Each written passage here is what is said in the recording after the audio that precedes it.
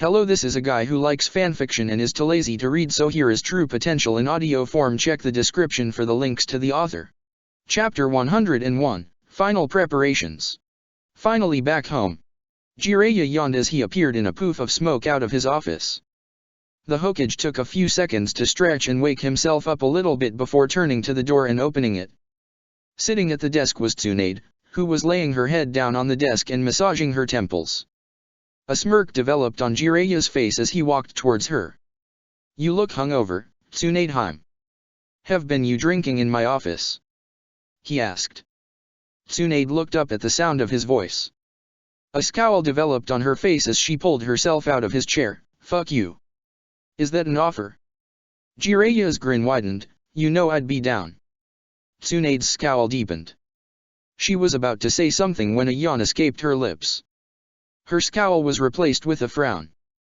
"I'd kick your ass for saying that, if I wasn't so goddamn tired," she grumbled.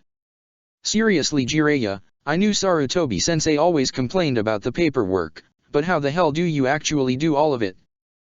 Because as much as you insult my writing, it actually makes me pretty good with reading and writing at a good pace," Jiraiya replied, chuckling.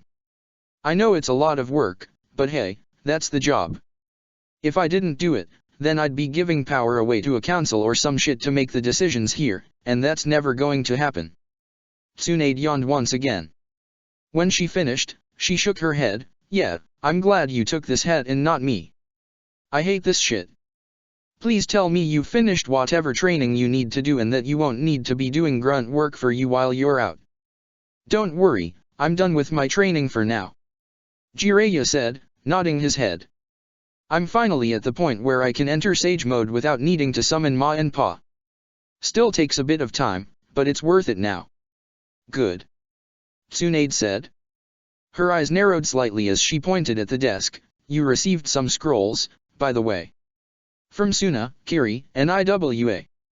Jiraiya nodded his head, his face becoming serious as he went to his desk. "I assume you've read them, then. You entrusted me with all these responsibilities, you bet I read them, damn it," Tsunade replied. A snort escaped the Godame's lips as he reaching into his desk and pulled out the scrolls from other shinobi villages. They were responses to scrolls he sent immediately following Hiruzen's funeral, written by Gaara, Mei, and Kuratsuki respectively. All three scrolls discussed the same central topic and all had the same conclusion. They all acknowledged and agreed to the plan for the major shinobi villages to work together in the Kumigaku Chunin exams to fight and defeat Akatsuki. They also promised to have the Jinchuriki attend a training session on Shimigame Island in order for the remaining Jinchuriki to master their ability to channel their Bijuu chakra. "Tsunade, I will be scheduling a meeting tomorrow morning early so we can discuss the plans for the exam. Make sure you're ready for it," Jiraiya said. "Understood." Tsunade nodded her head before she turned to the door and started walking. "With that in mind, I'm gonna get some sleep. And you should too." "I will," Jiraiya replied. After waving goodbye to his former teammate, Jiraiya sat down at his desk. He glanced once again at the scrolls from his fellow Kage. His eyes narrowed. "We need to do it all at once and defeat Akatsuki entirely," he told himself, his hand tightening into a fist. "Even if that means you're the leader, Nagato. We will put a stop to everything." As the sun began to rise over Konoha, shinobi began to crowd into the Hokage's office. Jiraiya's eyes moved from shinobi to shinobi, assessing the group in front of him. Naruto, Hinata, Shikamaru, Anko, Kakashi, Sasuke, Sakura, Kiba, and Akamaru, Shino, Koji, Ino, Guy, Neji, Tenten, Lee, Ebisu, Yojao, Susumu, Koharu, Homura, Masakado, Tsunade, and Takigaku no Fu were all present, staring at the Hokage. "I believe all of you have been informed about what is going to happen in Kumigaku. Our genin teams will be sent out in 3 days, so it is important that everyone here is aware of what our plan of action is going to be. After all, this group here is the entire group that will be going to the village," Jiraiya declared. "This is it?" Shikamaru asked, his eyes moving across the entire group. "Not counting you, Hokage-sama, there's 23 of us. Are you sure that's enough shinobi to send?" "This is a delicate issue, Shikamaru. Jiraiya answered. We need to make sure we don't send too many shinobi and alert Akatsuki about what we are planning. Suna, Kiri, and Iwa will be sending similar-sized groups. A mass group of shinobi from the opposing villages may cause Akatsuki to change plans. They potentially could cancel their planned invasion if they believe it would fail and make this preparation meaningless. Koharu spoke up. This is understandable. Per my last report, Akatsuki's leader will be leading this invasion and the entire organization will be involved. We will have the rare opportunity to destroy them. This is something we cannot let go to waste. Jiraiya said. His eyes then narrowed in on Naruto, Anko, and Ebisu. Ebisu, Jonin Sensei of Team 6, Mitarashi Anko, currently filling in for Kurane as the Jonin Sensei of Team 8, and Uzumaki Naruto, Jonin Sensei of Team 9, as I mentioned, the Genin teams will be sent out within 3 days. Your teams will be the only teams attending the exams, as no other Jonin Sensei felt comfortable that their teams were ready for the risks of going into hostile territory. I want to ask you all one last time, do you feel confident in your own teams to be safe? In regards to Team 8, I'm only filling in. Kurane thinks they'll be fine and the kids think they're ready, so I'm gonna honor that belief. Anko said, bringing a grin to her face. I'm just here to do my job and keep them safe. Yojao turned her head to Anko. She stared at the Jonin for a moment before nodding her head. With Team 6, I feel my students are capable enough to pass. They've been especially determined since Sandaime-sama's passing. Ebisu spoke up. I informed them of the risks and they became more invested in going. Konohamaru especially. And you, Naruto? Jiraiya turned his head to the blonde. I know you were troubled about this when we first discussed it. I would be willing to make you a bodyguard of mine if you would rather come to Kumo that way. I appreciate that. Naruto said, shaking his head. But I've changed my mind. I believe in my students. They want to go and I want them there. They'll be safe. Understood. Jiraiya smiled back in response. He then turned his attention back to the overall group. Their Genin teams will be the only group arriving in Kumo from the beginning. The rest will come with me on our journey to Kumo. You will be divided into 3 groups. Group 1 will be functioning as my bodyguards. Group 2 will act as additional instructors for the Genin as they prepare for the 3rd exam. He then eyed the Jonin senseis. After all, I am expecting all 3 of your teams to pass the first 2 exams. Of course they will. Naruto declared, crossing his arms. Jiraiya nodded his head. He then turned to Fu. The 3rd group will be escorting you, Fu, to Shimigame Island. Shimigame Island. Fu's hands tightened into fists. That's where Naruto and I will be training, right? Where we'll learn how to properly channel our Biju's chakra. Jiraiya nodded his head again, correct. Fu's eyes narrowed in determination. I have to do it. I have to finally be able to be the Jinchuriki I was supposed to be. Do we have a plan for how to handle the Akatsuki invasion?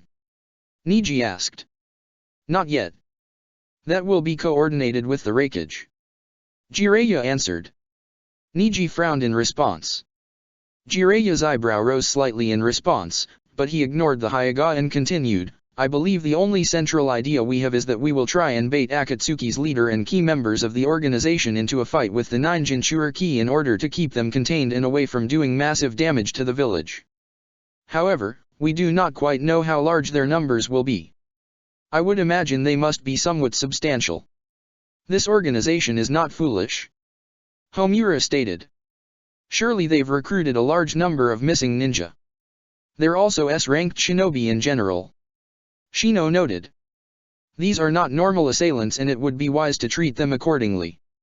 You also haven't mentioned that the leader of that organization has the Rinnegan.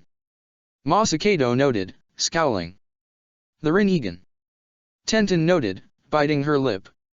The eyes of the Rakudo Sennin. A dojutsu that is only described in myth.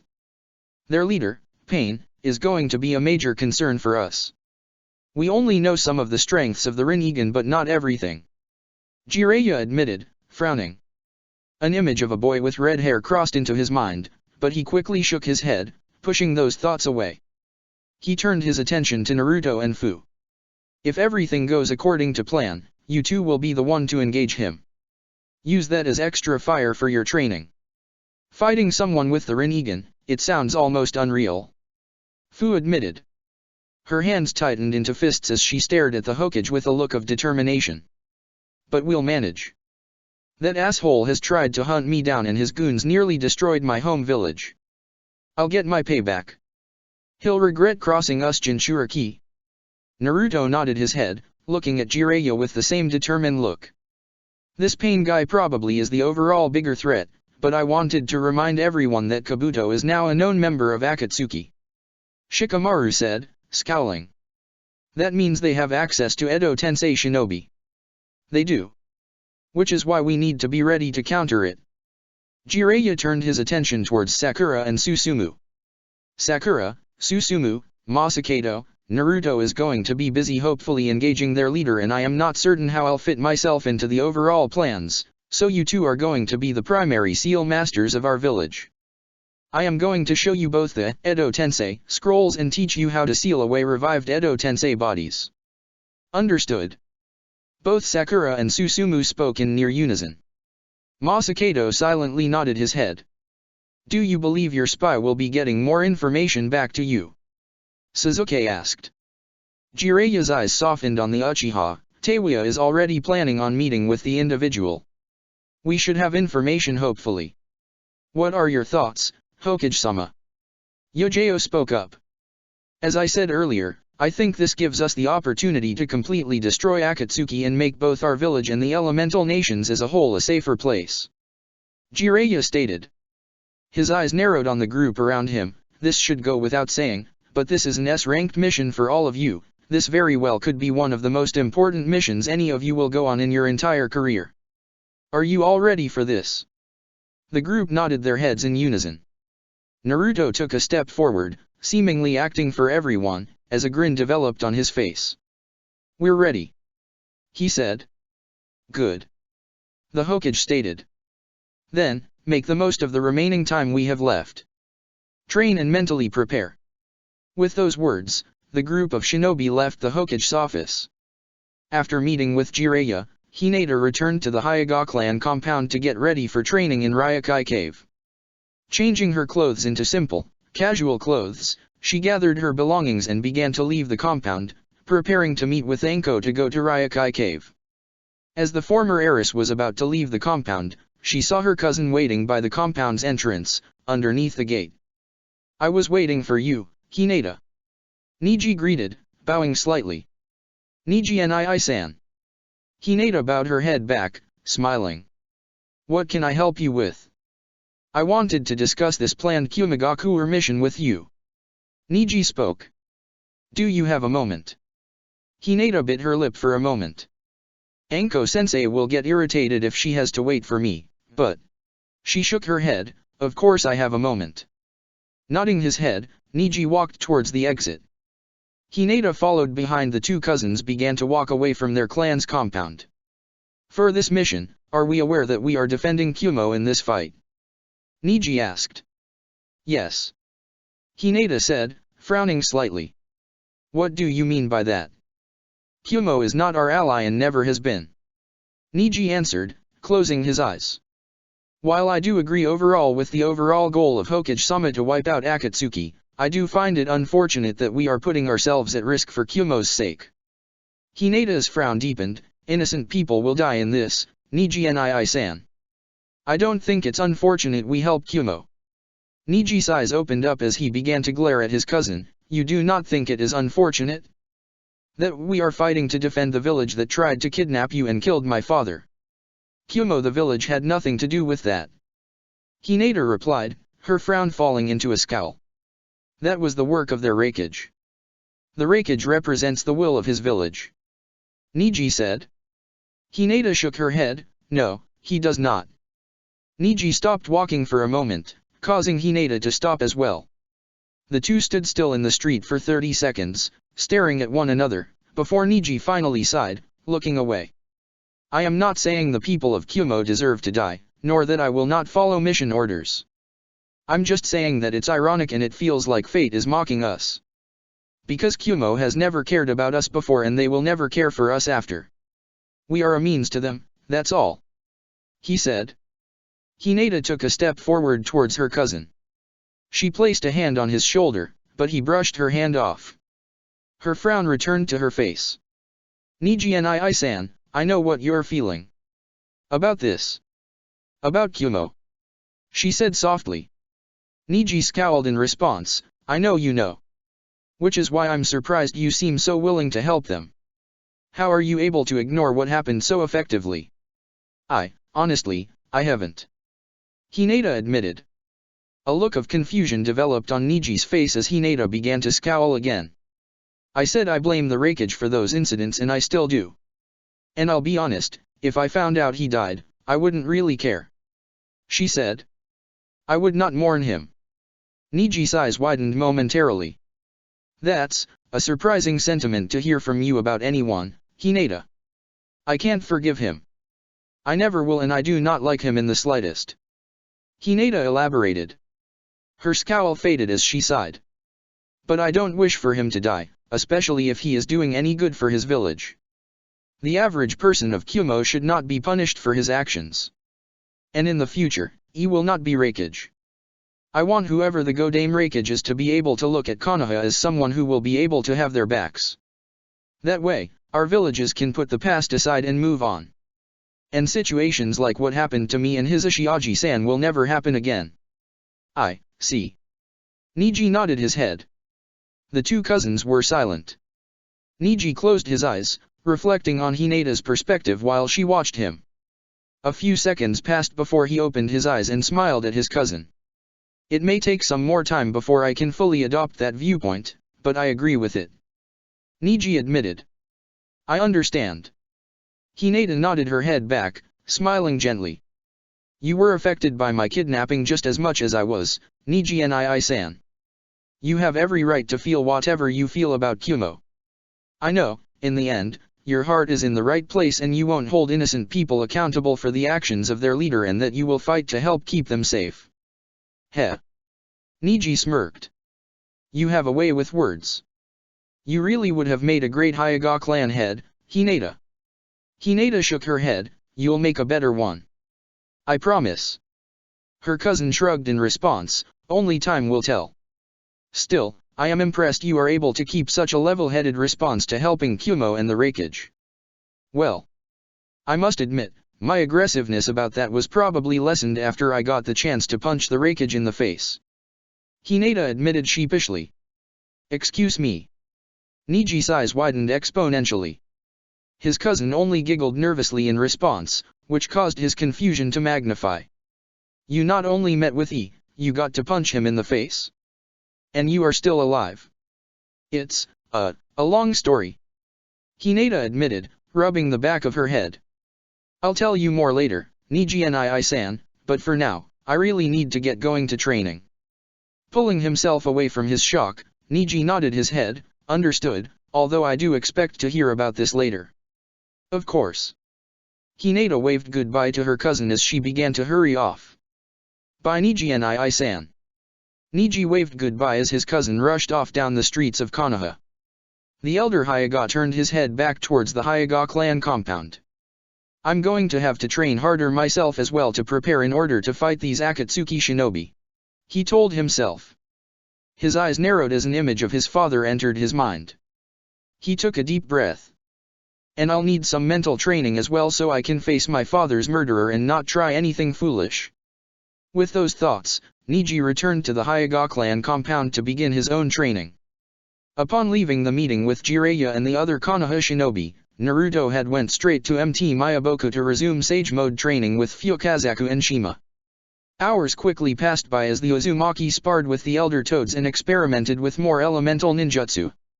Before either group realized, it was already sunset. That should be it for today, Naruto-chan. Shima said, smiling. I could go on for a bit longer. Naruto said, panting lightly as he stopped channeling Senjutsu Chakra and exiting Sage Mode. We have been non-stop, Naruto-chan. Listen Tama and rest. Fukazaku stated, crossing his arms. To be honest, ya are at the point where we can't teach ya anything. We showed ya how to channel nature energy, taught ya Toad Kata, showed ya how to incorporate ya elemental jutsu with senjutsu, and taught ya how to make oil. From here on, all of ya trainin' needs to be on your own. On my own, huh? Naruto mumbled, crossing his arms. It was relieving to hear that he was learning all that he could from the toads and was assigned to Naruto that he was learning, but he still felt his own understanding of Sage Mode and Senjutsu was incomplete. Something in the back of his head was telling him that there was something more he could accomplish in the short amount of time he had left. No need to be sad about it. Again, you are a remarkable student and are learning faster than Pa and I ever thought you would be able to. Shima noted, chuckling. You're a faster learner than both Jiraiya-chan and your father. I guess. I just think Naruto's words died on his lips at the mention of his father. As a memory returned to him. When he was first meeting his godfather, Jiraiya told him he was going to teach him how to perform a jutsu of his father's creation, the Raise-Non. It was a jutsu that Naruto had incorporated into his repertoire and became a great power tool for him. However, he recalled one little bit of information that Jiraiya had mentioned: the jutsu was incomplete. Pa. I have a question. Naruto asked. The two elder toads nodded their heads at their summoner. Do you think this jutsu would be compatible with Senjutsu? Before either toad could ask for clarification, Naruto held out his palm and began to channel a Raise-Non. The orb spun rapidly as Naruto held it still for a moment. Minato-chan's Raise-Non, huh? Fukazaku noted, crossing his arms. If I remember right, he was trying to incorporate his own nature affinity with the jutsu. Nature affinity? Naruto's eyes widened in realization. That's why it was incomplete, huh? I could try that. I can experiment with it in my wind chakra. Maybe I could. He shook his head as a grin developed on his face. Maybe I could do both. Incorporate my own nature affinity and Senjutsu chakra and finish my dad's jutsu. Shima frowned in response. Naruto-chan, that sounds like a grand goal, but remember that you only have a couple of days before you go to Kumo. You should maybe prioritize something else with what little time you have left. Naruto shook his head. No, I think I can do it. Dad was struggling to incorporate his own nature affinity with the Raise-Non. Maybe it's because regular chakra imbalanced it and Senjutsu chakra might be able to stabilize it. I think that could be it. His grin widened. No, I know that's what it is. And I'm going to be able to do it. Well, like we said earlier, we are starting to run out of what we can show ya. So if ya wanna try doing this, ya can. But tomorrow, Naruto-chan. Fukazaku recommended. Please, go home and get some rest. Of course. Naruto nodded his head. With those words, the blonde rushed off, returning back to Konoha. The two elder toads returned back to their home, thinking back to their summoner's plans. I actually never put much thought into that before. Do you think Minato-chan's Raise-Non can be completed with Senjutsu chakra? Shima asked. To be honest, I think the jutsu doesn't need it. I think if Minato-chan had more time, he would have completed it with just his own elemental affinity. But Naruto-chan's idea. Fukazaku rubbed his chin in thought. If he can complete Minato-chan's jutsu, I think Senjutsu chakra will help make the process a lot faster. After Naruto returned to Konoha and got himself a quick bite to eat from Ichiraku's, he returned to the Uzumaki clan compound. Upon arrival, he was greeted at the gate by Masakado. Another late night, huh? Masakado noted. Yup. Naruto nodded his head. You doing okay, Masakado-ji-san? Of course. Just wanted to speak with you for a bit. The original you. The elder Uzumaki grumbled. One of these days, you'll be attending one of your Fuinjutsu practice sessions yourself and not sending your clones to do it for you. You do realize how important the Chrono Reversal Seal will be to learn. I know.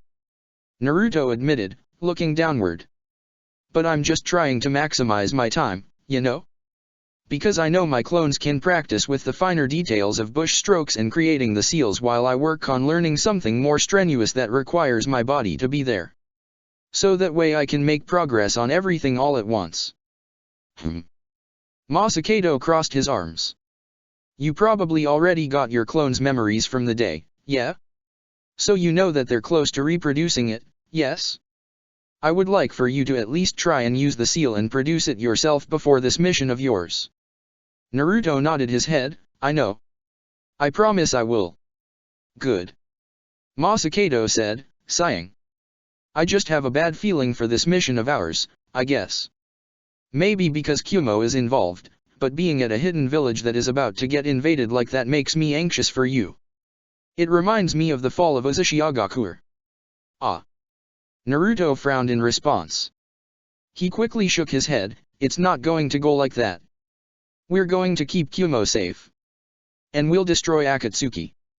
Masakada's eyes narrowed on his fellow Uzumaki for a moment before he shrugged his shoulders, letting out another sigh. I still can't believe I'm going to be stepping foot in Kumogakure after all this damn time. He said with a scowl. After the role they played in Destroyed Uzashigakure, and I'm stepping into that damn village to protect it. Naruto's frown deepened in response, you know, Ji-san, you could probably talk to Ero Sennin about feeling uncomfortable and he'd remove you from the mission. The former Uzukage shook his head, nah, Jiraiya, and I already talked about it. If this Kabuto asshole is in the village and he's starting to spam this Edo Tensei bullshit, it's important that as many seal masters are present to try and fight back against it. I'm aware of that. His eyes then narrowed further, besides, if that Rinnegan bastard shows up, I want to make sure that clan traitor dies. So, this Pain guy, he's definitely an Uzumaki? Naruto asked. Masakado nodded his head, he is. Then, do you think there's any chance we could convince him to drop this? All of this? Naruto asked. I mean, he's family. Maybe he dash. That's a nice sentiment, Naruto, but some people don't deserve it. Masakado said sharply. Naruto's eyes widened for a moment, but the elder Uzumaki elaborated, this is a man that organized a group of S-ranked criminals into a singular group and has been hunting down Jinchuriki like you. There are people who deserve forgiveness and a second chance, but this man is not one of them. No. You're right. That was a stupid question to ask. Naruto admitted, frowning. His frown quickly turned into a scowl.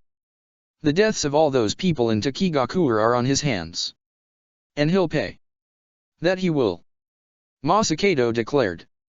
A grin developed on his face as he looked at his clansmen. And if you're the one who gets to fight him, you better kill him. I'll do it. Promise. Naruto nodded his head in response. Good lad. A chuckle escaped Masakada's lips. The two Uzumaki were silent for a moment as Naruto began to walk into the compound. Masakado walked alongside him towards the living quarters. As the two men walked in and moved through the hallway towards Naruto's room, a small, bitter smile developed on Masakada's lips. It is ironic though for me to help Kumo in all of this. God knows Uzashio needed the help against Kumo, Kiri, and Iwa. He said. I'm sorry. Naruto said, his eyes focusing on the man in front of him. Konoha let you down then. And the rest of the Uzumaki clan. I'm really, Ji-san. Masakado was quiet for a moment and stopped walking. Naruto stopped as well, turning to look at the elderly Uzumaki took in a deep breath, seemingly trying to calm down his emotions. His eyes started to water and turn red, but no tears fell. Kid, I know that Hinata is going on this mission with us. And she's strong and probably doesn't need you to keep her safe. But one reason I want you to learn Chrono Reversal is in case something happens, you can save her. He said, taking in a deep sigh. Because there's not a damn day I don't think about Wakaba and the kids. Wakaba. Naruto repeated the name. That was your wife, right? Yep. Uzumaki Wakaba. And then we had our sons, Uzumaki Ichiro and Uzumaki Kataki, and... Masakado shook his head, taking in a deep breath. Actually, I don't think I told you about this. Did you know that during the invasion, my wife was pregnant? What? Naruto's eyes widened. She was. Yeah, Wakaba was pregnant. With a baby girl. Masakado admitted, his tears finally developing and starting to fall. We were worried, you know? She was 48 when she got pregnant the third time, and we were sure as shit there was going to be some health problems that tend to happen when a woman gets pregnant that late in life, but all the medic shinobi we met with assured us that the pregnancy was going to be safe. We were only 2 months away, when Uzushio was invaded. Naruto closed the distance between himself and his surrogate grandfather, hugging the man. Masakado did not respond to the hug and simply stood still, not moving as more tears fell from his eyes. For my wife to get pregnant so late in her life, we knew that child was going to be something special. So we were planning on naming her Uzumaki Futaba, after Uzumaki Mito's mother. But in the end, she never ended up being born at all. Masakado said in between sobs. Naruto was quiet as he continued to hug Masakado. The elder Uzumaki stopped speaking for a moment and finally returned the hug. A few seconds passed before Masakado broke the hug, his tears finally stopping. My point bringing all this up right now, was that my family's death broke me. Wakaba, Ichiro, Kataki, and Futaba, along with the rest of the clan and the village as a whole, everything destroyed my being. To the point where I became a bitter old man, obsessed with my time travel research, and to the point where I blamed everything on everyone around me. Even you, Tewa, and Karen. Masakado admitted, taking in a deep breath.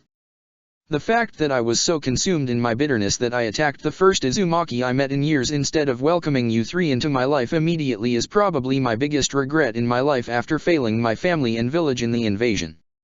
Naruto shook his head. Masakado-ji-san, you don't need to dash. I wasn't finished. The Sandai Mizukage continued. Naruto frowned, but stopped talking. Masakado sighed before continuing. The point overall being, is that I know how loss is consuming, especially if you feel in your heart that you could have done something to prevent it. So in the face of this invasion, do what you can to keep your friends safe. Hinata, Shikamaru, Anko. His eyes narrowed on the boy. Do what you need to do to keep them safe, Naruto. All right. Yes. I will. Naruto nodded his head, eyes brimming with determination. They'll be safe. I'll do everything in my power. Good. Masakado nodded his head back. It's late, so it's about time you get some sleep. You still have a busy day tomorrow. I can stay awake a bit longer. Naruto said, a gentle smile developing on his lips. Can we talk a bit longer?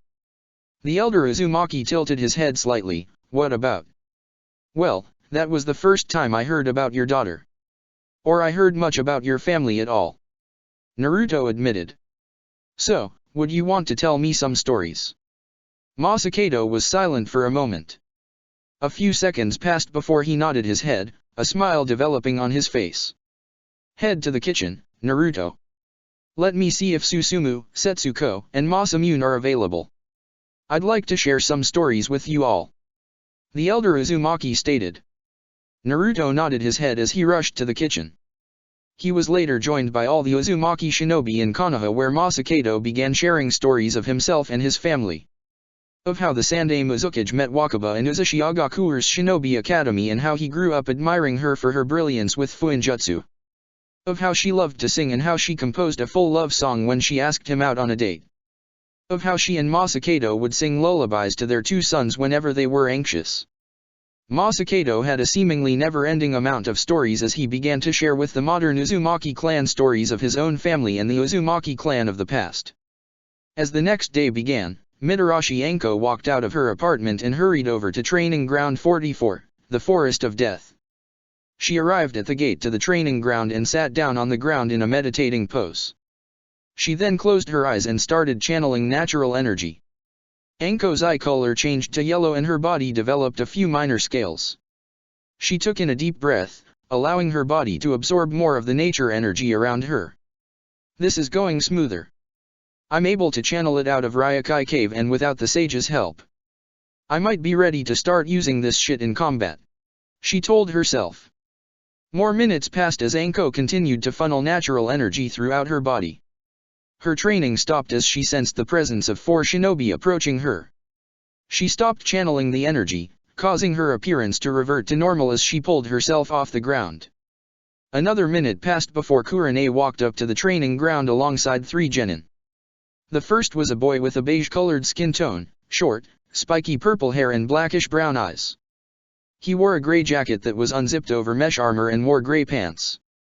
The second was a pale skin-toned boy with long, wavy black hair that went down to his upper back, wearing a pair of sunglasses.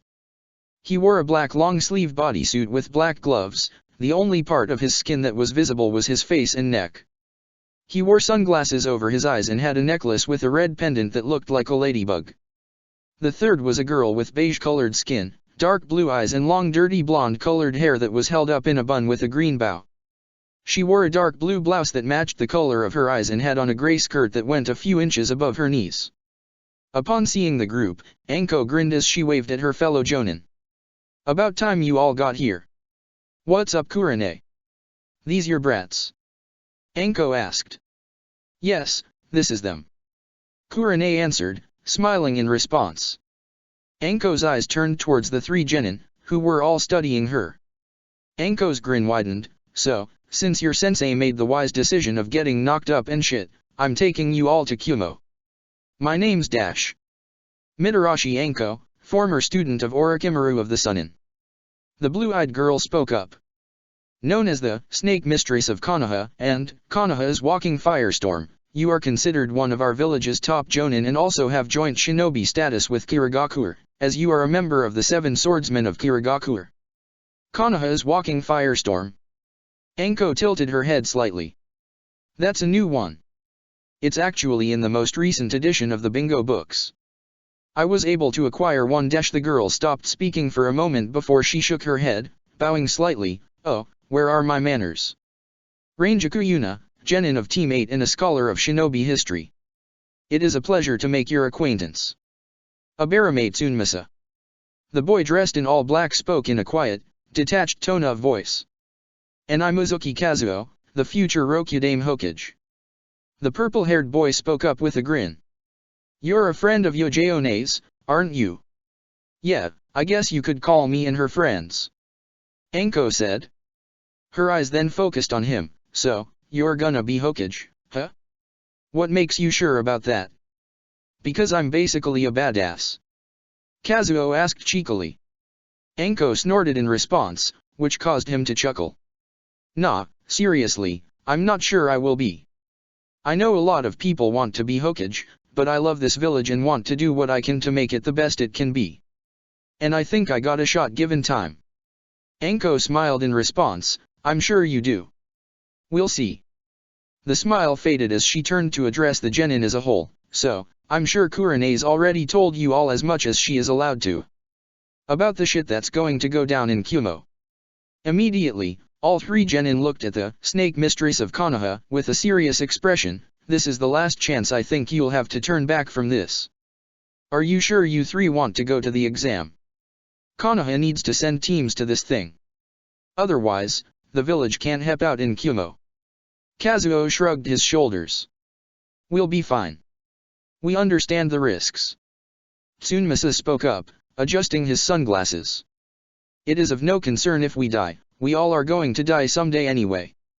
Anko frowned in response. "I mean, that's true and all, but you're still just genin and kids, you're not expected to throw your lives away."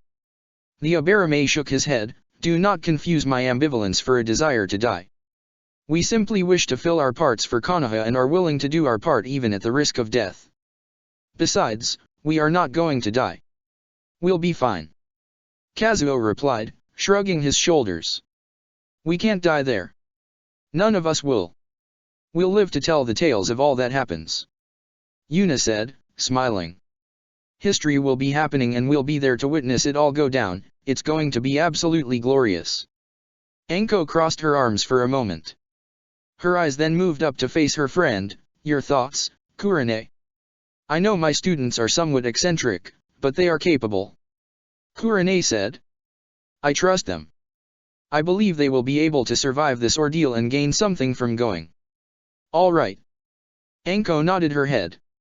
She then turned her head to the genin as a malicious grin developed on her face. "Provided of course you prove yourselves to me." "Huh?" Kazuo tilted his head. "We going to do a training exercise?" "In some capacity, yes," Anko answered as she snapped her finger. Instantly, the gate to the Forest of Death opened itself. And that's my cue. Kurane said as she bowed her head to her students. I will meet you all later when Anko is done with you. Good luck. With those words, Kurane disappeared, using the Shunshin to get away.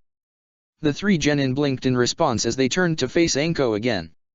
What are you and Kurane-sensei referring to? Yuna's words died on her lip as Anko bit her thumb and slammed her hand on the ground. Summoning Jutsu. A poof of smoke filled the area as multiple large snakes appeared in the clearing behind the genin of Team 8. The snakes all hissed loudly as they slowly inched forward at them. What the fuck is this? Kazuo tensed up, taking a step back. Survival training. You got 5 hours to avoid and defeat my snakes before we call it quits. If you can't do that, then I'll go against Kurane's recommendation and drop you all from going to Kumo. Anko replied, smiling back at the students. Good luck. Without warning, the snakes charged forward at the students. Kazuo, Tsunmasa, and Yuna all jumped back and rushed into the Forest of Death to avoid the oncoming snakes. The snakes then followed them inside, beginning the training exercise. Maybe this is a bit harsh. This is the first time they are working with me. Anko shook her head. She bit another finger, coating in blood as she started doing the hand signs for the summing jutsu once again. If they're going to knowingly be going into hostile territory like this, then they best be ready. If they can't handle my snakes going easy on them, then they won't handle Kumo. Anko slammed her hand on the ground, creating another poof of smoke. Taijutsuim appeared by the entrance of the forest, a scowl on her face as she noticed her summoner. Taijutsuim, are you ready to help whip these brats into shape and see if they're ready to head to Kumo? Anko asked, grinning at the woman in front of her. You were being serious. I cannot believe you summoned me for something so utterly pointless. Taijutsuim hissed, crossing her arms. Hey, I told you I'd be summoning you in the first boring fight I had, and what's more boring than a training exercise? Anko asked with a snort. Do remember not to be too rough with them, though. They are only genin. What a waste of my time. Taijutsuim continued to grumble as she walked towards the entrance of the Forest of Death. Oh, and don't forget to drop that precious genjutsu you love. You'll need to show them what a true snake of Ryokai Cave is capable of. Anko stated. I will help with this however I damn well please, and means I will be keeping my appearance, thank you very much. The snake princess spat out as she disappeared from sight into the training ground. Anko laughed to herself as she finally entered the Forest of Death to observe the survival training. So, Anko-chan is going to be late to training today, The white snake sage noted as she observed Hinata. Hinata nodded her head, yes, she is actually working with some students of a friend of hers. But she still will stop by later today. No matter. This gives the opportunity for us to work on things with just you. And there is definitely ways that you would benefit from solo training. The snake said as she breathed out a poof of smoke. After all, Hinata-chan, you only use the snake summoning contract to summon our snakes. I do not believe you learned any snake-related jutsu like the hidden shadow snake hand technique, yes. The Hyuga shook her head, I have not. To some degree, it would be pointless to learn now when you can do better. The white snake sage said with a grin. Enter sage mode, if you will. Hinata nodded her head and began channeling natural energy. Within a few minutes, the Hyuga's eyes changed color and scales developed on her body. Remember that you are using the sage mode taught by the snake summoning clan. And while each snake in our summoning clan does have different merits, we all do possess some traces of venom. As a snake sage, you should be able to create your own venom to poison your enemies. The sage said. My own venom. Hinata's eyes widened at the thought, being able to create poison and use it as a weapon? That could really expand my gentle fist even further. If I was able to inject poison directly into a person's bloodstream with the gentle fist with each palm strike. You can channel it depending on your necessity. Venom to paralyze, daze, disable, or even kill. Whatever you need for any occasion will be available for you. The white snake sage said, her grin turning malicious. Will making my own venom be poisonous to me? Hinata asked. The snake shook her head, not while you are using Sage Mode. The natural energy flowing through your body will filter it. And it should fade alongside it when you leave Sage Mode. Okay. Hinata nodded her head, her eyes focusing in determination. How would I go about making this venom? You have to naturally do it yourself. You need to convert Senjutsu Chakra into it. The snake said. But I suppose you might need a demonstration, to see how venom flowing through your body feels like. That way, you'll have a basis of how it's supposed to feel. With her words, the white snake sage inched her head forward slowly, baring her fangs. Hinata could feel herself starting to sweat slightly. This training session is going to hurt a lot, isn't it? She had no idea how right she was. Shikamaru was silent as he took in a deep breath, attempting to channel natural energy in Shikotsu Forest. Katsuyu oversaw the process, looking down on the Nara while using another smaller slug to speak more directly with him. Shikamaru continued to channel natural energy slowly into his body. A few dark green splotches developed on his hands. He took in a deep breath as he continued to try. Minutes passed by before Katsuyu spoke up. All right, Shikamaru-kun, let's try having you channel natural energy this way. Shikamaru opened his eyes to look at the smaller slug. Before he could ask for clarification, the larger body of Katsuyu adjusted itself as another tiny Katsuyu slug parted from its body. The second Katsuyu slug quickly attached to his body. You are aware of the link I make with my summoner, yes? I can channel nature energy and then funnel it into your body this way. Katsuyu offered. Shikamaru brought his hand to his chin. That wouldn't be a bad idea. The Nara was quiet again as he focused on channeling nature energy. With Katsuyu's help, the process is sped up, causing more splotches to develop all over his skin. His eye color changed, turning green and matching the splotches. His hands started to develop a yellowish-green liquid on the skin and a small tail-like appendage developed on his back. His eyes widened as he turned to look at it. What the hell? He asked. Channeling nature energy like this is probably not the most ideal manner for complete integration into your body. As a result, your physical appearance is probably a bit more slug-like. Katsuyu said. Shikamaru's attention then moved to his hands. As he examined the liquid layer on his fingers, he placed his right hand on the grass of the forest. He tried to lift up, but noticed a bit of resistance. He then used more pressure, which proved to be enough to lift his hand off.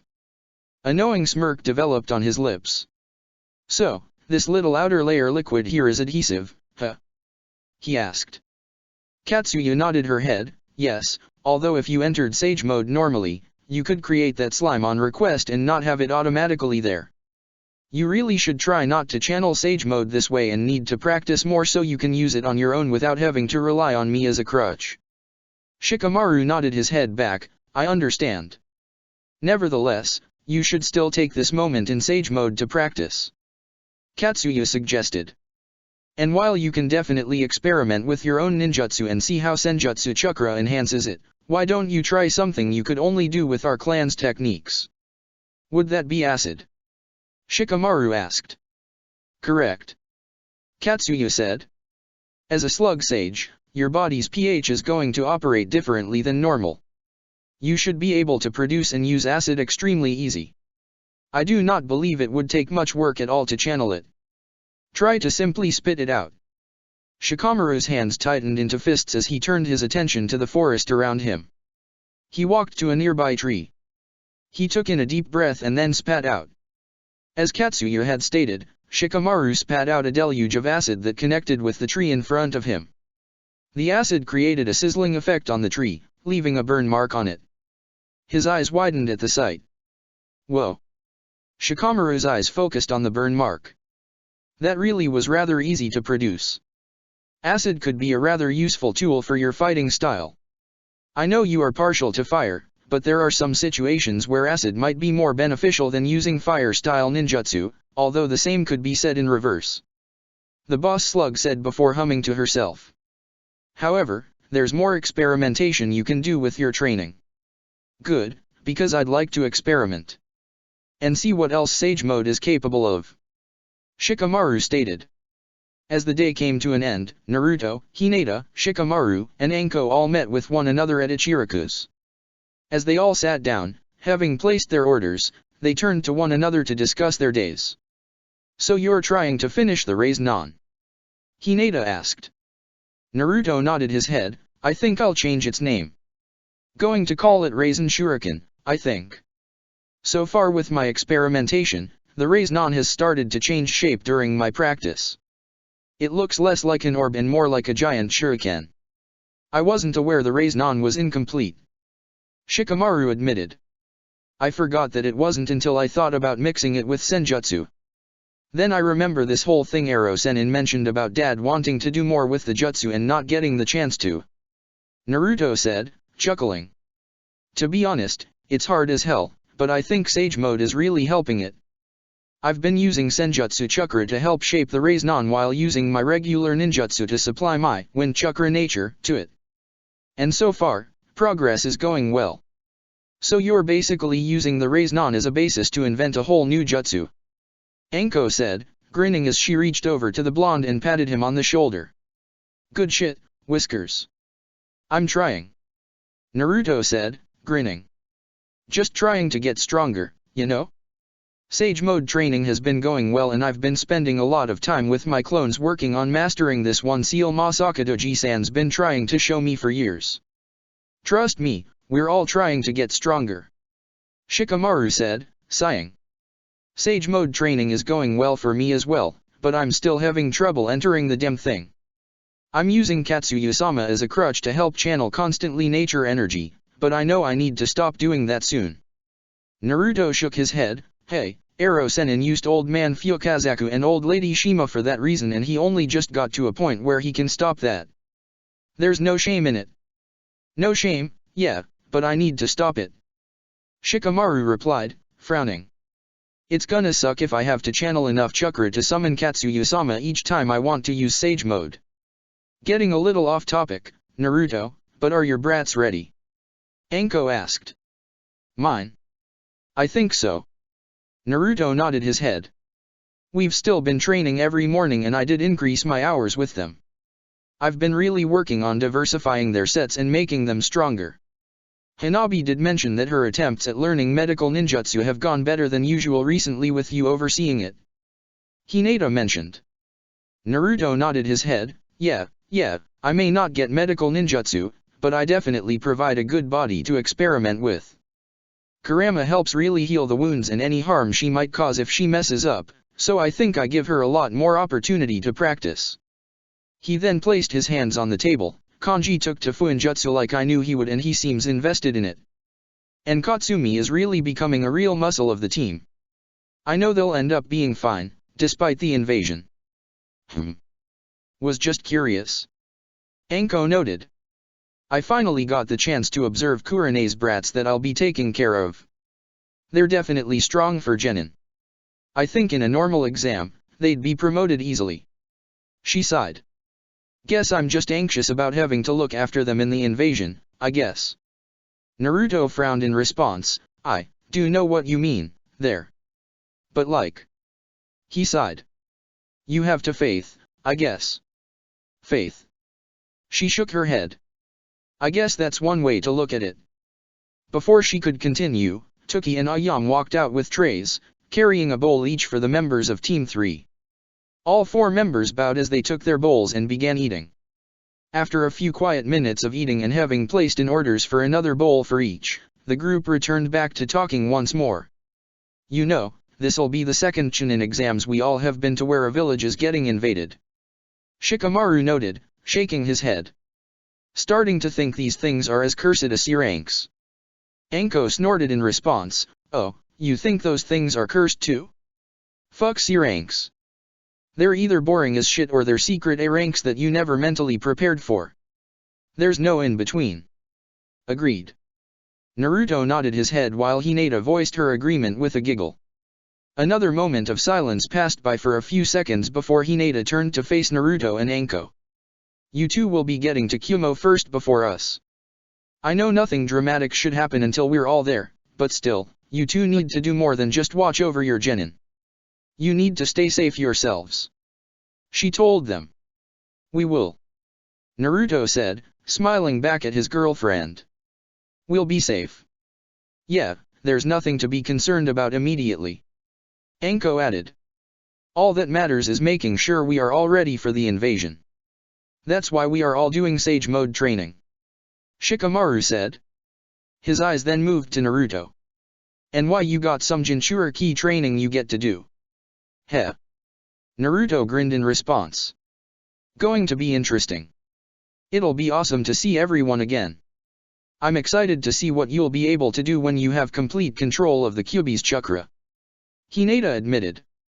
You'll be on Yujito-san's and B-san's level. Perhaps even further, too. The Jinchuriki rubbed the back of his head sheepishly. We'll see, we'll see. Regardless, you're gonna be at a much higher level than us, so we'll need to work our ass off to keep up to you. Anko said. We all got to get back to Konoha when this shit's done with, so let's make sure this shit all goes smoothly. After Anko's declaration, Tuka brought back another 4 bowls of ramen. The members of Team 3 all took their own bowls and started to eat, enjoying what was going to be the last group meal at Ichiraku's for a long time. Hey, boss, we heard something you might be interested in. Toby looked away from the moon to his right to see Zetsu pulling itself out of the ground. The masked man stared at the creature intently. Do you have anything to report of interest from Kaminari no Kuni? Toby asked. Some would. The Akatsuki shinobi are all arriving in the country and awaiting the attack on Kumo. Black Zetsu spoke. This includes Itake. We are keeping an eye on him, just as planned. But what we wanted to say, though, is that there are 2 men that entered the country that are seeking out Akatsuki. White Zetsu noted. They're asking around in all sorts of seedy areas where missing ninja lurk. And? Toby asked. I would assume that we still have the other shinobi villages trying to hunt us down. Why should this be a concern? These 2 men appear to not be hunting down Akatsuki. Black Zetsu clarified. They seem to want to join. Toby's eyes narrowed behind the mask. Do you have any identifying information on these 2 men? Of course. White Zetsu spoke. Shigaraki Tanuki and Tsumaiki Kido. Both from Konoha. They've been in the bingo books for a bit, but their status just got updated to S-rank missing ninja a few days ago. Black Zetsu noted. Konoha missing ninja, huh? Toby mumbled. Kindred spirits to ya, boss. White Zetsu asked with a grin. The masked man shook his head. No, but I am intrigued. What can you tell me about these 2 other than name? The only information presented is that they were scientific researchers and were associated with Root. No information was given about what their research was about, other than that they were both given kill-on-sight status. Black Zetsu answered. Researchers, huh? Like Kabuto. Toby shook his head. No matter. If this information got added a few days ago, they must have deserted recently. Perhaps after an altercation with some Konoha shinobi. Toby's eyes widened behind his mask as realization dawned on him, related to the strange abomination he found within the Kamui dimension. If my eye gives me access to that dimension, that means his does the same. That's the only way that new creature could have possibly entered. Maybe these 2 scientists are related. Do you know where these 2 are? Toby asked. Zetsu grinned in response as the creature left the clearing.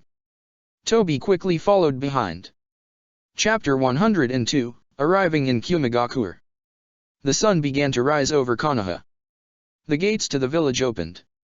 Naruto, Anko, and Ebisu stood by the open doors, with their genin teams by their side.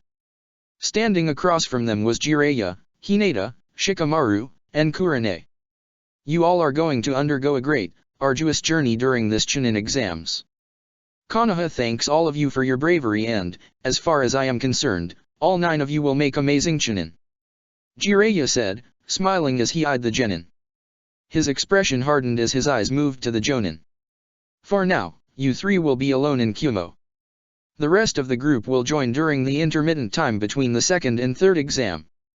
I don't predict there should be anything other than generic Chunin exams shenanigans that should affect your journey, but I trust you all to be careful, for your sakes and the sake of your students. We understand, Hokage-sama. Ebisu spoke up, bowing his head. We're going to be alright, you know? You got a group of badass genin here and then there's us. Naruto said, grinning. We'll be fine, Ero Sennin. And we'll be ready to meet with you when you all get there. Naruto-kun, be careful, alright? Hinata said.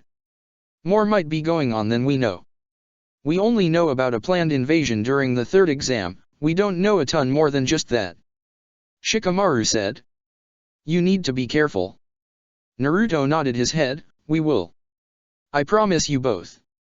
Kurane cleared her throat, drawing the attention of Anko and her team. I trust you, Anko, to look after my students. A sweet smile developed on her lips. Not a single scratch on any of their faces, okay? Or else you might wake up one night with a kunai pressed at your throat. Heh. Maternal instincts kicking in already. Anko said, smirking as she raised her hands in front of her face. Relax, I'll keep them safe. You can trust me. That's assuming we even need to be kept safe. Kazuo spoke up, rolling his eyes. He turned his head to his original sensei. We'll be fine, Kurane-sensei. Promise. I know. I'm just saying, I suppose. I want you all to be cautious, okay? Kurane said, her smile becoming gentler. The purple-haired genin looked away, frowning slightly. You sound like Yojione right now. Anyway, Jiraiya spoke up, drawing attention back to him. I think you all need to start heading out. It'll be a long journey to Kumo. He reached into his robe and pulled out a scroll. He tossed it to Naruto. Please, deliver this to the Raikage. Sure thing. The blonde nodded his head. You all take care. Shikamaru said, waving. Stay on your toes. Don't forget to take the exams seriously. Hinata told the genin. Her eyes then focused on Hanabi. We'll see each other soon. We will. Hanabi said, smiling. We promise, we'll be okay, Hinata-ne-san. I love you, Hanabi. She said, smiling back. She then turned her head to her boyfriend. Love you too, Naruto-kun. Love you too. Naruto grinned back. After a few more seconds of goodbyes, the three Jonin teams started to walk off. A minute passed into their departure before they heard a shout. Please. Wait. Teams 6, 8, and 9 all stopped moving as they saw a girl running towards them. She had tan skin, long blonde hair that she had up in 2 ponytails and had green eyes. She wore a plain, khaki shirt and gray pants with a white apron that had chocolate stains on it. The girl also was holding onto a green bag. She rushed up to the group, panting heavily. Who's she? Naruto questioned, his eyebrow raised slightly. He stared for a moment before an idea entered his head.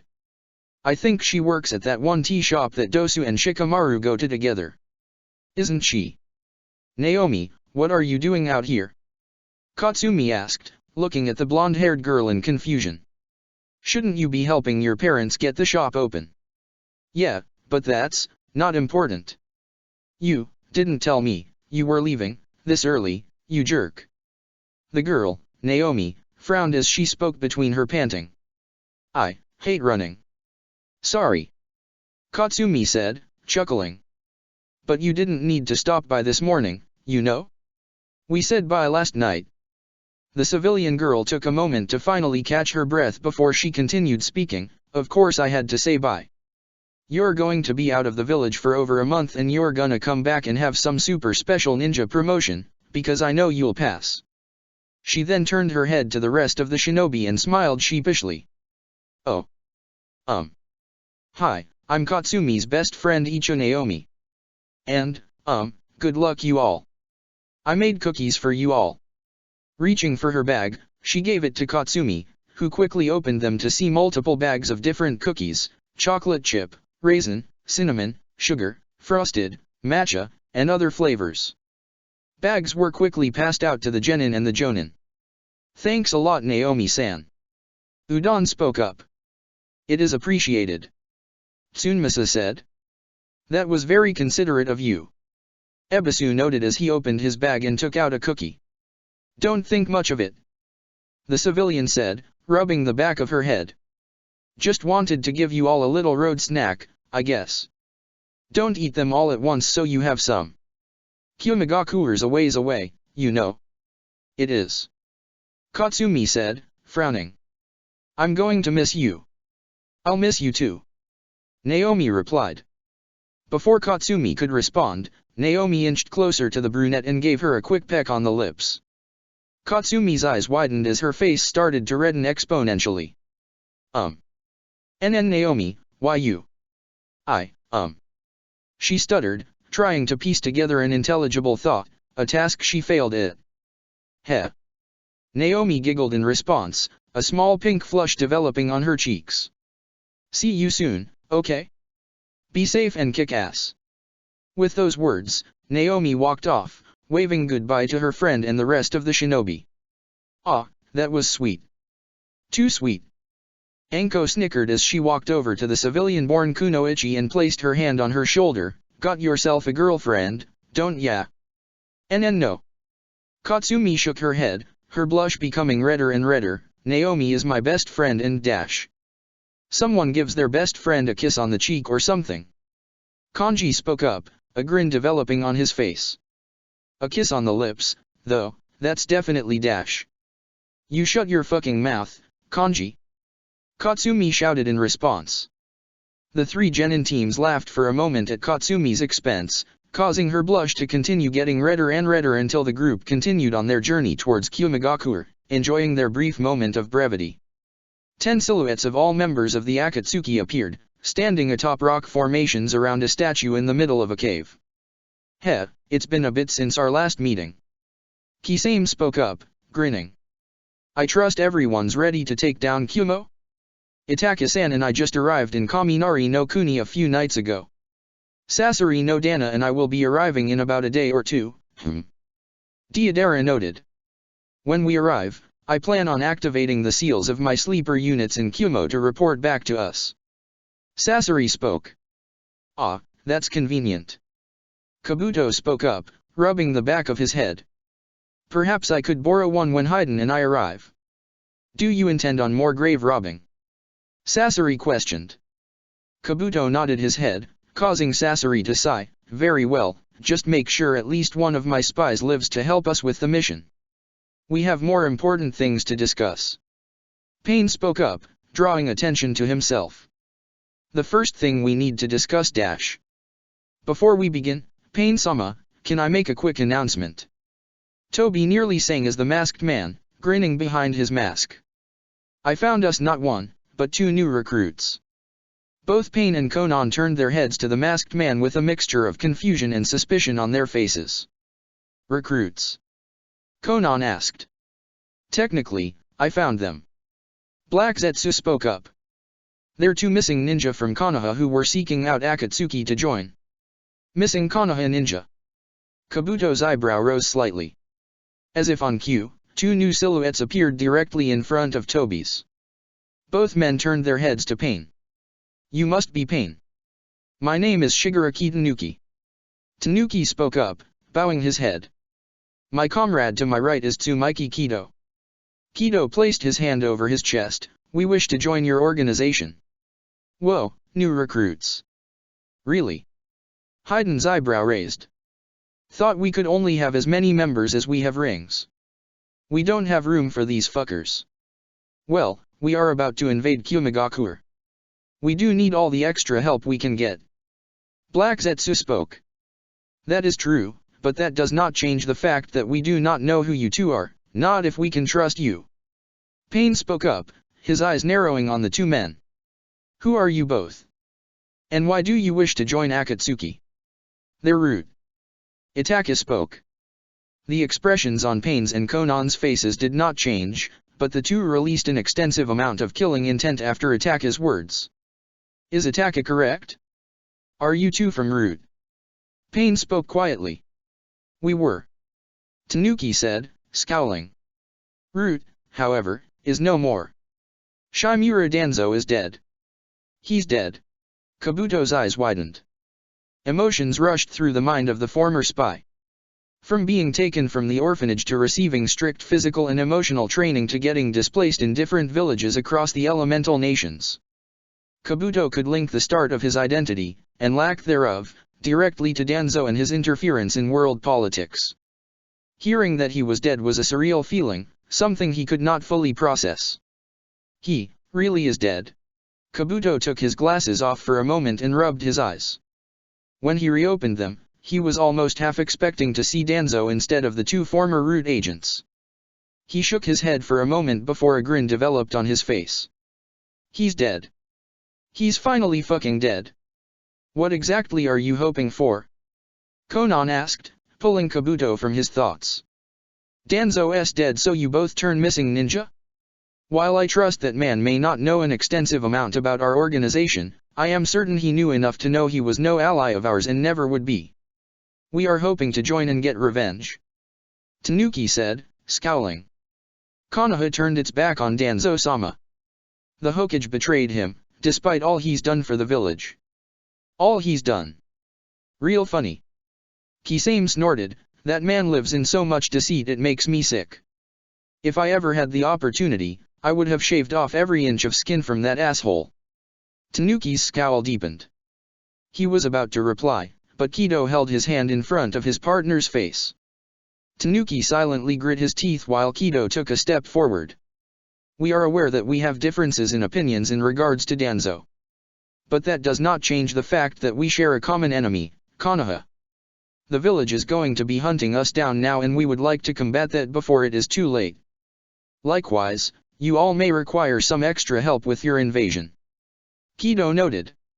After all, both Konoha and Kyumo are aware of your plans. Silence filled the room for a moment. The members of Akatsuki were silent, processing the former Root agent's words. Shit was leaked then. Again. Haiden spoke up, growling. First Taki, and now this. The mission is compromised. Sasori said, shaking his head. We should scrap this dash. No. Pain spoke up, crossing his arms. All eyes turned back to the leader. We are behind schedule. We have 0 Jinchuriki acquired. We cannot afford to let this fall. Besides, if Konoha involves itself, then we have the capabilities to respond. And potentially, they will send the Kyubi Jinchuriki, which we could acquire as well. The leader then turned his head to face the two Root agents, and as a result of this, we would benefit from having you two join us. Pain. Konan frowned in response. Don't you remember what dash? Pain turned to look at the blue-haired woman, silencing her. I am aware, Konan. Of what Root has done. I will never forget the pain. However, I am not foolish to turn down assistance. He then turned his head back. Shigaraki Tanuki and Tsumaiki Kido, your help is appreciated. Of course. Tanuki bowed slightly. You will not regret this decision. You really won't, especially when you hear what these two men are capable of doing. Toby said, chuckling. How much longer until we get there? Mogi grumbled as the Konoha Genin teams crossed over a bridge.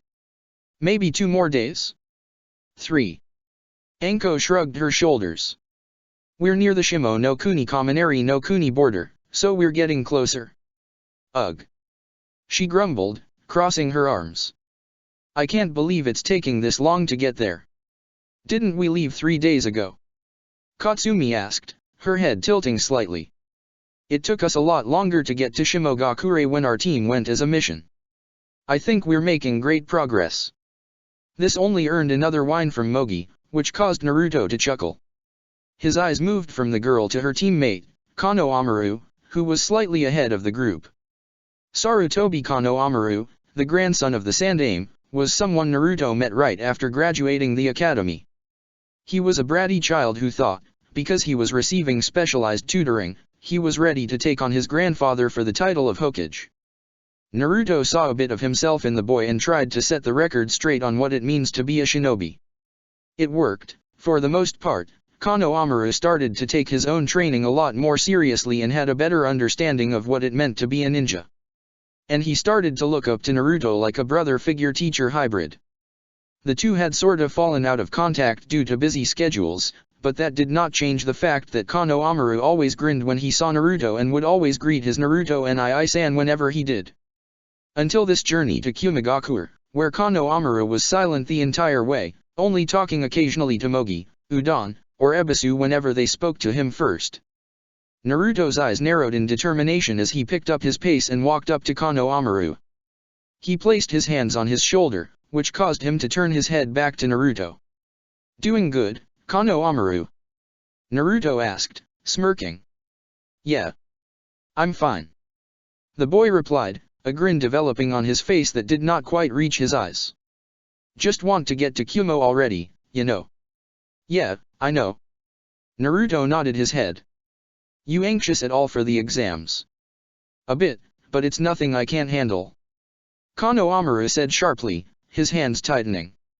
"I got to prove myself to the village and to the rest of the world that the Sandame's grandson is strong and is going to be the next Hokage." "Kinda cocky of you to say that," Kazuo spoke up. Naruto and Kano Amaru turned their heads back to see the purple-haired genin walking faster to keep up with them. "You're not the only trying to be Hokage, you know." "Yup," Katsumi added as she rushed up to them. "Because if anyone is going to become Hokage from our graduating class, it's going to be me." "No." Kano Amaru shook his head, his eyes narrowing on his former classmates. "I will be Hokage. I am going to the Rokudaime, no matter what." "Well, if you're dead set on being the Rokudaime, let me remind all of you that you're competing against people not just in your age range," Naruto said, laughing slightly. "Because it's my goal to become Hokage too, you know." "That's..." Katsumi's eyes focused on her sensei for a moment before she nodded her head in understanding, chuckling slightly. "That's true. That's why I want to be the Nanadaime, because you are going to end up as Rokudaime, I think, Naruto-sensei." "No." Kano Amaru shook his head again, drawing attention back to him. "I will be the Rokudaime. It doesn't matter who I am up against, from you two to the other genin to anyone, I will beat them all." His eyes then narrowed on the blonde jonin. "Even you, Naruto Nii-san." "Huh." Naruto bit his lip in response, "He's being more aggressive than I remember him ever being." He shook his head as let a gentle smile develop on his lips. "Well, good luck then." He shook his head, "I don't need luck." With those words, Kano Amaru's pace increased and the boy started to move even faster, placing more distance between himself and the rest of the shinobi. Naruto, Kazuo, and Katsumi were silent for a moment as they watched him before the purple-haired genin shook his head. Having that kinda attitude going into a mission like this is going to get him killed. Kazuo shook his head as he slowed his pace down to join up with his teammates. Naruto bit his lip, resisting the urge to scowl. He did not like the dismissive tone that Kazuo spoke in with such a serious topic, but he also knew he was right. "What is up with him?" Katsumi asked, frowning. Kano Amaru was always pretty chill back in the academy, if kinda annoying. "Please, be patient with him. He's still troubled by Sandaime-sama's passing." Both Naruto and Katsumi turned their heads around to see Ebisu approach them. The man adjusted his sunglasses before he looked up at his student, who was keeping a safe distance between him and the group. "I was Kano Amaru's private tutor before I was assigned as his Jonin sensei, so I have seen this attitude surface. When he's hurt, he takes it out on the people around him. He says things he doesn't mean and gets a lot more aggressive than usual," he explained. "He's still grieving for Sandaime-sama, so this is how it is showing." Yeah, I can imagine." Naruto looked downward. "I remember seeing him at the funeral. He looked like he was taking it badly. His current emotional state is lasting longer than usual, but that's understandable given how much his grandfather meant to him. Please, just be patient a little longer with him. Give him time and he will not be as dismissive to you all," Ebisu said. "We will," Katsumi said, shaking her head. "But hopefully he gets over that shit real soon." With those words, Katsumi fell back, moving alongside Kanji and Hanabi. "Ebisu, I understand giving him time, and trust me, I won't antagonize him," Naruto said, sighing. "But try talking to him soon. Kazuo's right that he could die if he keeps thinking like that." The Jinchuriki's eyes narrowed slightly. Being cocky and over-emotional can be life-threatening if it causes him to do something stupid during this invasion. The Jonin sensei of Team 6 nodded his head. "I'm aware." Kano Amuro will have that beaten into him, I promise you that. The moon was high in the sky above a forest clearing in Kaminari no Kuni, where Haiden and Kabuto set up camp for the night. Haiden was lying down by a tree trunk, snoring loudly with a little drool falling from his lips. Kabuto was awake, rummaging through his bag of scrolling seals and looking through all the DNA samples he possessed. By his side was an unconscious man, some traveler that he and Haiden crossed paths with that Kabuto easily incapacitated. It took the former spy a while to find the specific sample he was looking for, but he finally found the blood samples from Orochimaru's lab in Konoha, after he had done work on the specimen Kabuto was looking to summon. Using the blood sample, Kabuto quickly ran through hand signs, summoning jutsu, Edo Tensei. The incapacitated man regained consciousness as his body began to turn to dust. His eyes widened in horror, but before he could even scream out in pain and fear, he was gone, his body no more. The dust of the body began to change shape and a coffin rose from the ground. The coffin quickly opened up and faded away, revealing Shimura Danzo. The bandage over his left eye was gone and the eye in his socket appeared to be permanently closed shut. Similarly, his left arm was torn off. Heh! How amusing! Kabuto snorted. For the first time, you actually look like the cripple you always pretended to be. With a snap of a finger, Kabuto restored consciousness to the Edo Tensei summon in front of him. Danzo's eye widened and he fell to his knees. The man gasped for air as he looked around the area frantically. What? How? Where am I? What is going on? He stammered out his questions, breathing heavily. As he took in his surroundings, he finally turned to face Kabuto. His eye widened even further. You. It's been a while, Danzo-sama. Kabuto greeted, waving his hand at the man. Enjoying your brief return to the land of the living. You used Edo Tensei on me? Danzo noted. The elder was silent for a moment as he pulled himself off the ground, his breathing calmed down and his expression settled into its usual calm, stoic demeanor. What do you intend on gaining from bringing me back? I can see there is no enemies to fight. I don't intend on fighting anyone right now. Kabuto admitted, his eyes narrowing, I have been waiting for this day for a long time, Danzo. Because I can now finally get answers to questions I've had. Kabuto snapped his finger, causing Danzo to fall back to his knees. Danzo winced slightly on impact, but kept his calm expression on his face. Interesting fact about the Edo Tensei, it's probably one of the most versatile techniques in existence. I have complete control over the specific parameters of whoever I revive. I can control how much chakra they have, I can somewhat control their appearance when I choose what stage of life to revive someone, and I can control how much autonomy you have right now over your body. Kabuto said, adjusting his glasses. So much possibility and so much potential for pretty much anything. Danzo shook his head, what are you getting at? That you have control of my body and my actions. I'm not getting at anything, I'm just stating facts. Kabuto said, walking closer to Danzo's body. His eyes focused on the missing arm and a frown developed on his face. I see you lost your arm in whatever combat you died in. It's unfortunate you were not more careful with one of Orochimaru-sama's precious gifts for you. Danzo said nothing in response, causing Kabuto to frown. Kabuto snapped his finger again and Danzo's body jerked up, bringing him to his feet once again. Why did you try and kill me all those years ago? Kabuto asked. Danzo was silent, glaring at the man in front of him. Kabuto glared back.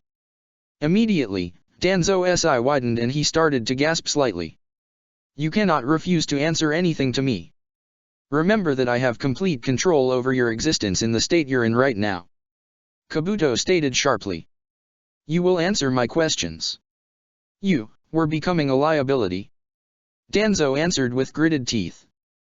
Kabuto's eyes narrowed, I find that hard to believe. You and I both know that I was one of your top spies. Danzo shook his head, I said you were a liability, I made no comment about your abilities. A scowl developed on the Akatsuki member's face, then tell me, what did you mean? You were becoming too attached to your identity in IWA. The Konoha elder answered, eyes narrowed back, my other spies in IWA observed that you were enjoying yourself too much, as if you were making yourself at home. I was adjusting to an environment the way any good spy does. Kabuto's scowl deepened, making myself seem and feel natural. How does that make me a liability? The impression you gave us was that you would maybe stick with Iwagakuer and turncoat, giving away all the classified information you knew about Konoha and Root. Danzo answered, shaking his head. The possibility was not 0%, which is why I could not take chance you would not do so. Heh. Hee hee hee. Ha ha ha ha ha ha ha. Kabuto started to snicker in response before he started to laugh loudly and maniacally. Ah ha ha ha ha ha. You have got to be shitting me right now. Danzo's face remained unresponsive, which caused Kabuto's laughter to finally die down for a moment as he glared at the man, releasing an increased amount of killing intent.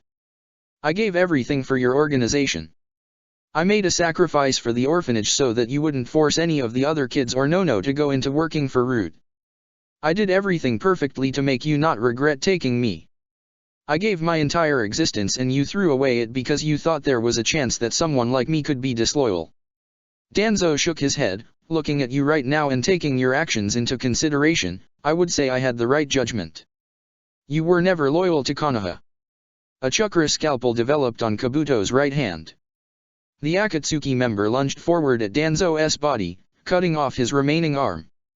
The Edo Tensei summoned screamed in pain as he started to drip dust particle where his arm had been attached. Kabuto looked up at the man, his glare magnifying, I am the most loyal shinobi you have ever seen. I always give everything to my master, no matter what.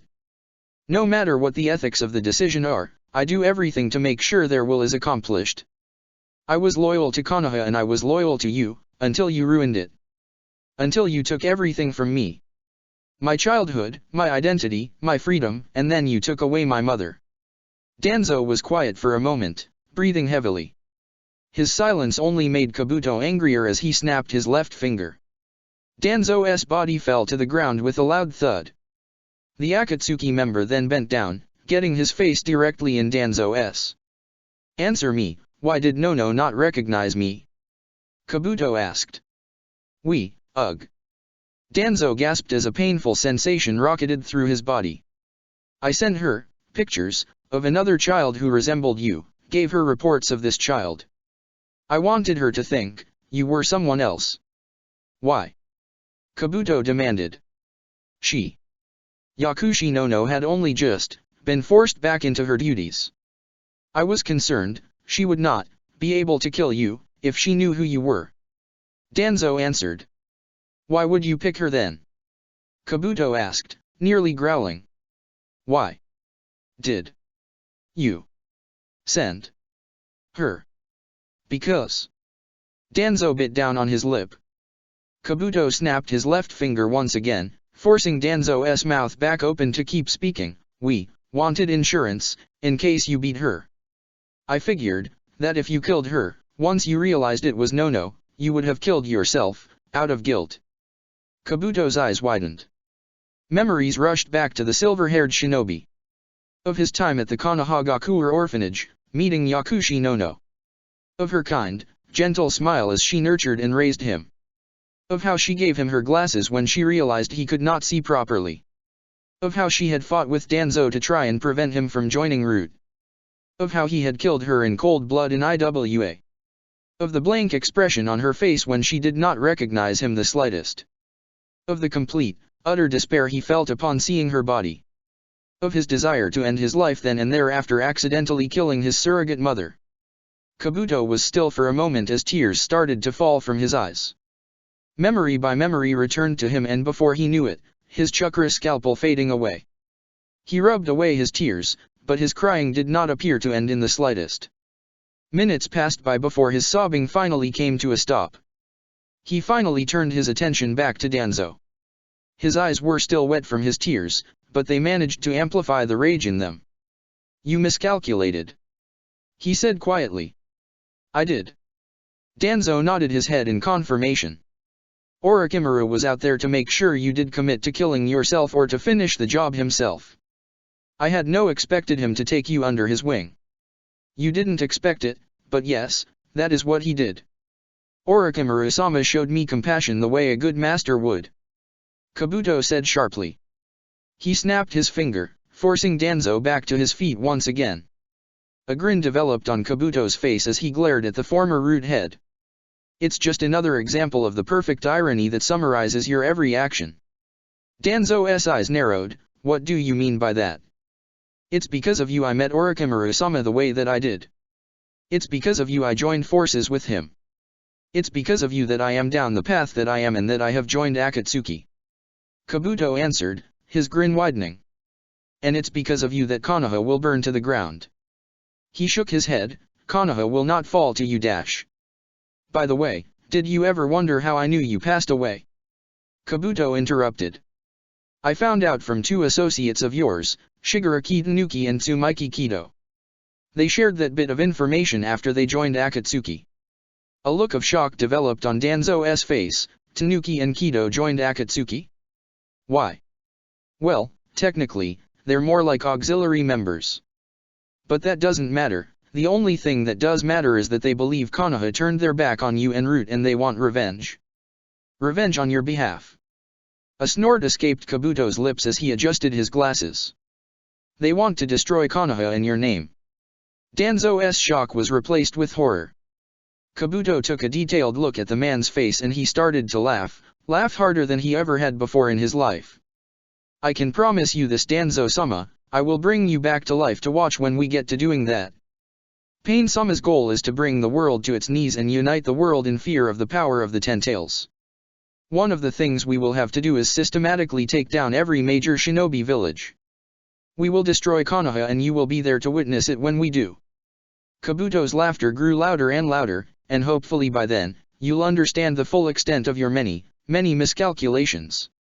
Before Danzo could reply, Kabuto snapped his finger, causing a coffin to rise from the ground once again around Danzo's body. The Konoha elder was forced back inside and disappeared, returning to the land of the deceased. Upon entering Kaminari no Kuni, the Konoha shinobi gradually made their way through the country's mountainside, slowly rising in elevation every couple of kilometers. After a day and a half of travel, the group finally reached their destination, high up in the mountains. Kyumigakur, the village hidden in the clouds, was aptly named. Built between the peaks of mountain ranges, the village itself was level with some clouds around them. The buildings throughout the village were tall, towering even above these clouds, giving the village a larger-than-life presence. Bridges were scattered, connecting the different sections of the village on different mountaintops to one another. Other than the grass and shrubbery on the ground, very little green could be seen. The village itself was colored mostly brown, white, and gray to match the Rocky Mountains and the clouds. The most colorful aspect of the village was the blue sky directly above the village, which felt closer than ever, and the bright yellow on the gates to the village. As the Konoha Genin teams took their first steps into the village after being allowed in, they all stared at the clouds around them in awe. The 3 Jonin were able to compose themselves while the 9 Genin were all breathing rather heavily. Wow, this is gorgeous. Mogi noted between her breathing. Udon nodded his head. I've never seen anything like this. You could even say it's breathtaking. Kanji tried to laugh at his own joke, but he ended up coughing loudly instead. Tsunema's eyes focused on the Jonin. I'm surprised, you 3 are unfazed by this. This is things you all have to get used to. All of us have probably been through worse things than some high elevation. Anko said, shrugging her shoulders. All of your bodies should adapt to the elevation given just a bit more time. Hopefully. The Abarame nodded his head, frowning. Otherwise, this Chunin exam will go poorly. Speaking of that, we need to get over to the Raikage's office and check in. Naruto said, pointing to the tallest building in sight. Which, if I know anything about that egotistical jerk, I bet it's over there. As the Konoha shinobi began to move through the streets of the village, the people of Kyumigakur turned their attention towards them. Many of them, shinobi and civilian alike, were openly glaring at them. A few shinobi studied them, appearing to be measuring their perceived strength, but most were content at giving them dirty looks upon seeing their forehead protectors. These people, got anything better to do with their time? Katsumi asked, scowling. I'm guessing not. Kazuo mumbled, gritting his teeth. Yeah, you'll have to get used to this too. Anko said. Shit like this always happens when foreign shinobi enter a village for the Chunin exams. Konoha does the same thing. It's also amplified since our villages are historically enemies. Ebisu mentioned. I'm certain that the average Kumo citizen feels some degree of hostility towards us due to the last Shinobi World War. That's rather ironic, given that Kumo was the aggressor between our villages. Yuna mentioned. Yeah, but you should know that history is perceived differently by each group of people. Anko stated. Hanabi hummed slightly, frowning as she made contact with a Kumigaku or civilian boy. She quickly turned away, her frown deepening. Are you okay, Hanabi? Hebihiro whispered into her ear. She shook her head, not really, but I'll be fine. Silence filled the group as the Konoha shinobi continued their walk through the streets. After 30 minutes of walking, the Konoha Genin teams arrived at their destination, the Raikage's office. Compared to the Hokage's office, the Raikage's office was a lot more casual in design and almost did not appear to resemble an office. The room had blue carpeting and the walls at the end of the room was replaced with see-through windows that overlooked the entirety of Kumigaku. There was a punching bag hanging from a chain on the ceiling and there were weights scattered around the room, including a large dumbbell laying atop a green mat. Above the door to the room was a painting with the kanji for muscle printed on it. At the end of the room, directly by the see-through windows was the Raikage, sitting down on a red chair that looked more like a couch and holding 3 sets of files. Directly in front of him was a desk that was surprisingly organized. Paperwork and files were all stacked neatly in the corners and appeared as if they had all been completed. Cutting it close, Konoha shinobi. He noted, frowning as his eyes moved from each shinobi to the next. The exams start tomorrow night. Didn't think you'd be cutting it this close. We're here by the start time, though. That's all that matters. Naruto shrugged his shoulders. He scowled slightly, but nodded his head. He then glanced at the files once more. So, just these 3 teams, correct? Correct. Naruto nodded his head. Konoha Team 9, Hyuga Hanabi, Inu Katsumi, and Yamanaka Kanji. Konoha Team 8, Uzuki Kazuo, Abarame Tsunmasa, and Ranjaku Yuna. Konoha Team 6, Sarutobi Kano Amaru, Udon, and Mogi. The Raikage read off the names. His eyes then focused on Kano Amaru. You're the Sarutobi, right? You're Hiruzen's grandson. I am. Kano Amaru nodded his head. My apologies about his passing. He said, his eyes turning back to the files. He lived a long life. You should be honored to call him grandfather. Kano Amaru's eyes widened for a moment before he nodded his head. I am. He was great. And he should have lived a longer life. The Raikage snorted, bah. All shinobi should live a longer life. At least your old man made it past 70. Many don't get that luxury. You'd know about that, wouldn't you? Hanabi bit down on her lip, resisting the urge to speak. After a minute of looking at the paperwork, he reached for a pen on his desk and signed off on the files and laid them on his desk. Mabi! He shouted. On cue, a Kumigaku or shinobi walked into the room. She was a woman with terracotta brown skin tone, green eyes, and gray hair that she wore in a bun, with 2 bangs falling to the side of her face. She was dressed formally with a long, tight high-colored green dress and matching green skirt that both hugged her skin, accentuating her body. She also wore a pair of earrings. Katsumi, Kazuo, and Udon all blushed slightly upon seeing her, turning away. Their reaction did not compare to Ebisu's, however, who openly gaped at the sight of the woman as his face turned scarlet. Yes, Raikage-sama. The shinobi, Mabi, asked. Escort the genin to their residence while I speak to their jonin-sensei alone. Then return so I can have you escort these 3 over there. He ordered. Understood. She bowed her head before turning her attention to the genin. Please, follow me. I will show you to the residence we have prepared for you visiting shinobi. Mabi-san, is it? Ebisu stuttered out, drawing her attention to the blue-clad jonin. He bowed his head. Why you, TT take care of our SS students, okay? Why you are, Yes. Mabi's eyebrow raised slightly, a frown developing on her face. Do you have something you wish to say? Ebisu's face darkened further. Well, I just wanted TTT to say dash. Konohamaru elbowed his Jonin sensei, silencing him. Quit embarrassing us, Ebisu sensei. Okay. Mabi shrugged her shoulders, completely ignoring the Konoha Jonin. Regardless, let's not waste time. Come with me. The 9 genin all followed behind the gray-haired Kunoichi. As they walked out, Katsumi walked up to Udon and poked him, causing the glasses-wearing shinobi to turn to her. Is your sensei normally like that around hot girls? Cause that was something to watch. Katsumi mumbled, shaking her head. He's kinda bad around pretty women, yeah, but I've never seen him that bad. Udon admitted, frowning. Konohamaru was right, that was embarrassing. A few seconds passed by until the genin were shuffled out. Naruto looked at his fellow Jonin sensei and shook his head. So he's not a jerk anymore, but I guess not everything about him has changed. He sighed, glad to see you're consistent as always, closet pervert. I beg your pardon. Ebisu turned to Naruto, scowling, as he adjusted his sunglasses. Ahem. The Raikage cleared his throat, drawing attention back to himself.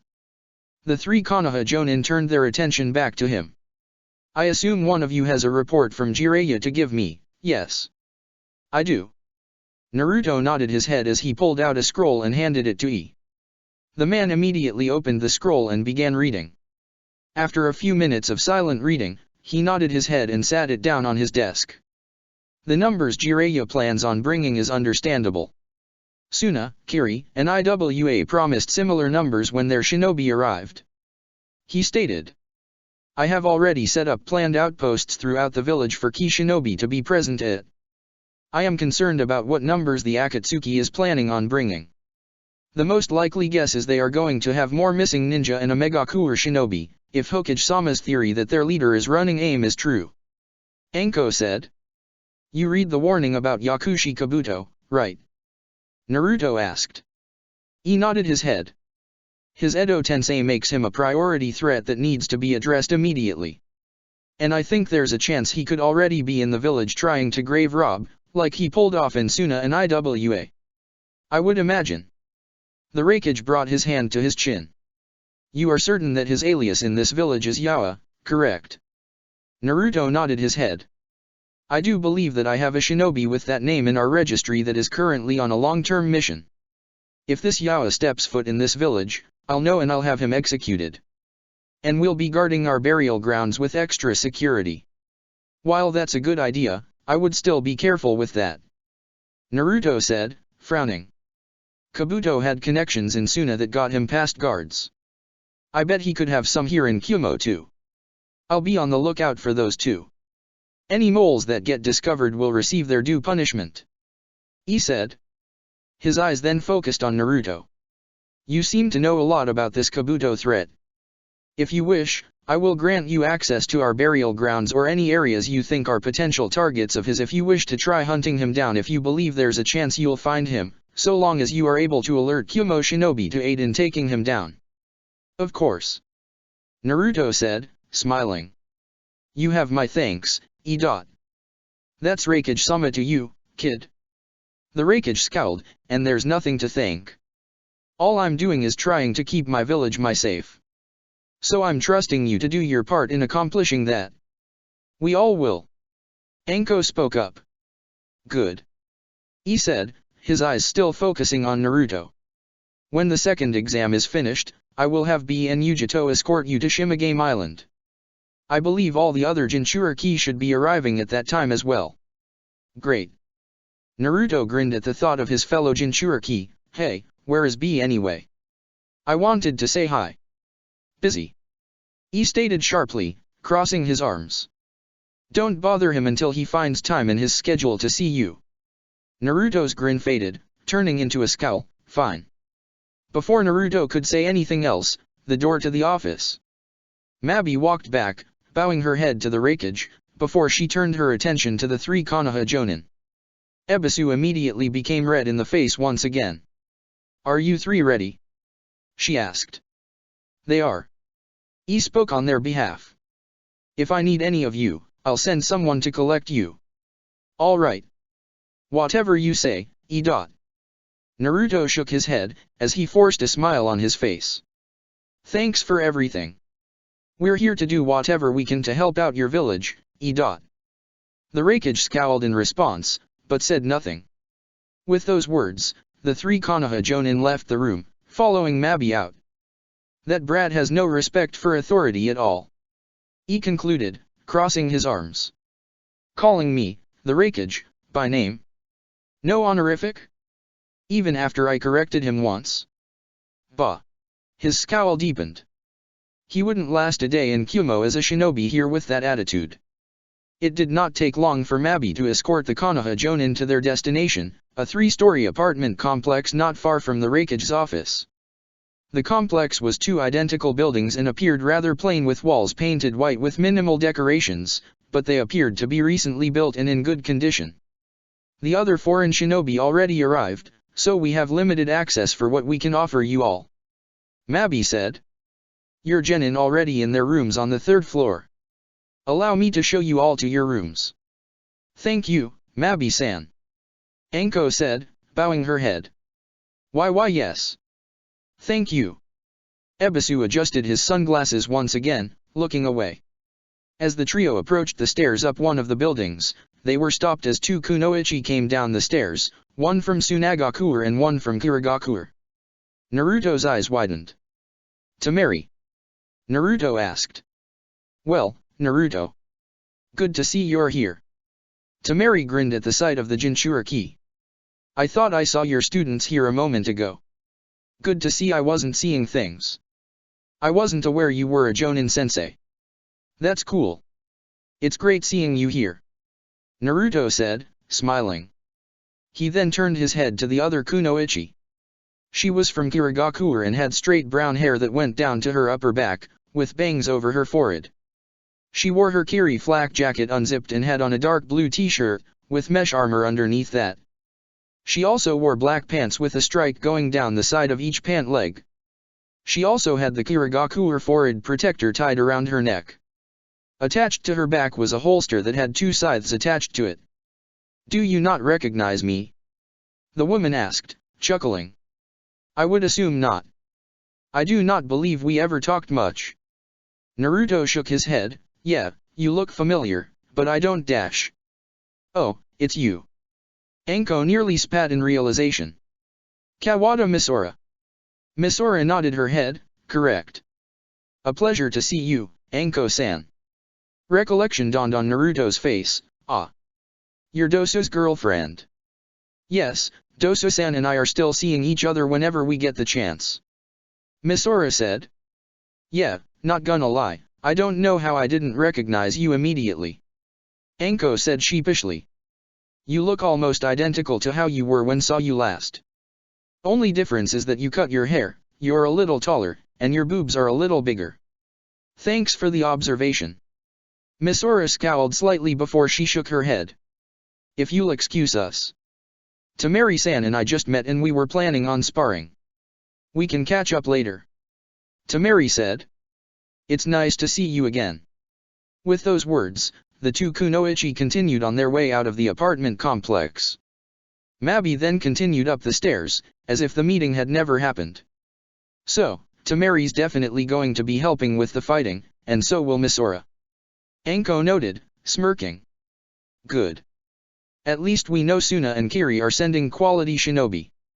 Wonder what other shinobi the other villages sent. Naruto rubbed his chin in thought.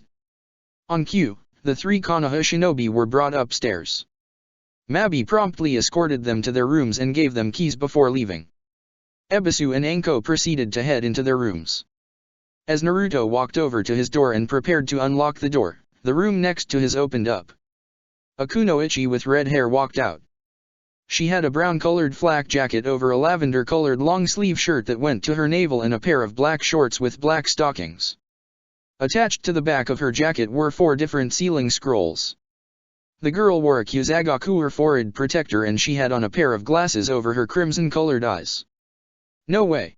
Naruto's eyes widened as a grin developed on his face. The kunoichi was staring directly at him as she grinned back. I knew I recognized that familiar feeling. Chakra source. It's been a long time, Naruto. Karen. Naruto closed the distance between him and his cousin, giving her a tight hug that Karen quickly returned. The two Uzumaki were silent for a moment until they broke their embrace. Nice, tight hug. You've gotten strong, Naruto. And taller. She said, adjusting her glasses. A little bit. You've gotten taller yourself, Karen. He said, his grin widening. How are you doing? It's been so long. Too long. I haven't seen any of you since the Demozushio trip. Karen said, her grin fading slightly. Kusa's been on my ass, though.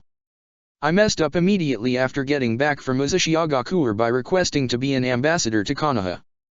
I was a bit too interested in it, so they not only denied the request, they also denied me clearance to visit Konoha at all in case I decided to defect to the village. A scowl developed on Naruto's face. That's dumb. They think you'd just abandon your village like that. I know, right? It's insulting. I'm not that kind of person to just leave my village for no reason. Karen said, frowning. Was hoping now that it's been 3 years later and I'm both a jonin and a certified badass seal master, they'd let me off the hook and give me some more freedom back, but nope. They only got more interested in making sure I don't defect to Konoha. A scoff escaped her lips. Her grin then returned back to her face. But fuck all that, how are you doing? How's Teiwa? Masakado? I heard he was back in Konoha now. Naruto nodded his head. Masakado is back in Konoha, yeah. Everyone's doing great and there's even more Uzumaki. Teiwa and met 3 more dash. The door to Naruto's room opened and Hanabi poked her head out, her eyebrow raised slightly. Naruto-sensei. She called out. Who is this? We heard your voice outside and were kinda confused. A grin developed on Naruto's face as he turned his attention to Karen. Got a second to meet my team? She nodded her head. Sure. I'll introduce you to mine after. They're currently wandering the streets of Kyumo right now.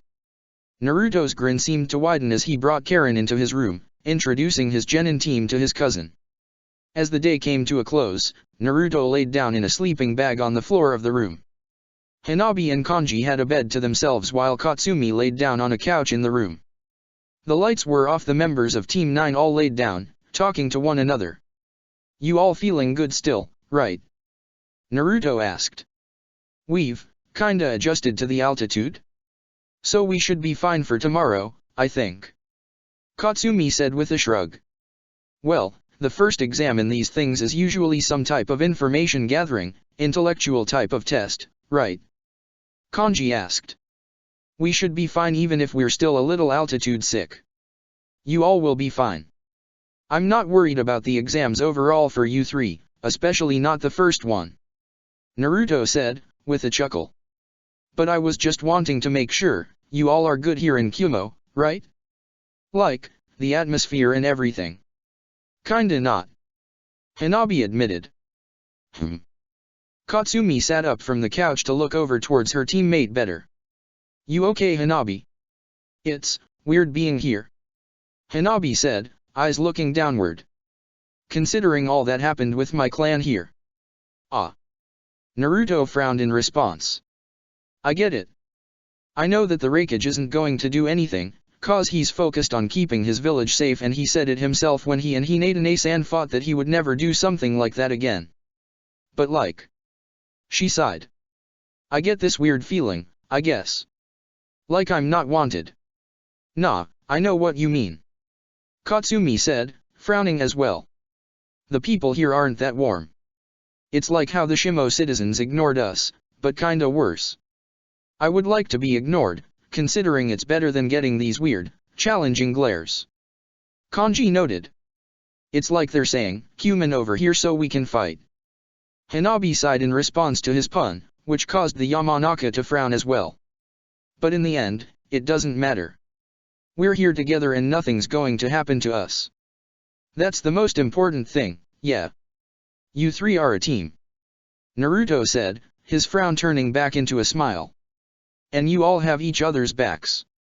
Nothing at all's gonna happen and you three are gonna own this shit. Hanabi glanced over at each of her team members. A small smile developed on her lips. I know. We'll be alright, she said.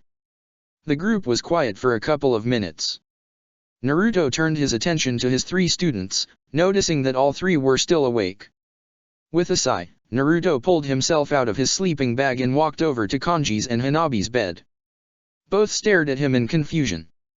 Well, you two don't seem to be sleeping, so we might as well hang out a bit longer and chat, he said, chuckling. He then turned to his third student. Get over here, Katsumi. Chat about what? She asked as she pulled herself off the couch. Well, wanna hear shit from my Chunin exams? Naruto asked.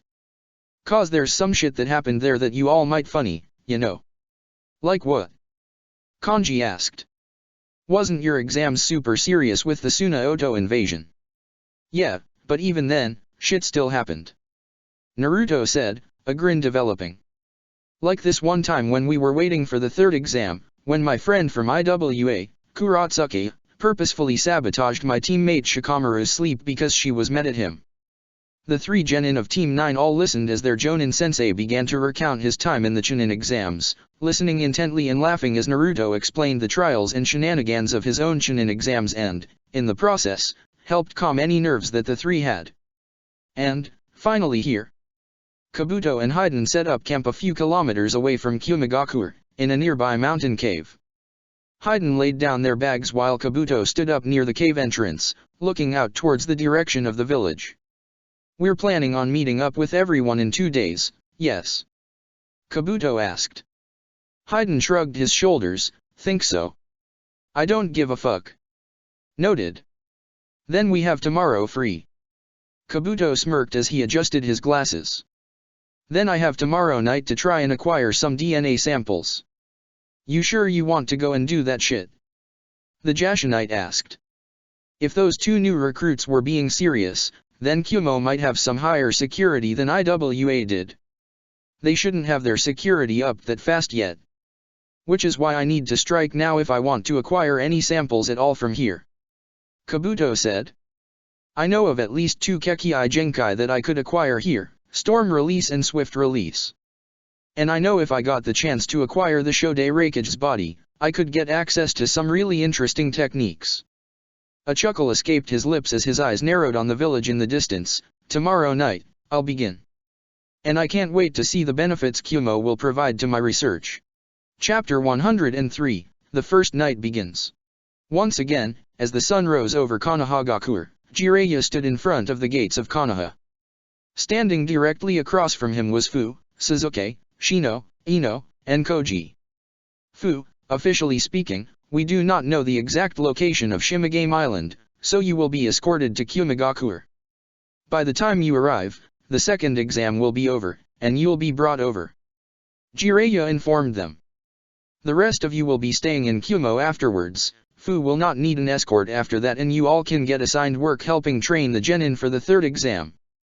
Understood. Shino, Ino, and Koji all said in unison. Hopefully I'll get there in time to catch Itachi. Sasuke thought, frowning slightly. Probably not, though. I'm certain he'll be under tight supervision when there. Again, you all are doing a great duty for Konoha and you all have my appreciation. Thank you. Jiraiya said, bowing his head slightly. Safe travels. With those words, the 5 shinobi all moved off towards Kyumigakure. The 4 Konoha shinobi all looked at Fu, who walked ahead of the group with a determined look in her eyes. When we get there, it'll happen. I'll manage it, Kome. Fu spoke to her Biju, her hands tightening into fists. I will finally master your chakra and I will be the Jinchuriki I was supposed to be. Shortly after waking and getting ready for the day, Naruto, Anko, and Ebisu were escorted to the Raikage's office once again. He was sitting down at his desk, a scowl on his face. Darui and Mabi were both at his side. It's that guy again. Naruto's eyes focused on Darui. The bodyguard's eyes narrowed on Naruto for a moment before they softened, turning into a lazy expression as he turned his attention back to the leader. If I get the chance, it'd probably do us both some good if we got to talk. So, he can understand what happened with Nasumereta. I had Mabi do some info checking. Yes, there is a suspicious-looking shinobi named Yawa on my record that is currently on a long-term mission investigating an arms dealer in Kaminari no Kuni. His last report was logged over a year ago. He said, crossing his arms. I will assume this man is this Yakushi Kabuto. If he tries to enter this village, he will be apprehended on sight. Good. Anko nodded her head. Tell whichever shinobi that approaches him to exercise caution. He is a dangerous enemy to engage. I know you all plan on getting this guy if he comes in, but we should plan in case he still gets in. Any famous burial sites need to be guarded. He targets Kekkei Genkai and strong shinobi in general, correct? Mabi asked. Naruto nodded his head. Kyumo only has a few Kekkei Genkai, so this should be easy to supervise there. Only the Magnet Release, Swift Release, and Storm Release are currently known to be in the village. Those can be watched. If I were this Kabuto guy, though, I bet his real target would be the bodies of the previous Raikage. Darui mentioned. Sandaime Sama's Black Lightning is something he might have an interest in. And let's not forget Shode Sama's Kekkei Toda. A Kekkei Toda. Naruto frowned at the word, trying to recall what that meant. His eyes then widened as a lecture from Iruka's class returned to his mind. Isn't that a Kekkei Genkai that uses 3 elemental affinities? Like Old Man Onaki's Dust Release. Correct. Darui nodded his head. In the case of our Shode-sama, the first E was capable of using Weather Release. Wait, hold on a second. Naruto shook his head as he turned to face the Yondaime. The first E? Were you named after the Shode Raikage? No. He scowled in response. Do you know nothing of history, brat? When our first leader took the title of Raikage and invented Kyumigakur, he renamed himself E and threw away his identity so he could focus on a new one that was dedicated solely to his people and his village. Every Raikage has done the same, since. When you take this hat, you discard your given name and adopt the name E. Ah. Okay. That makes sense. Naruto rubbed his chin. He then titled his head as he looked at the Yondaime. Then, what was your given name? You don't need to know that. He snarled. Ahem. Mabi coughed lightly, drawing attention to her. Getting the topic back in line, Darui-san I think is correct about Kabuto's intended target. Shode-sama did have the Kekkei Toda, Weather Release. Combing water, wind, and lighting elemental chakra affinities, he could summon thunderstorms, tsunamis, and tornadoes with a flick of his wrist. Similarly, to how the Shode Hokage created the forests that surround your village, our Shode Raikage helped stabilize the atmosphere and keep the clouds around our village permanently around us and help conceal our village. There are stories of the Shode Raikage's battle prowess with Weather Release. I would dread the day I had to fight anyone with that ability. Ebisu admitted, adjusting his sunglasses. Kabuto would definitely target his burial ground, then. If for no other reason than to add him to his Edo Tensei collection. Naruto said, crossing his arms. I want to know where he's buried so I can stake out for Kabuto. I would be fine with that. Although, I wish to keep that fact secret. In case I do have any Akatsuki moles in my midst, I'll keep that information to those of us just here in this room. He said, his eyes focusing on the group in his room. The majority of my force right now is currently scanning the area around Kumo and Kaminari no Kuni for any traces of Akatsuki scum, but I would appreciate the extra assistance in buffing up our security across all major access points to burial grounds and other points of interest. I want that Kabuto fucker dead the second he so much breathes in this village. We're more than willing and able to help with that shit. Anko said, crossing her arms. Upon finishing their meeting with the Raikage, the 3 Jonin returned to their respective genin teams. As Naruto entered his apartment room, he was greeted by the smells of a freshly cooked breakfast. On the dining table were 4 plates of file fish, 4 bowls of rice, 4 pieces of toast, and 4 cups of freshly brewed tea. Hanabi and Katsumi were just sitting down while Kanji brought chopsticks to each plate. Oh? You made breakfast? Naruto's eyebrow raised slightly as a chuckle escaped his lips. His 3 genin turned their heads towards him. How nice. I should go out more in the morning. Oh good. You're back. That means your food won't get cold. Katsumi noted, crossing her arms. Come on and eat, Naruto-sensei. Naruto continued to chuckle as he walked to his seat and sat down. Where did you even get all this stuff? I know our kitchen didn't have any fish. I found a market that sold them this morning. There's a lot of street vendors right now because of the Chunin exams. Kanji said as he took his seat with a grin. And if I see food, I buy it. Well, thanks. Really? Naruto smiled back at his students. Team 9 was quiet for a moment as they began to enjoy their meal, making quick work of it. Naruto, Kanji, and Katsumi all nearly shoved their fish down their throats while Hanabi looked at her teammates, appalled, before glancing back at her own plates, which were only a third of the way finished. Do you all even enjoy your food like that? Hebihiro asked, adjusting his position on Hanabi's neck to look at the group. Yeah.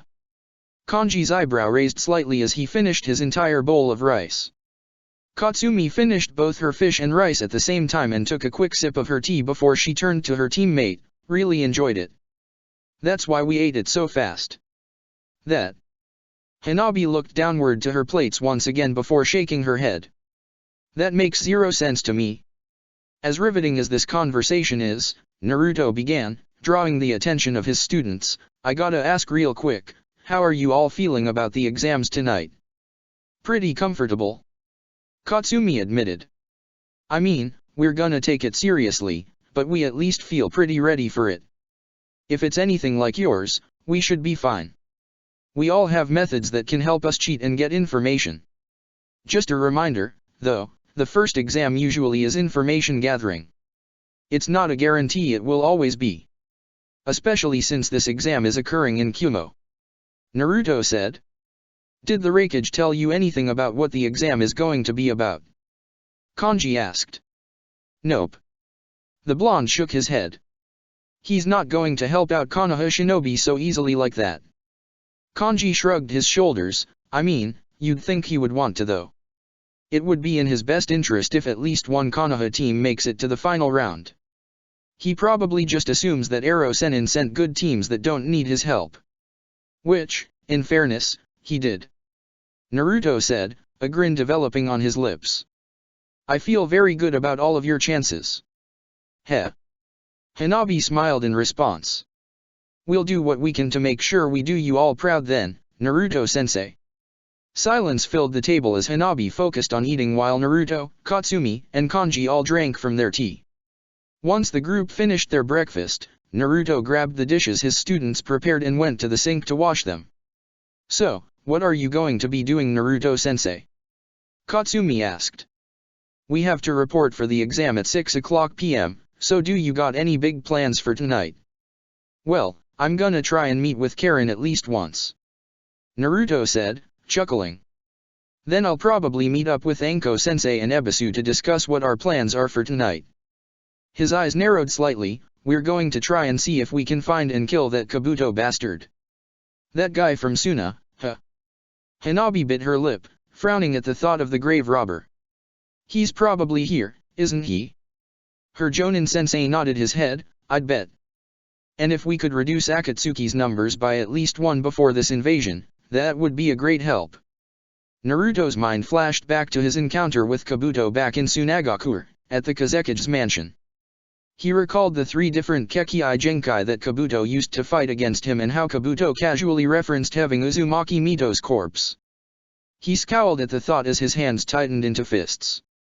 This time, things will be different, Kabuto. You're going to die this time. Naruto told himself. Shall we rest, Hinata-chan? The White Snake Sage asked. Hinata did not verbally reply, instead, she fell to her knees and began to pant heavily. The Hyuga managed to maintain her sage mode as she tried to calm her body down. She was sweating heavily, but the sweat had a slight, dark blue coloration to it. The White Snake Sage smiled down at the girl.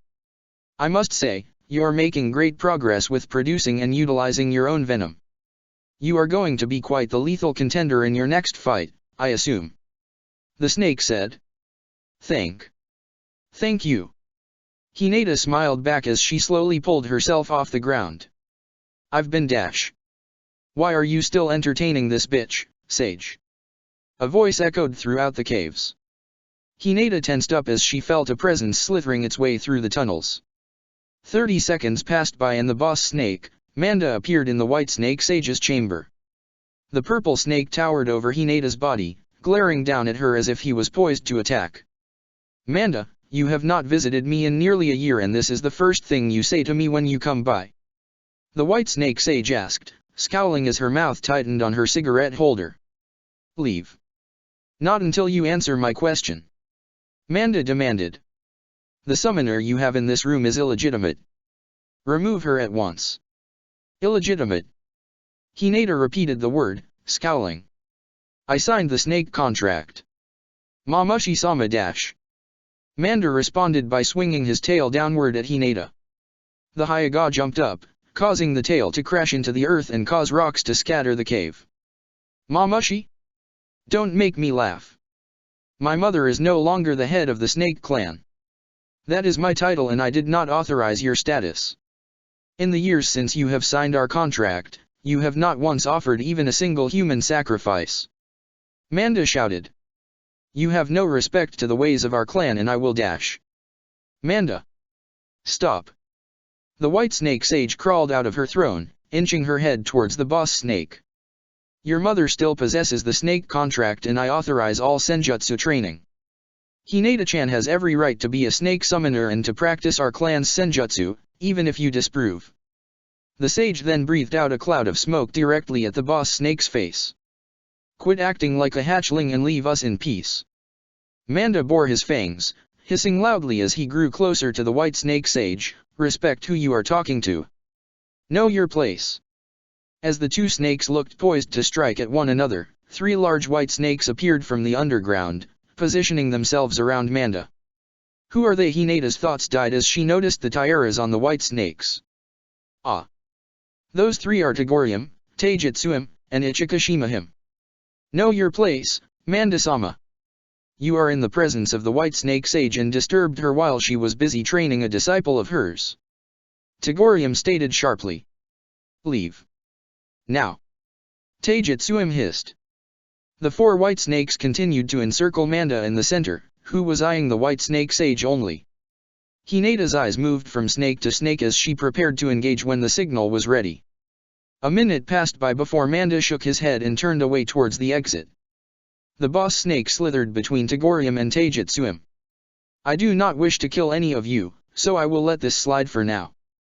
But next time, remember who is your clan head. Manda warned. A few more seconds passed by before the large snake was finally gone from the sage's room. The moment he was gone, the 3 snake princesses all activated their genjutsu, turning back into a human form once again. Ichikashima-him visibly sighed in relief while both Togorium and Taijutsuim seemed to visibly relax. Thank God he dropped it. I was afraid of having to fight him. Ichikashima-him admitted, looking downward. What was that about? Hinata asked, a frown on her face. Her Byakugan continued to focus on Manda, making sure that the boss snake did not make a return back to their location. Manda does not like you. Taijutsuim said bluntly, crossing her arms. Neither you nor Anko. You two are not his ideal summoners. And he resents the fact that you both are learning senjutsu. What is his idea summoner? Hinata asked, her frown turning into a scowl. Someone like Kabuto. Kabuto-kun is probably his favorite summoner ever, even more than Orochimaru-kun. The white snake sage spoke up as she slithered back to her throne. Orochimaru was too much of a free spirit. He would summon Manda and the snakes for errands that he did not approve of and assumed he could get away with it through enough human sacrifices. But Kabuto-kun, on the other hand, that boy respects fealty. He recognizes Manda as his boss and pays regular tribute to him while not wasting his time. In his mind, Kabuto is the ideal. A chuckle then escaped her lips. But I must admit, Manda isn't alone in that. I found myself charmed by the boy. By Kabuto. Hinata turned her attention to the sage, frowning. Why? The white sage snake breathed out a massive cloud of smoke from her mouth as her eyes focused on the snake summoner. I know you dislike him, but Kabuto-kun is a focused student and has always been respectful and courteous. He is an ideal student to teach because he either will, without question, throw himself into your lesson until he understands it, or will invent a new method and learn it in a much faster amount of time. Hinata was quiet for a moment, looking down back at the ground. The white snake sage continued to stare at Hinata, a frown developing on her face.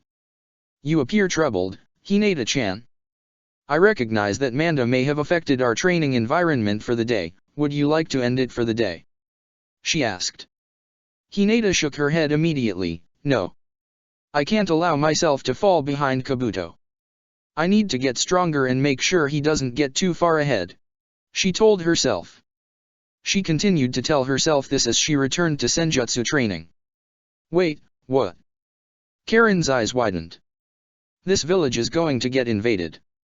Naruto nodded his head. After his team separated him to explore Kumigakure for a moment, Naruto went over to meet up with his cousin to catch up with her and to chat. And, after setting up some privacy seals, he told her the truth about the upcoming Akatsuki invasion. It'll be during the third exam, so maybe you'd be able to leave if your team doesn't qualify for the final exam. Naruto offered. No. My team will qualify. Even if I tell them about all this nonsense, which I'm going to have to, cause I don't want them to be unaware of all this. Karen crossed her arms, scowling. The fucking Raikage didn't tell any of the Kusa higher UPS about this. Do you know how absolutely infuriating this is? He is careful, he's communicated only what he needs to communicate with the major shinobi villages and is keeping everything on a need-to-know basis. It's annoying as fuck. Naruto said, frowning. But I guess he needs to keep appearances, I suppose. Whatever. Karen shook her head, sighing.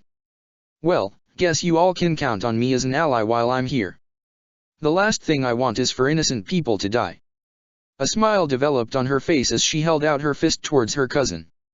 At the very least, I'll get more time to hang out with you, then. I can focus on it like that. Hell yeah. Naruto grinned as he and Karen fist bumped, chuckling.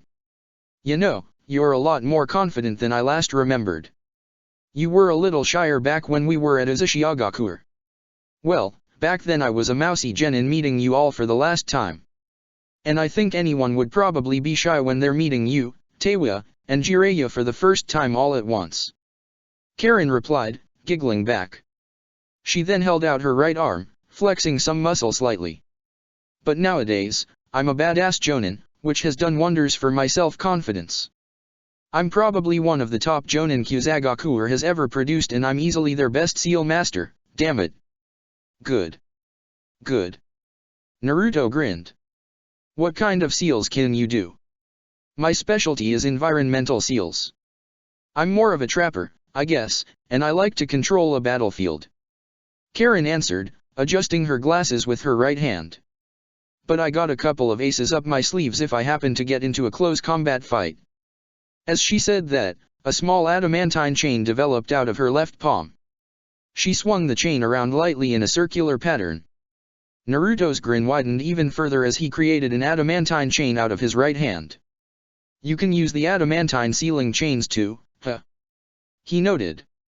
Damn right I can. Karen replied as the chain returned to her body. And I can do a lot of things with them. As can I. Naruto chuckled as his chain returned to his hand. I'd actually really like to spar with you, whenever you have the free time. Whenever you have the free time. Karen snorted. I have plenty of free time. Especially during the second exam when our students are all going to be doing a long-term survival exam. True. Naruto nodded his head. Well, we can get dash. There was a knock on the door to Karen's room. The two Uzumaki grew quiet for a second as Karen made a hand sign. The door opened, revealing a kunoichi with short, curly light purple-colored hair and brown eyes. She wore a beige-colored long-sleeve shirt with brown markings on the front that resembled leaves and white skin-tight pants. She had two brown pouches marked with the Kusagakure symbol tied around her waist that appeared to be completely filled, and she had the Kusagakure forehead protector tied around her forehead. Morning, Meitake. Karen greeted, waving at her. Back from exploring Kumo already? Where is Ayaka and Ganta? Still out. I'm only stopping here momentarily. The girl spoke with a quiet, emotionless voice. She glanced at the seal on the door before turning back to Karen with a raised eyebrow. Privacy seals and locks. Is that necessary, Karen-sensei?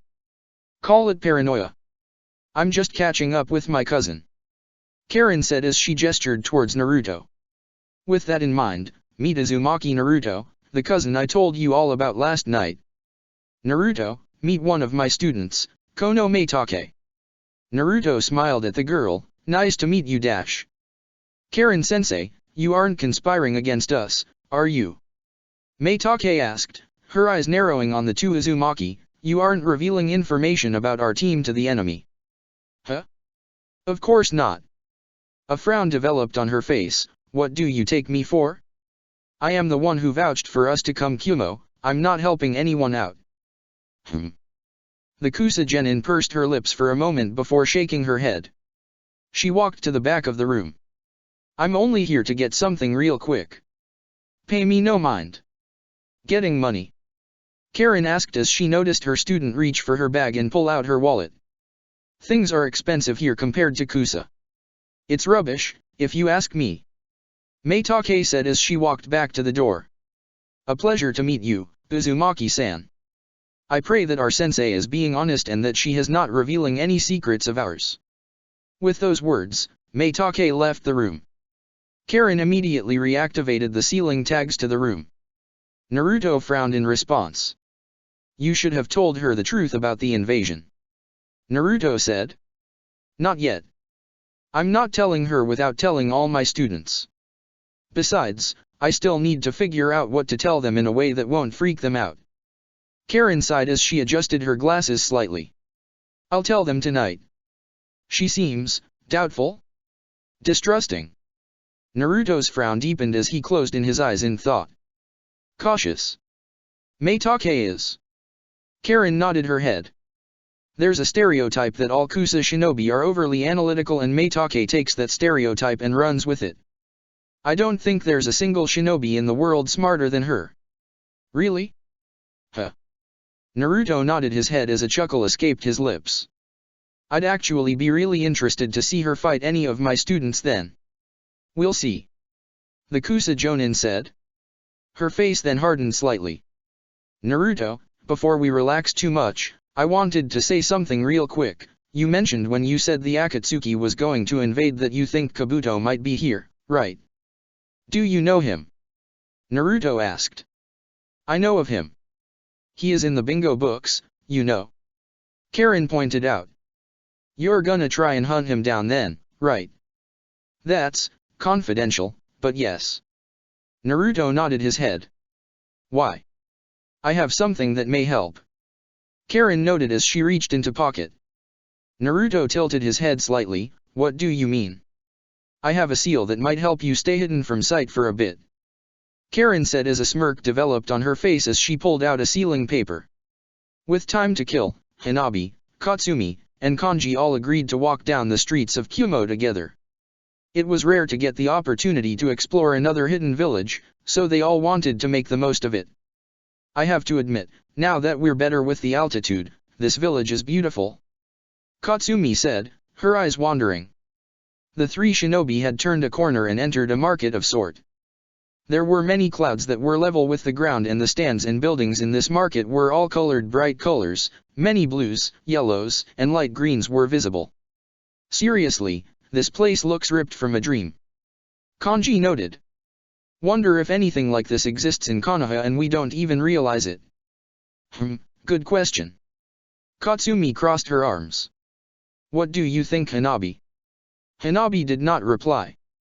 Katsumi and Kanji noticed the Hyuga was not looking at the colorful stands and buildings, instead, she was focused on the people, who were still giving dirty looks at the Konoha shinobi.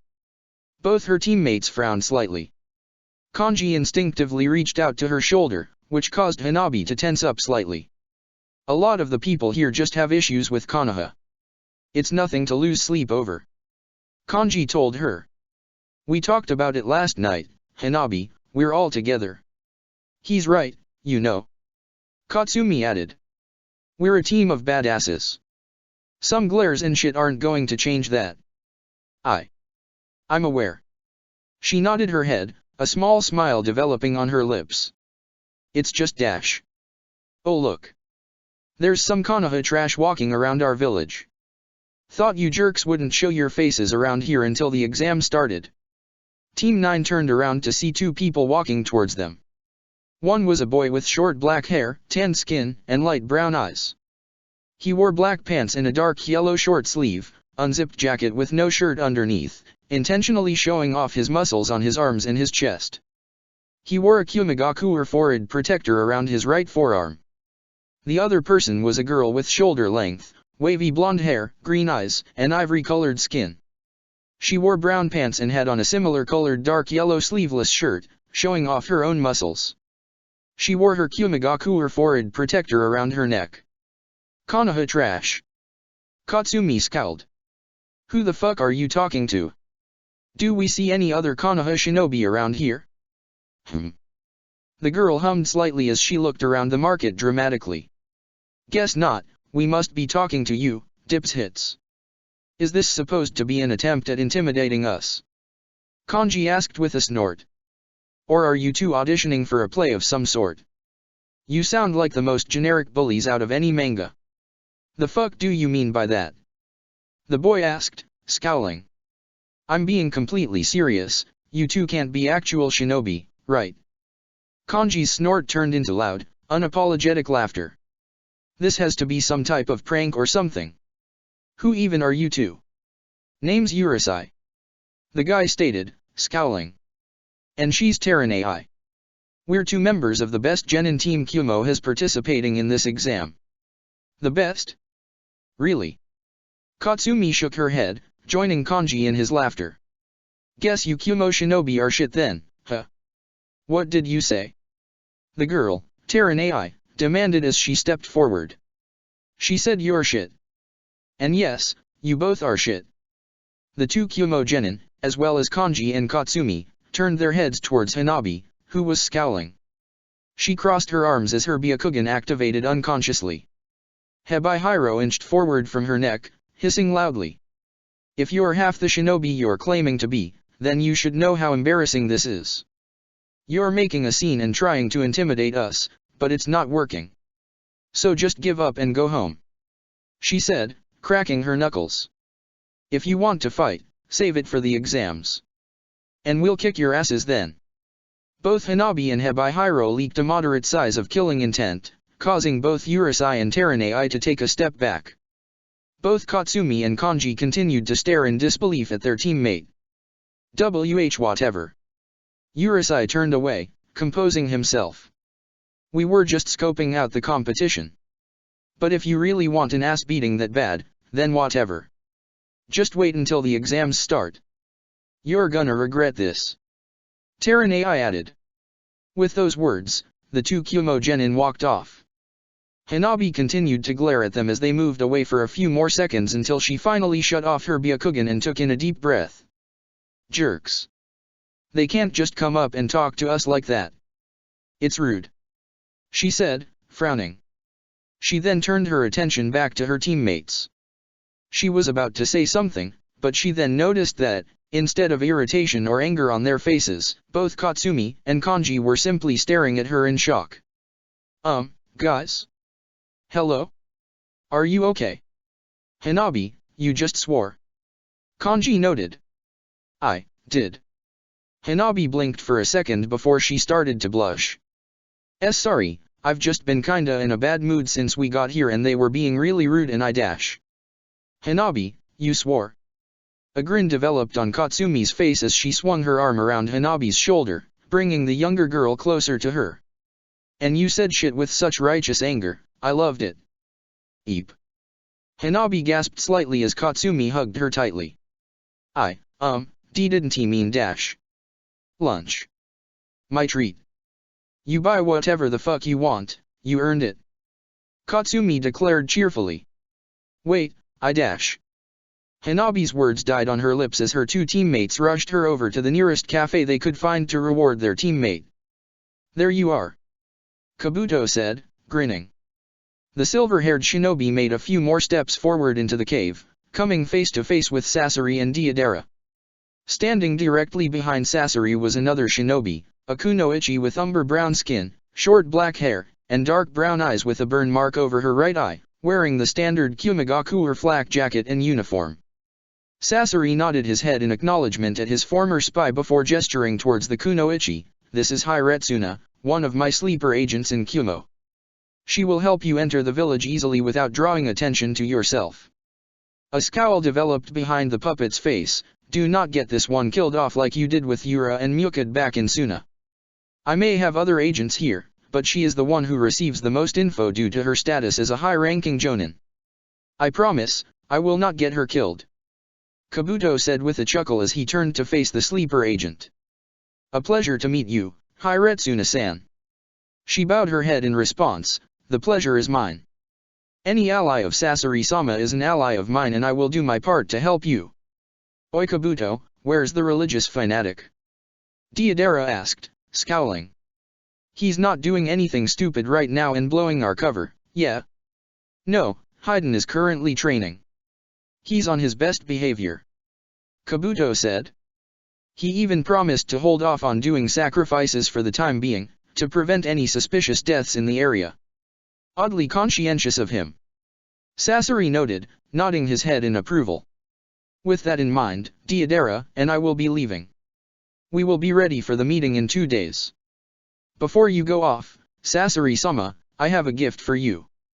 Kabuto spoke up as he reached into his robe and pulled out 2 scrolls. He laid them on the ground and made a hand sign, revealing the bodies of Oniki and Kitsuke. 2 more additions to your collection. Both Sasori's and Deidara's eyes widened as they rushed towards the 2 corpses. Making a hand gesture, Sasori pulled himself out of his Hirako puppet and then ran his hand down Oniki's cheek while Deidara simply stared in silence. I heard the old man died, but still, seeing him like this. Deidara mumbled, crossing his arms. Feeling conflicted seeing him dead. Kabuto asked, adjusting his glasses. I do recall hearing that Oniki taught you somewhat. Nah, Oniki was an annoying old fuck who didn't appreciate my art. Deidara shook his head. Still, though, it's surreal seeing him dead like this. His body, it's preserved so well. Sasori commented, a manic grin on his face that grew wider and wider with each second. Kabuto, you are gifting me this? And Kitsuke's? Why? Do you not see the value of them? Oh, I see the value and already took my DNA samples. All that's left is the cadavers, so you can use them however you see fit. Kabuto said, grinning back. Add another cage to your collection. This one will require some experimentation, but you may have given me access to my most lethal puppet yet. Sasori noted. He finally turned away from the corpse to look at Kabuto. He bowed his head. You have my eternal gratitude, Kabuto. Kabuto's grin widened, it's my pleasure, Sasori-sama. The day in Kumigaku moved on. As the sun began to set above the village, the 9 genin of Konoha all moved down the streets of the village together towards their destination. You know, there's a realization I had. Udon commented as he scratched his nose lightly. The only teams from Konoha that even left for this Chunin exams is us, the rookies. I noticed that. Kazuo nodded his head, crossing his arms. I understand why teams would refuse to come to this one, but still, it's kinda funny. A chuckle escaped his lips. We're the bravest ones, I guess. That's one way to put it. Mogi mentioned, sighing. Still a little anxious about all of this, not gonna lie. Kano Amaru shook his head, we'll be fine. There is some statistics to help back us up. Yuna mentioned, bringing her hand to her chin. The last time the Chunin exam featured rookies from our village, all 3 teams made it to the final round of their exam. And one of those teams was Naruto-sensei's. Katsumi noted, her eyes narrowing. Naruto-sensei, Hinata-ne, Shikamaru-san. Hanabi's hands tightened into fists. They all passed their first time taking it and were able to handle even the Suna-Oto invasion right after it. We have a lot to live up to. But we can do it. We have to do it. The Konoha genin were quiet for the rest of the walk until they reached a large, gray building. The building itself appeared rather plain with no markings, signs, or posters to really identify it. The only thing that tipped them off that they were at the correct location was the address and the shinobi directly in front of the building.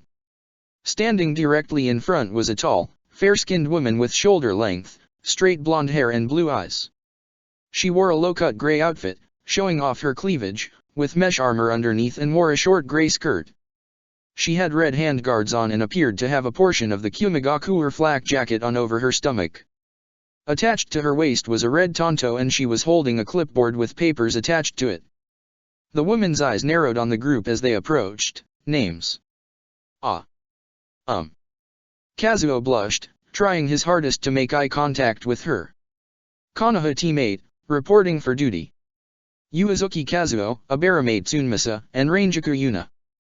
Konoha Team 6. Sarutobi Kano Amaru, Udon, and Mogi. Kano Amaru stated, crossing his arms. And Konoha Team 9. Katsumi spoke up.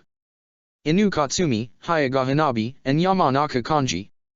The kunoichi nodded her head as she checked her paperwork. She wrote down something on it before she brought her clipboard to the side. My name is Samui. I am a jonin of Kyumigakuer and I will be the proctor of the first exam. The woman said, bowing her head. The exam will begin shortly, so if you do not mind entering so we can begin soon, that would be cool. Understood. The Konoha genin all said at once. With those words, the 9 walked past the Kyumo jonin and opened the door to the building. The room the group walked into was rather plain, with walls painted white and white carpeting and no decorations in sight. The only 2 things present in the room were 2 opposing black staircases, one going upward and one going downward. Did that Samui lady say which way the exam was? Udon asked. Maybe that's part of the exam. Kazuo spoke up, yawning. Maybe, we're supposed to figure out. Tired, Kazuo? Tsunmasa asked, frowning. Before he could scold his teammate, he felt a yawn escape his lips. Something's not right. Kanji noted, frowning. Hanabi activated her dojutsu, there is something dash. Before she could finish her statement, all 9 genin fell to the ground in joint unconsciousness. So, this is where the Raikage are buried, huh? Naruto asked. Both Naruto and Anko were escorted by Darui to a grotto in the northern portion of the village. Upon entering the cave, they were greeted by the sight of a small spring with a natural fountain. The ground was smooth and light beamed through the cave from illumination seals on the cave ceiling. Around the spring's shore were multiple burial grounds.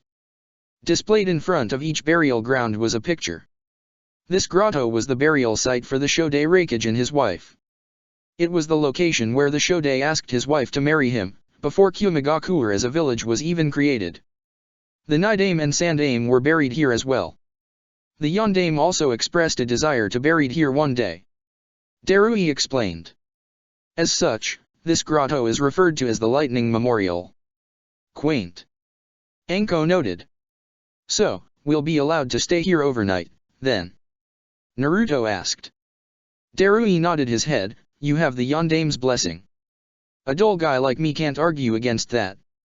He then shrugged his shoulders, other important burial sites will also be guarded by other shinobi, but the Raikage can't afford to have too many shinobi on burial ground duty tonight.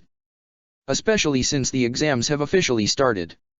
Yeah, that makes sense. Anko nodded her head. Ideally, this won't amount to anything and nothing happens in the first place. But if Kabuto does show his face, we'll send someone out to let he know immediately. Naruto said, eyes looking forward. Good. Darui said before he turned away towards the exit. Anyway, just keep us informed. With a casual wave, Darui left the room, leaving Naruto and Anko alone in the grotto. Naruto immediately went to the cave walls, starting to put ceiling tags down. Plan is to rig this whole area, yeah? Anko asked. Yup.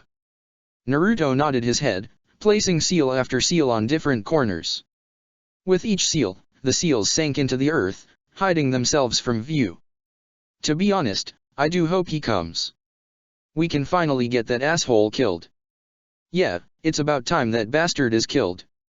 His former Jonin sensei nodded. Although, if he is here like we think he might be, you think he will bail the second he senses us? I'm not certain how good of a chakra sensor he is, but he's gotta at least notice our presence before it's too late. I think we'll be fine. Namely, cause of this. Naruto said as he reached into his pocket and pulled out 2 more sealing tags, marked with the kanji for darkness with radicals surrounding it. This is a seal that Karen made for us that she showed me how to activate. And, as long as we don't use any of our chakra, it'll completely mask our chakra signature. Didn't your other cousin work on something like that? Anoka. Anko asked.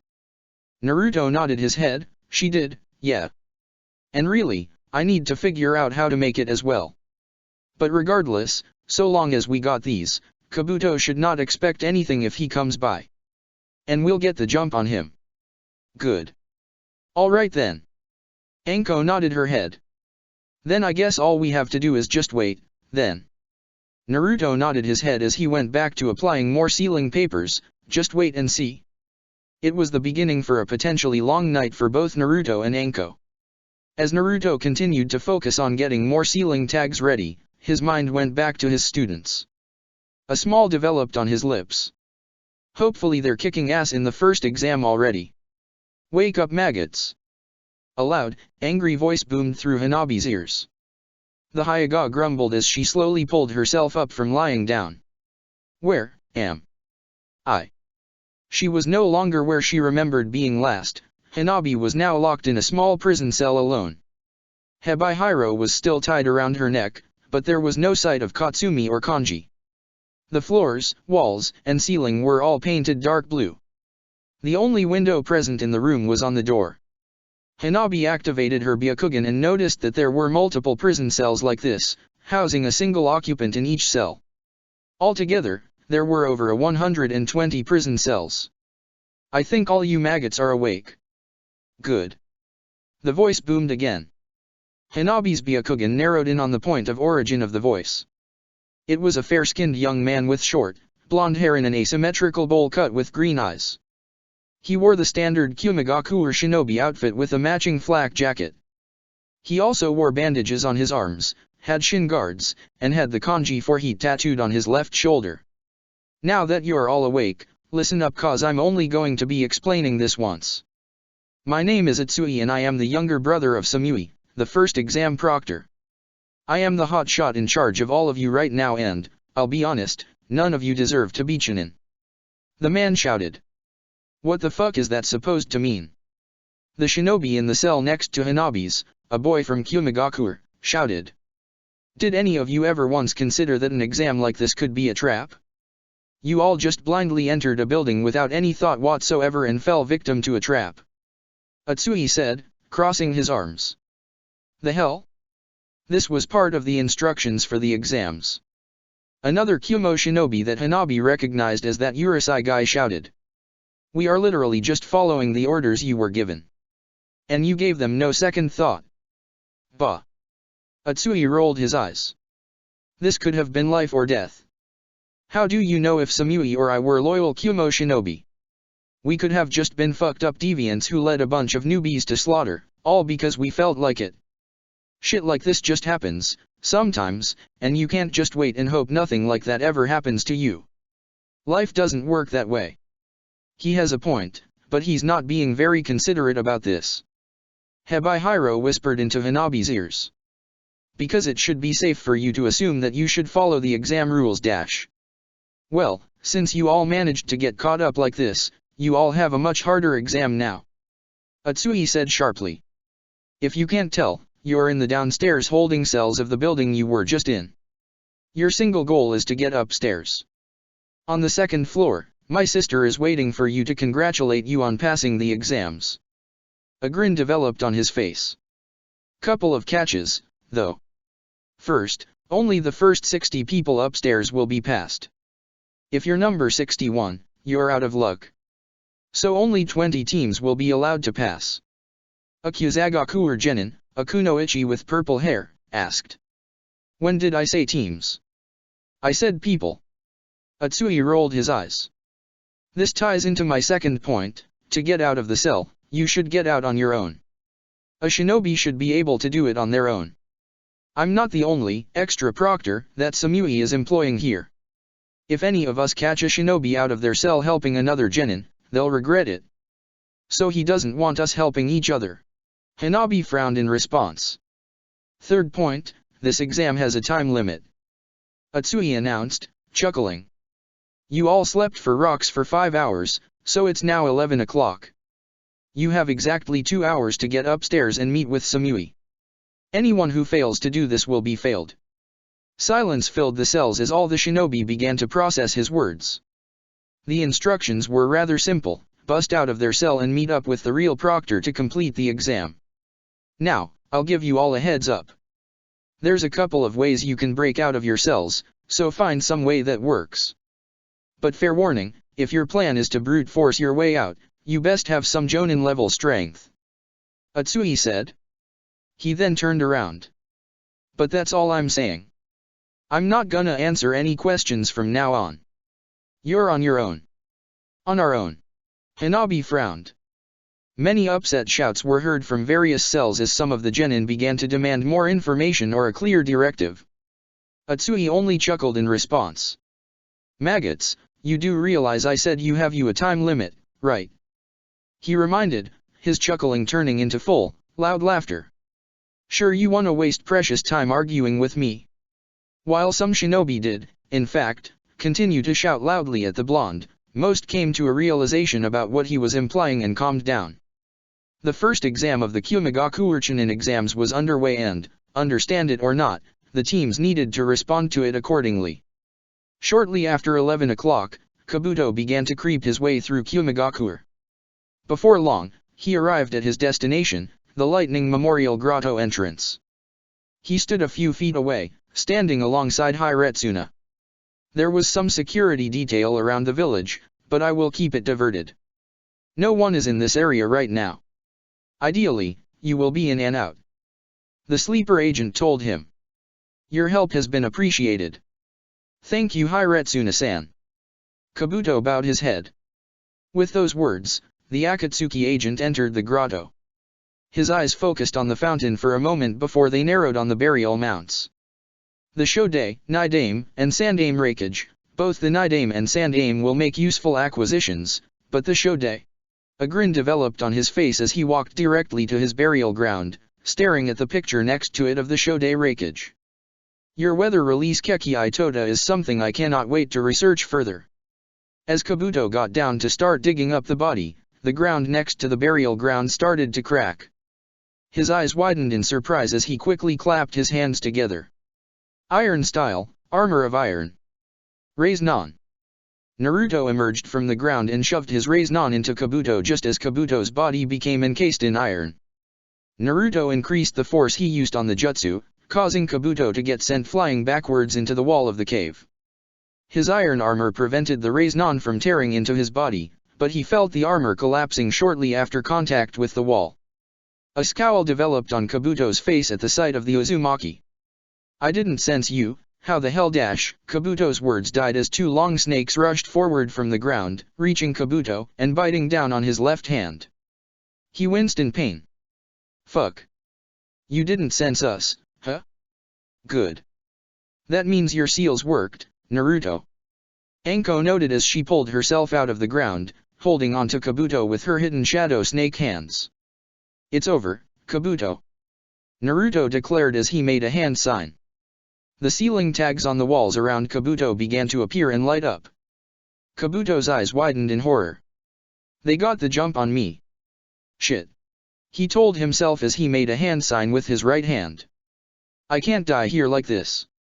As Naruto's seals activated, different elemental jutsus, tornadoes, raging fires, and lightning bolts, were launched from the ceiling papers at Kabuto. Before the jutsus could connect, Kabuto's body became surrounded by an extremely thick exoskeleton. The jutsus continued to connect with his body bit by bit, causing dust and smoke to surround his body as the elemental techniques bombarded him. That's probably not going to kill him, Naruto admitted, frowning. Be ready for whatever he has coming our way. Yup. Anko nodded her head as she closed her eyes for a moment, beginning to channel natural energy. Naruto quickly joined her in channeling nature energy as well. With each passing hit, Kabuto's exoskeleton bone structure started to crack more and more. He shook his head as he clapped his hands together, making hand signs. Summoning Jutsu, Edo Tensei. After a minute had passed, the smoke had completely dissipated. Kabuto's extra bone structure had been completely destroyed and the Akatsuki member's cloak was ripped up slightly from the elemental attacks, revealing a few burns and cuts to his body. Standing directly to his side and seemingly unfazed was a single coffin that arose next to him. The coffin door opened up and the figure inside walked out, causing the coffin to sink into the ground. A scowl developed on Naruto's face while horror etched on Anko's. Edo Tensei again, huh? Naruto asked. You wanted to ambush me with a 2 versus 1. I need some way to even out the odds. Kabuto replied with a grin. No, it can't. Anko's right hand went to her neck. You're dead. Precisely. That's why he's here like this. Kabuto said, chuckling. The Edo Tensei summon looked up, gaining some of its consciousness. His eyes focused on Anko as a grin developed on his face. It's been quite some time, Anko-chan. Orochimaru said, licking his lips slightly with his tongue. Fate works in mysterious ways, it seems. Looks like I get the chance to finally pay you back for your hand in my death. Chapter 104, Battle at the Lightning Memorial. It's been quite some time, Anko-chan. Orochimaru said, licking his lips slightly with his tongue. Fate works in mysterious ways, it seems. Looks like I get the chance to finally pay you back for your hand in my death. What's wrong, Anko-chan? Orochimaru continued, chuckling. You look like you've seen a ghost. Surely I taught you to keep your composure at all times even when frightened, didn't I? Anko's grip on her neck tightened. For the first time in years, she felt the curse mark on her neck throb. Her breathing was becoming irregular as her eyes focused on Orochimaru. She seems to be regressing. The shock of seeing him again must be damaging her psyche. Kabuto's grin widened. I knew it was the correct decision to summon Orochimaru-sama and not a different summon. Naruto looked over at his former Jonin sensei, frowning. Anko-sensei, don't let him intimidate you. He's dead. You killed him. Why should he scare you? Actually, Sarutobi-sensei killed me. Anko simply took advantage of the fact that my former teacher had weakened me. We both know that. Orochimaru spoke, his chuckling growing louder and louder. But now, even if I am summoned at a weaker strength, I have more than enough strength to kill you. Are you sure about that? Naruto turned his head to the former Sannin, scowling. Anko-sensei has gotten stronger herself. She's more than capable of beating you again. Is she, though? Orochimaru's dead eyes narrowed in on Anko. She seems rather perturbed by presence here. Anko did not verbally reply and only continued to visibly shake. Her curse mark started to activate momentarily, causing the markings to slowly travel up her body before they retracted back into her seal. Her curse seal is still working fine. My essence is still there. That's my ticket back to the land of the living. Orochimaru's grin widened. He then turned his attention back to his summoner. You are very generous to summon me for this fight, Kabuto-sama. Kabuto's eye twitched slightly. Don't call me that. Focus on this fight, Orochimaru-sama. Noticing the tension in both Kabuto's and Orochimaru's bodies, Naruto turned his attention back to Kabuto. His scowl lightened momentarily. We know, by the way. About you and Root. Naruto said. Kabuto's eyes widened momentarily. A scowl on his face developed. What do you know about Root? We know that Danzo took you in and abused you. Naruto explained. Turned you into his perfect spy with identities and roles in all major shinobi villages. Perfect spy. Kabuto repeated the phrase, nearly snarling. Too perfect. He threw me out because I even convinced him and other Root agents that I did turn on Konoha. Tried to kill me, and if that didn't work, get me to kill myself. Naruto's eyes softened further. You didn't deserve that. I'm sorry. Sorry? You're sorry. Kabuto repeated the word, laughing almost maniacally. What a farce of a statement. You know, when I was in Konoha spying on behalf of Orochimaru-sama, I initially wrote you off as a minor annoyance rather than an actual threat because I assumed you were a naive child. Even with the power of the Kyuubi no Kitsune, you were not a real shinobi that needed to be addressed. And years later, even as you grow stronger and stronger, you're still so fucking naive. It's not naive to feel sympathy. 'Cause I do. I can tell you went through hell, a hell even worse than I went through. Naruto admitted. His eyes then narrowed, but just because I feel sympathy for you doesn't make what you're doing right. Joining with Orochimaru, joining with the Akatsuki, all the lives you've killed and damaged for your grave robbing and research, you have done so much awful things that can never be forgiven. Is that supposed to mean anything to me? Kabuto asked, still laughing. I don't give a shit about your forgiveness. The only things that matter to me is my master's will and my research, two things that you stand firmly against. Master's will. Orochimaru repeated the phrase, chuckling. Which master? Has pain really usurped me in your heart, Kabuto-sama? I said stop calling me that. Kabuto hissed at the Edo Tensei summon. Why are you working with Akatsuki, Kabuto? Naruto asked. You warned me about them back in Suna. Why are you following them now? I don't owe you any explanation. Kabuto turned his head back to Naruto, scowling. I was here on a personal errand, but I suppose I can do much more and take you back for extraction. This is the end. He then made a sweeping gesture at Naruto with his hands, 10-finger drilling bullets. Sage art, water style, water bomb parade. As Kabuto launched a barrage of 10 bone bullets from his fingers, Naruto breathed out a large orb of water from his mouth that split apart into multiple, smaller orbs of water. The two jutsu collided, causing explosions that covered the grotto in dust clouds. More orbs of water were launched forward at Kabuto and Orochimaru, causing both men to jump away and avoid the blasts. Seconds passed by in the dust clouds, revealing both Naruto and Anko. Both Konoha shinobi had their appearances modified. Naruto's eyes now had orange markings around him while Anko's eyes were colored yellow. Her skin also had scales visible on it. What? Kabuto's scowl deepened, that feeling of natural energy all around. You both know Sage Mode. Yup. Naruto nodded his head as a smug grin developed on his face. Kabuto's eyes widened as a realization. You brought up my root history to distract me while you two channeled natural energy. I do stand by what I say, I genuinely feel sympathy for everything. Naruto admitted, his grin widening. But yes. For as naive as you think I am, I know you, Kabuto. And for as smart of a person you make yourself out to be, you are a bit too emotional. Figured getting you to talk about Danzo and Root would buy us the last little bit of channeling time needed. Hee hee hee hee. Orochimaru nearly snorted, you still have problems with playing with your enemies it seems. You may have made progress with my research, Kabuto-sama, but you haven't changed in the slightest. Kabuto was silent for a moment. He took in a deep breath before he looked forward at Naruto intently. You know a personal vice of mine, but that doesn't change anything. Neither Sage Mode nor the Kyuubi's chakra will change anything, this only makes things more annoying is all, but I will still capture you.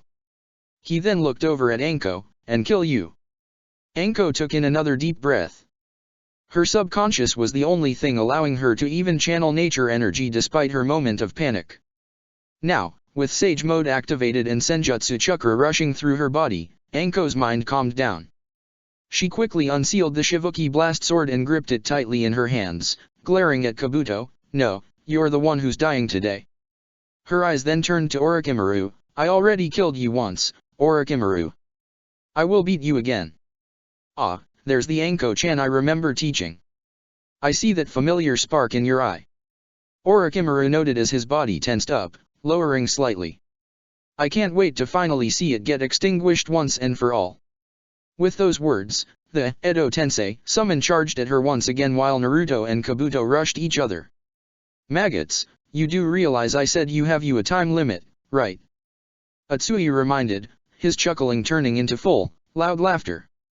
Sure you wanna waste precious time arguing with me? Kanji took in a deep breath, trying to drown out the sound of the few remaining shouts and complaints. With the noise drowned out, he then began to focus on the cell.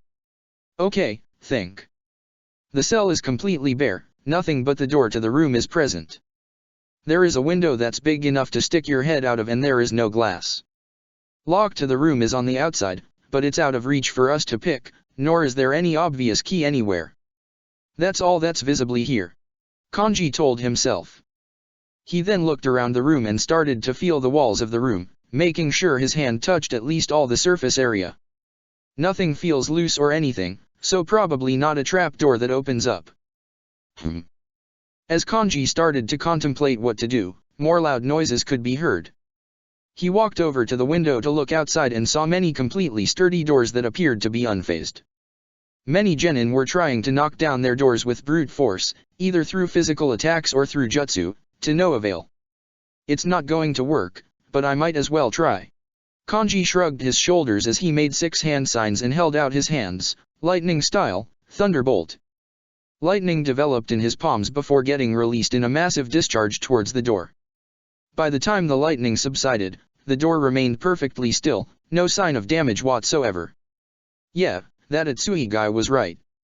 Door is sturdy, so let's skip the brute force approach.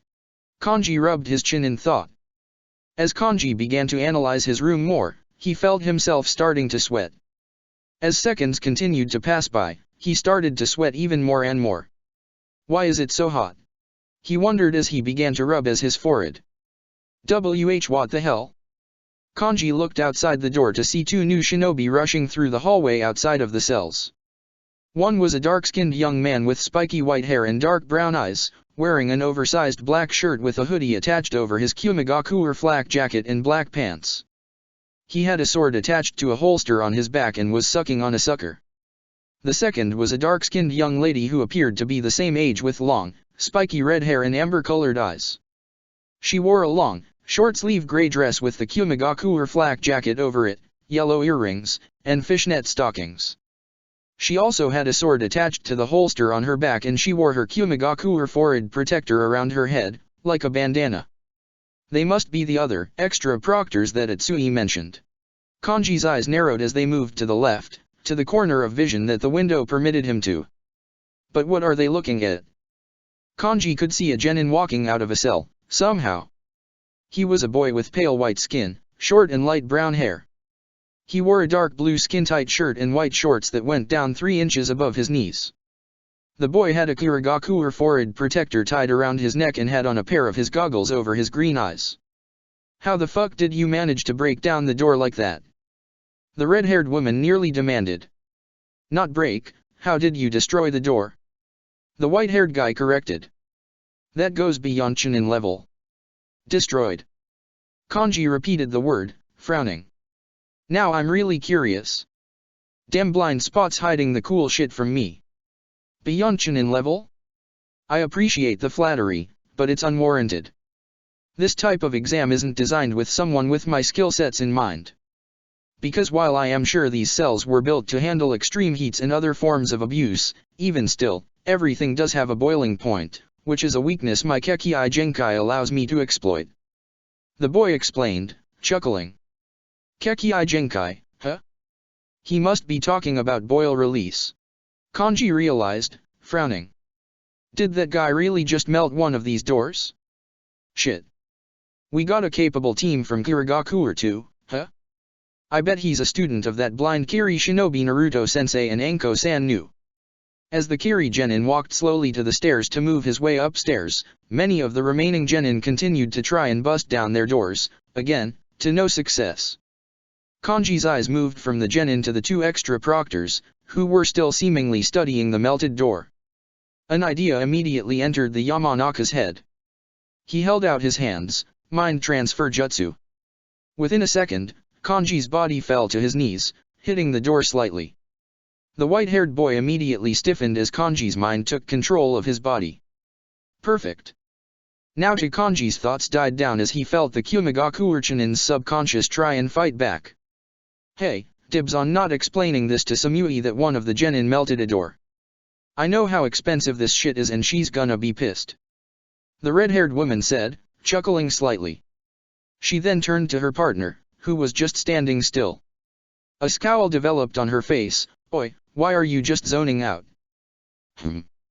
The Kyomochinin hummed, seemingly not paying attention. The woman's scowl deepened as she punched him in the shoulder, hard, causing him to yelp. "Hey! Earth to moi! It's Karui!" The woman, Karui, hissed. "Pay attention, damn it!" "Ah!" He shook his head in response. Kanji took in a deep breath. For right now, he appeared to have beat back the proctor, was subconscious enough, and now he was in charge of his body. His hands then went to his side and his pockets, feeling for a key. Okay, no key on him. Guess I'll just have to probe his mind. He's got to know how to get here. Kanji rationalized. Just gotta start searching through his recent memories and... OMOI. Stop ignoring your partner, damn it. Karui shouted as she punched his shoulder again. Umwa yelped in pain, taking a step back. Sorry. Damn, I'm gonna feel that when I get back to my original body. Kanji lamented. Sorry Umwa. The Yamanaka could almost feel the Kyomochinin's subconscious responding. For some reason, he got the vibe that Umwa could keep fighting back and even reclaim his own consciousness, but that the Kyomochinin was completely content with Kanji momentarily taking over his body if it meant less interaction with his fellow exam proctor. This is going to be interesting. Kanji sighed as he began to look through his memories. Mass Shadow Clone Jutsu. Hundreds of Naruto clones filled the grotto. One clone rushed towards the exit of the cave. Meanwhile, all of the clones started to charge forward at Kabuto and Orochimaru. Kabuto clapped his hands together, channeling his chakra into his hands. Scorch style, incinerating flare jutsu. Kabuto launched a large flame orb forward that proceeded to expand, covering the grotto in a firestorm. The clones all dissipated on impact while Naruto and Anko jumped to the corners of the cave, barely avoiding the attack. Kabuto's eyes focused as the fire started to crack the pictures of the three Raikage buried. A frown developed on his face. I can't let this fight mess with the bodies before I get my samples. Kabuto bent down to the ground and touched the surface of the cave floor, mud style. The cave floor shined for a moment. The ground of the burial sites hardened, turning into solid mud. A relieved sigh escaped his lips. Okay, I can focus on this fight without worrying about the bodies being disturbed. Kabuto's thoughts were interrupted as an adamantine sealing chain rushed out of Naruto's right hand, completely encircling his body. As Naruto gripped tightly onto Kabuto's body with the chain, red chakra developed around his body and an image of 9 tails developed behind his back. Naruto had now mixed Sage Mode with version 1 of the Kyuubi's chakra. I can't break free. Kabuto bit down on his lip. Despite having Uzumaki blood in my body, his chains are stronger. Teiwa's weren't as strong as this. Naruto pulled on his right hand, forcing the chains to retract and dragging Kabuto over towards him. Anko jumped by his side and gripped Shibuki tightly, preparing to strike. Before she could swing down her sword, Orochimaru jumped forward at her, snakes rushing from his sleeve. Anko turned her body, avoiding the strikes, and breathed out a massive stream of fire at Orochimaru. The Edo Tensei summon slithered forward, dodging the stream, and rushed right to her. You should let your student handle Kabuto-sama, your focus should be on only me.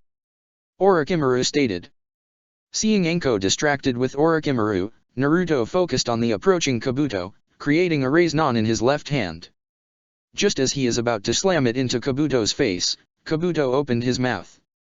Explosion style, area explosion. Kabuto's shout caused a detonation directly in front of Naruto's face, forcing the blonde backwards and breaking his concentration with his chains, causing them to dissipate and freeing Kabuto. The explosion also forced Anko and Orochimaru apart. Dust clouds were kicked up as Naruto and Anko joined up together again, looking around the grotto. Amazing how slippery they are, huh? Anko nearly snorted. Naruto nodded his head. Using Sage Mode, he could sense their presence in the area. He felt Kabuto's body was underneath the ground somehow while Orochimaru was still in the dust cloud, preparing to strike. Anko-sensei, to your right. Naruto called out. Already sensed it.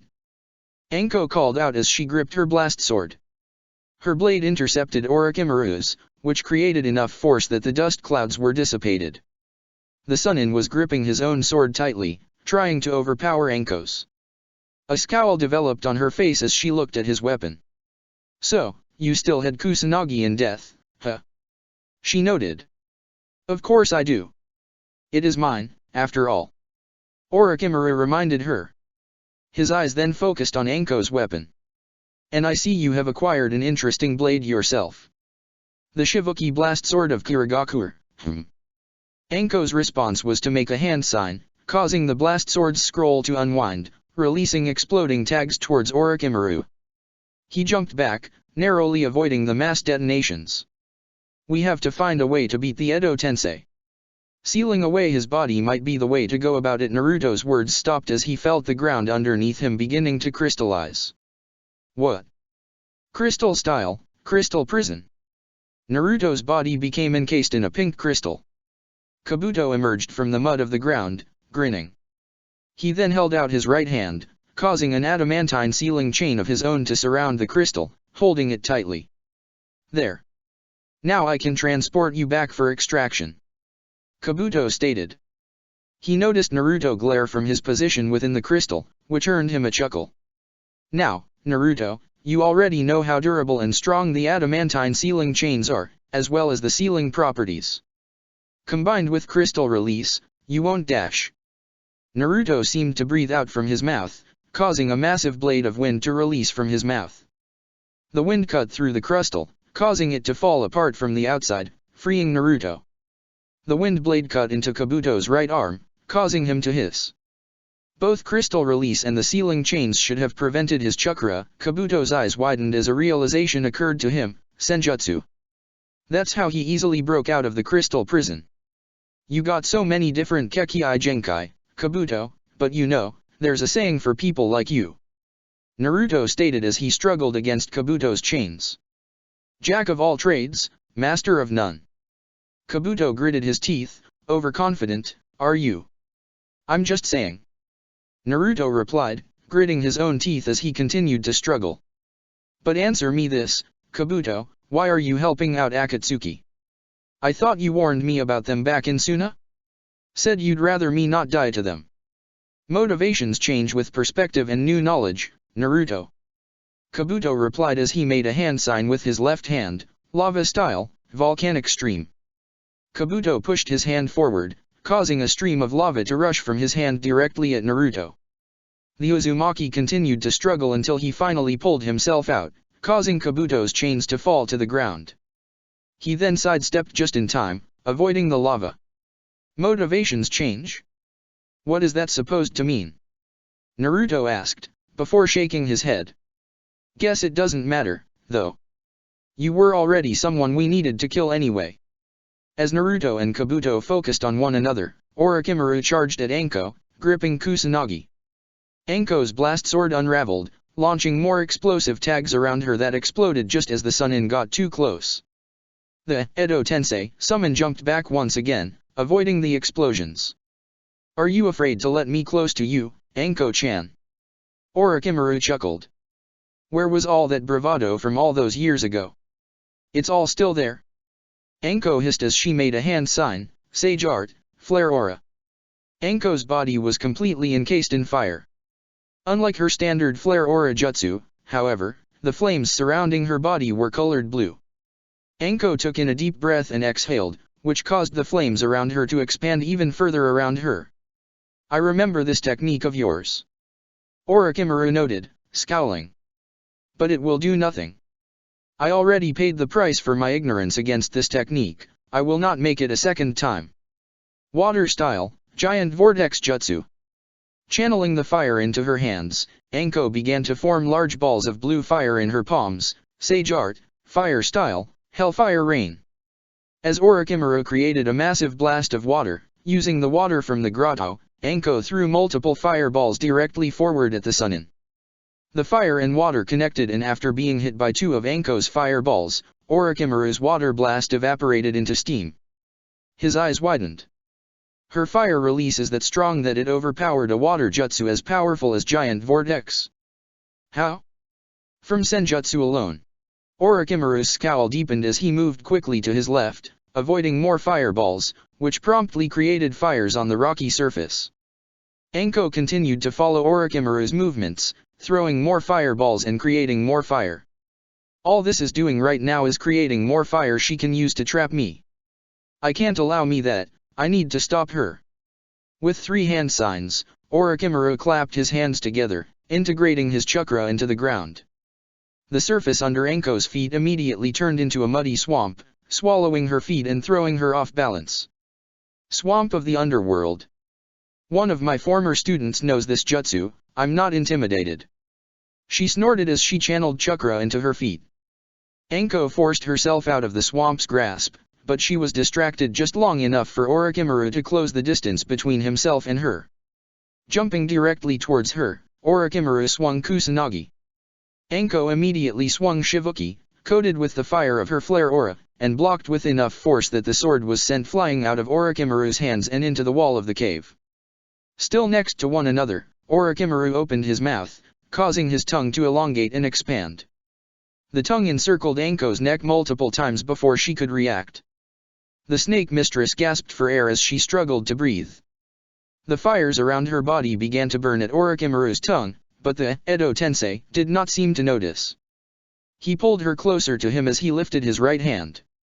Time to be reborn. Before Orochimaru could start his jutsu, the fires around the grotto rushed forward, converging on a singular spot, Orochimaru's body. The Edo Tensei hissed as he was forced to drop Anko. She gasped for air as she jumped backwards, placing distance between herself and the flames. In this state, he won't die. So that won't stop him. Anko's eyes narrowed. So what's your next plan? Her words died on her lips as she was impaled in the stomach by Kusanagi. She immediately choked out blood. Orochimaru finally pulled himself out of the flames. His skin was now heavily burned, giving off a more undead appearance fitting to his current existence, but a grin developed on his face as he rushed over to Anko. Making a hand sign, the Kusanagi sword dug itself deeper into Anko's stomach. She choked out more blood as her hand went to its hilt, trying to prevent it from moving any further and killing her. Anko finally managed to pull out the blade, but Orochimaru had once again closed the distance between the two of them. The Sunin jumped on top of her, knocking to the ground and positioning his body directly on top of hers. He then reached for her hands. What? Her eyes widened in horror. As she struggled against him, Kusanagi moved on its own once again, impaling her right wrist.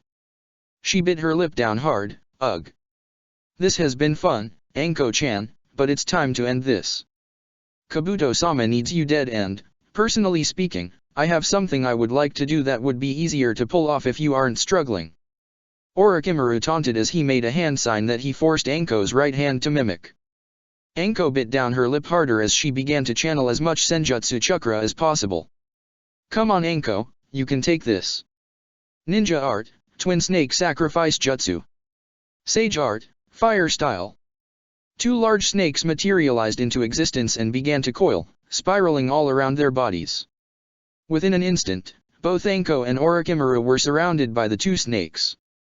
The blue flames Anko had created from the battlefield rushed over to her side, encasing both her body and Orochimaru's in the flames just as the snakes then bit down on each other's neck, sealing off everything inside their body. Orochimaru's grin widened. Too little, too late Anko-chan. Now let's die together. The snakes' bodies began to rotate rapidly in their coil for a moment before they exploded, releasing purple flames from inside their bodies that swallowed Anko's and Orochimaru's bodies whole. Anko-sensei! Naruto called out. Panic filled the Uzumaki's head for a moment as he watched the 2 snakes form around his sensei's and Orochimaru's body and subsequently explode, creating a massive amount of smoke throughout the grotto. Without a second thought, he jumped over to the origin point, hoping to see if Anko was alright. In the process, he created distance between himself and Kabuto. Ah! Twin Snake Sacrifice. I suppose since Orochimaru-sama is an Edo Tensei, the cost of that jutsu has no effect on him. How interesting. In his current state, he has infinite access to a dual suicide technique. Kabuto grinned as he watched Naruto rush to his former sensei's aid. In the meantime, you distracted Naruto a bit. I should make the most of it. With that in mind, Kabuto closed his eyes, channeling energy. As smoke began to clear up, dust particles began to come together once again, reforming a body. Within a few seconds, Orochimaru was reborn. His skin had returned to its previous state, without any burn markings. He stretched his limbs, feeling around. Perfect. Orochimaru grinned as he took a step forward. Now, that jutsu should have left her body somewhat intact. Time to acquire it and... Before he could take another step forward, chains quickly surrounded his body. Orochimaru's grin was replaced with a scowl as he struggled against it. He turned his head momentarily to see Naruto approaching him, holding onto him tightly. What did you dash? Naruto's words died on his lips as he noticed the smoke clouds from Orochimaru's jutsu approaching him. He could feel the poison dripping from the clouds, which caused him to scowl as he breathed out a gust of wind from his mouth, forcing the poison clouds to dispel. What did I do? Orochimaru finished Naruto's incomplete question, his grin returning. I simply used a suicide technique against Anko-chan, a technique that bathes that encases its user and victim between the bodies of two snakes, who proceed to drown the two in fire and poisonous smoke. There is no survival for either party. A chuckle escaped his lips. But I guess I'm already dead, so I can ignore that little weakness. You. Naruto grit his teeth hard as he began to channel more of the Kyuubi's chakra. Anko-sensei is not dead. Orochimaru continued to chuckle, having faith in your former Jonin-sensei is admirable, but illogical, Naruto-kun. No, it's not illogical. Naruto's words grew darker in tone as his body became encased in Kurama's chakra, entering version 2. I know she's still alive. Damn right I am. Orochimaru's eyes widened. He slowly turned his head to see Anko approaching. His struggling against Naruto's adamantine chains grew as he began to grit his teeth. How? As Orochimaru's eyes focused on Anko, he noticed that she was breathing rather heavily.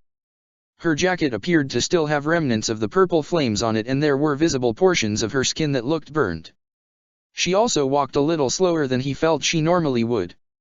Despite that, she was able to remain standing and the blue flames around her body from her flare aura were still present. That technique is a suicide technique. If the flames did not kill you, the poison imbued in them would have killed you. How are you still breathing and standing, let alone using chakra? Orochimaru hissed. Because I'm stronger than you. Anko said sharply. She took in a deep breath as the blue flames of her flare aura magnified, doubling in size once again and extinguishing the purple flames. Creating a snake from her sleeve that grabbed onto the Shibuki blast sword, Anko pulled her blade back to her and gripped it tightly. I will always be stronger than you, Orochimaru.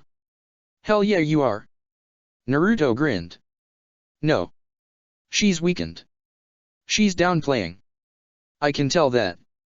But still, how did she survive? Orochimaru's eyes focused on the blue flames for a moment before they moved to Anko's yellow eyes. It must be Sage Mode. Those blue flames she called forward weren't meant to attack me, it was to protect herself. He bit down on his lip hard. I know that Twin Snake Sacrifice should pierce through all defensive ninjutsu. I guess Senjutsu gave her the edge to survive. How infuriating. Still maintaining the adamantine sealing chains, Naruto reached into his pocket of his jacket and pulled out a sealing scroll. Need to try getting rid of this guy now while we have the chance, Naruto told himself.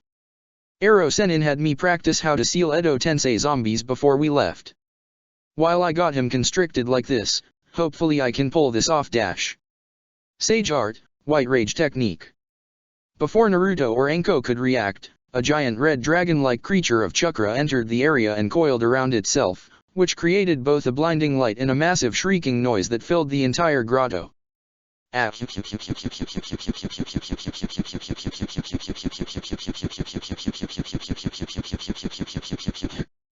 Anko, Naruto, and Orochimaru all hissed in response. The noise and the light were overwhelming. The vibrations were causing the cave floor and walls to start to shake heavily and the spring was starting to stir heavily. The light had completely blinded both Naruto and Orochimaru, who were forced to close their eyes. Naruto was forced to stop channeling his adamantine sealing chains and dropped his sealing scroll, but Orochimaru was so lost in the stimulus that he could not even react properly. The combination of the light and sound was too much. Anko, despite being overwhelmed by the noise, was able to see. Her Sage Mode-infused eyes were able to completely close off the cornea and finally shield herself from the blinding light. With that, she was able to see the approaching figure of Yakushi Kabuto rushing towards Naruto while creating a sword made from bone in his right hand. Biting down on her lip and drawing blood slightly, Anko forced her body to move past the overwhelming sound stimulus and jump behind Naruto. She then blocked Kabuto's bone sword with Shivuki, creating a massive explosion that forced dirt and dust to cover the entire grotto. The resulting collision finally stopped the light and sound stimulus. Both Naruto and Orochimaru recovered. Naruto then created more adamantine sealing chains to grab Orochimaru once again, but the Sannin was able to jump away this time, avoiding capture a second time. "Damn it, I would have had you dash." Naruto's words died on his lips as he began to truly sense a new presence in the room. Anko jumped to his side as Orochimaru joined side by side with Kabuto. Kabuto, like Naruto and Anko, was now emitting natural energy from his body. Behind his glasses were yellow eyes that narrowed into slits and scales had developed on his body. A grin developed on his face, revealing teeth that almost resembled fangs. "You know Sage Mode too, Kabuto?" Orochimaru questioned, his eyes narrowing on his summoner. Kabuto chuckled in response to his former master's question. His eyes focused on Naruto. "Gotta say Naruto, while I may have my own vices, you have your own. Thanks for getting distracted by Orochimaru-sama threatening Anko's life. That gave me all the time I needed to channel my own Sage Mode." "You're not the only snake sage, Kabuto," Anko said, scowling. "I was able to see what you were doing. I'm not going to let you pull that shit off. That's a single trick up my arsenal. You're only a student of Sage Senjutsu, not a master," Kabuto replied. A grin developed on his face. "What did you all call me again? A jack of all trades, master of none? Let's see if that assertion still holds up now. Think, Hanabi. Think clearly," Hanabi told herself, trying to think of the most efficient way to break out of the room. Using her Byakugan, Hanabi could see that there was a floor underneath the prison cells. Directly underneath was a large room that must have been reserved as a break room or a kitchen, with tables, counters, pantries filled with food, and a stovetop that had stairs at one end that led to their target location. She could also see that, behind the wall of the prison cell opposite of the cell door, was a cave that connected to outside the building. If Hanabi could get either downstairs or into that cave, she would pass the exam easily. Figuring out how to do either thing was trickier than expected, however. She was ahead of most of the other genin attempting the exam. After the Kirigakuer genin managed to melt his door and walk out simply, she noticed many more genin still attempting to somehow break down their own cell door. Amongst those genin, she noticed Katsumi was trying to break down her door using Earth-style ninjutsu. "She's not going to break out like that." Hanabi frowned. She then turned her attention to Hebihiro. "Hey, can you please let her know? Slither through the window and find her cell and let her know about the exits below and outside." The snake nodded his head as he slithered through the small window opening. "Hopefully she'll find her own way out," Hanabi thought to herself. Her eyes then focused on Kanji, who she noticed was slouched over at the door, his hands held outward slightly from his body. Kanji-san must have landed mind transfer jutsu on someone. Hopefully he's making progress somewhat. Turning her attention back to her own prison cell, Hanabi bent down to the ground and started to feel the individual blue tiles of the floor. The tiles felt smooth to her, but none of them felt loose. She bit down on her lip hard. "There has got to be a trick to this. I know it," she grumbled. An idea then entered her head. "Perhaps I could try channeling chakra." Taking in a deep breath, Hanabi began to coat her hands with her chakra as she ran them, once again, over each floor tile. She inched her way through the entire room until she reached one tile to the center left of the room. Upon being touched with her chakra-laden hand, the tile lit up with a lighter blue light. Hanabi's eyes widened. "Is this it?" she asked as she tried to pull the tile up. She struggled, but found she was unable to lift it. "Maybe if I try and break it." After struggling for another minute and realizing she could not lift it up, Hanabi then tried to palm strike the tile. The tile did not break, causing her to sigh. Ugh. Okay, so that's not going to work. Maybe I can. Hanabi, I'm back. Hebihiro called out to her as he slithered back into the room. Katsumi said dash. Eep. Having only been focused on the floor, Hanabi was startled by the snake and fell backwards. Hanabi? Are you okay? Hebihiro asked. I dash before Hanabi could reply, she noticed that her chakra-laden hand had touched another tile on the floor. The original tile that was lit stopped shining light. Hanabi's eyes widened in realization. That's it. There's a pattern. She said. Hanabi. Hebihiro tilted his head slightly. Hanabi shook her head, turning back to the snake. Hebihiro, sorry to send you back out again, but can you communicate that with Katsumi again? And maybe Kanji if he's back in his own body again? Tell her to try and channel chakra into the floor tiles and search for a pattern. The snake nodded his head before slithering back out once again. Hanabi then went back to the original tile and, after touching it again, the tile lit up.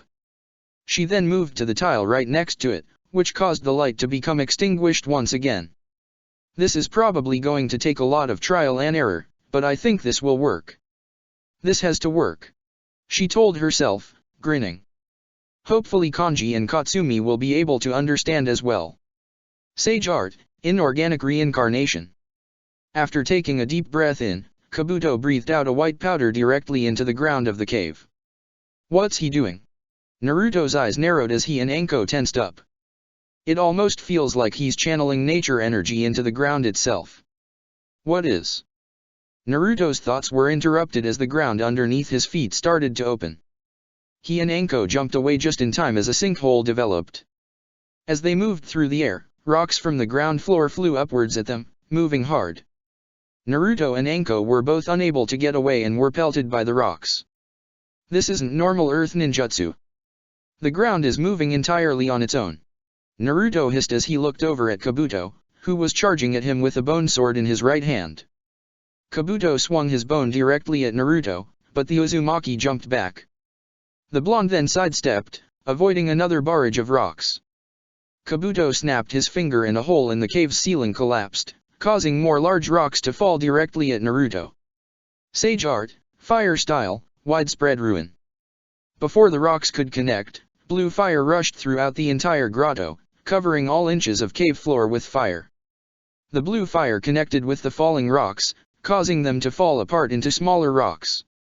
I know the technique you used, Kabuto. The White Snake Sage informed me about it, said it's something she wants me to learn one day.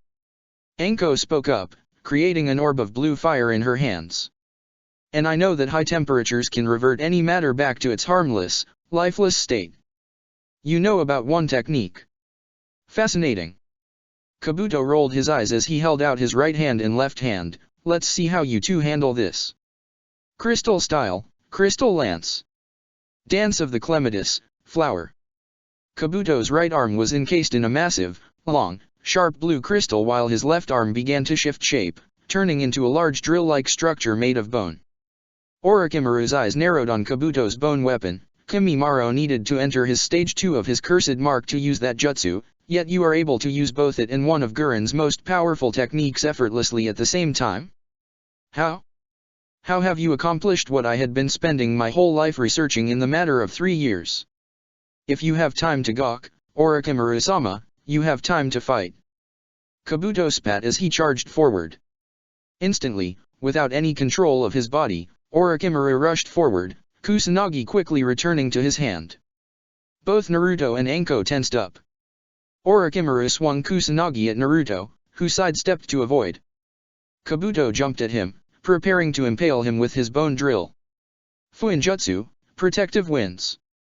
Seals on Naruto's person began to activate, creating a barrage of protective winds around his body that blocked Kabuto's bone drill. The bone, however, continued to move forward almost effortlessly. Naruto's eyes widened in horror. He pierced my defense so easily. Naruto was impaled by the bone drill in his right shoulder. Ah.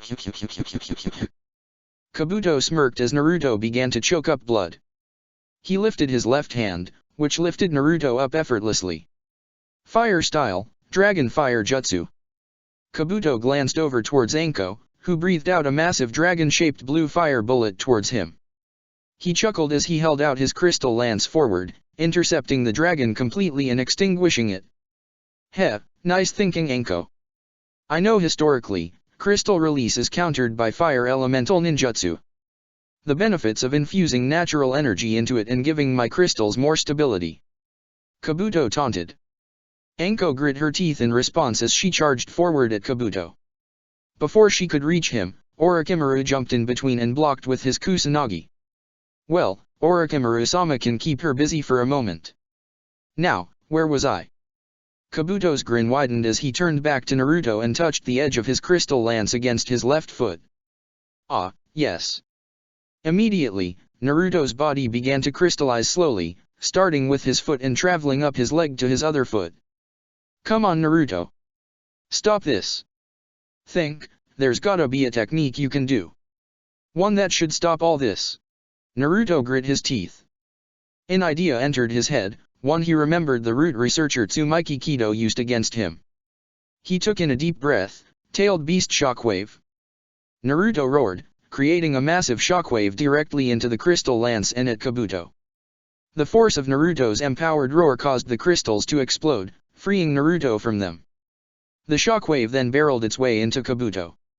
The impact was enough that Kabuto was sent flying, pulling out his bone drill from Naruto's shoulder, and was sent flying into the cave's wall hard. He choked out blood as he fell to the ground and rocks began to fall down onto his body. Ugh! Having the bone drill forced out of his shoulder, Naruto hissed in pain as more blood began to pour out of his wound. He slowly composed himself just as Orochimaru jumped to him, gripping Kusanagi. Stay down! Before Orochimaru's blade could connect, Anko jumped in, parrying with Shibuki with enough force that Kusanagi was sent flying into the cave's ceiling once again. You alright, Naruto? Anko asked. Doing fine. Naruto took in a deep breath, feeling Kurama's chakra tending to his wound. Naruto held out his right hand, causing adamantine sealing chains to rush out of his hand at Orochimaru. The Sannin jumped back, avoiding them, and moved back to Kabuto, who was pulling himself up from the ground. Orochimaru smirked, noticing the blood on Kabuto's lips and the cuts on his body. What's your next plan of attack, Kabuto-sama? Kabuto shook his head, not verbally replying to the Edo Tensei. Instead, he made 5 hand signs before clapping his hands together, Sage Art, Lava Style, Meteor Crash.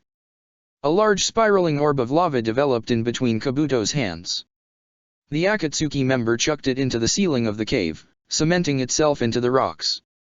A second passed by and the lava orb started to grow and glow before it released hundreds of tinier lava rocks that fell to the ground at Naruto and Anko. Shit. Dodge, Naruto. Anko called out. Both Naruto and Anko proceeded to jump around the cave, trying to avoid the oncoming meteors from hitting them. As they continued to jump around, both Kabuto and Orochimaru lifted their right hands. Many hidden shadow snake hands. Both the summoner and Edo Tensei released hundreds of snakes that flew directly at Naruto and Anko. The 2 Konoha shinobi continued to jump around, trying to dodge both them and the meteors. One of the shadow snake hands from Kabuto managed to bite down on Naruto's leg, causing him to hiss in pain and fall to his knees. That bite was laden with poison. A lot.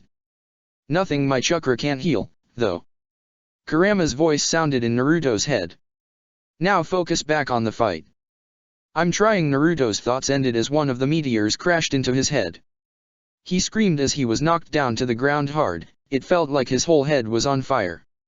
Anko was bit down by one of Orochimaru's snakes. She hissed in pain, but quickly pulled through and managed to grab onto the snake's neck. Orochimaru, I'm a snake sage now. Do you actually think this pitiful amount of poison is going to kill me? With as much strength as she could muster, Anko pulled hard and swung upward, forcing Orochimaru off his feet and flinging him into the large lava orb in the ceiling. Before he could connect with it, however, Orochimaru's Kusanagi sword flew through the sky, cutting the snake's head off and disconnecting it from Orochimaru's body. Orochimaru now free fell directly on top of Anko, digging his knee into her stomach. She choked up blood in pain as he held her down in the ground.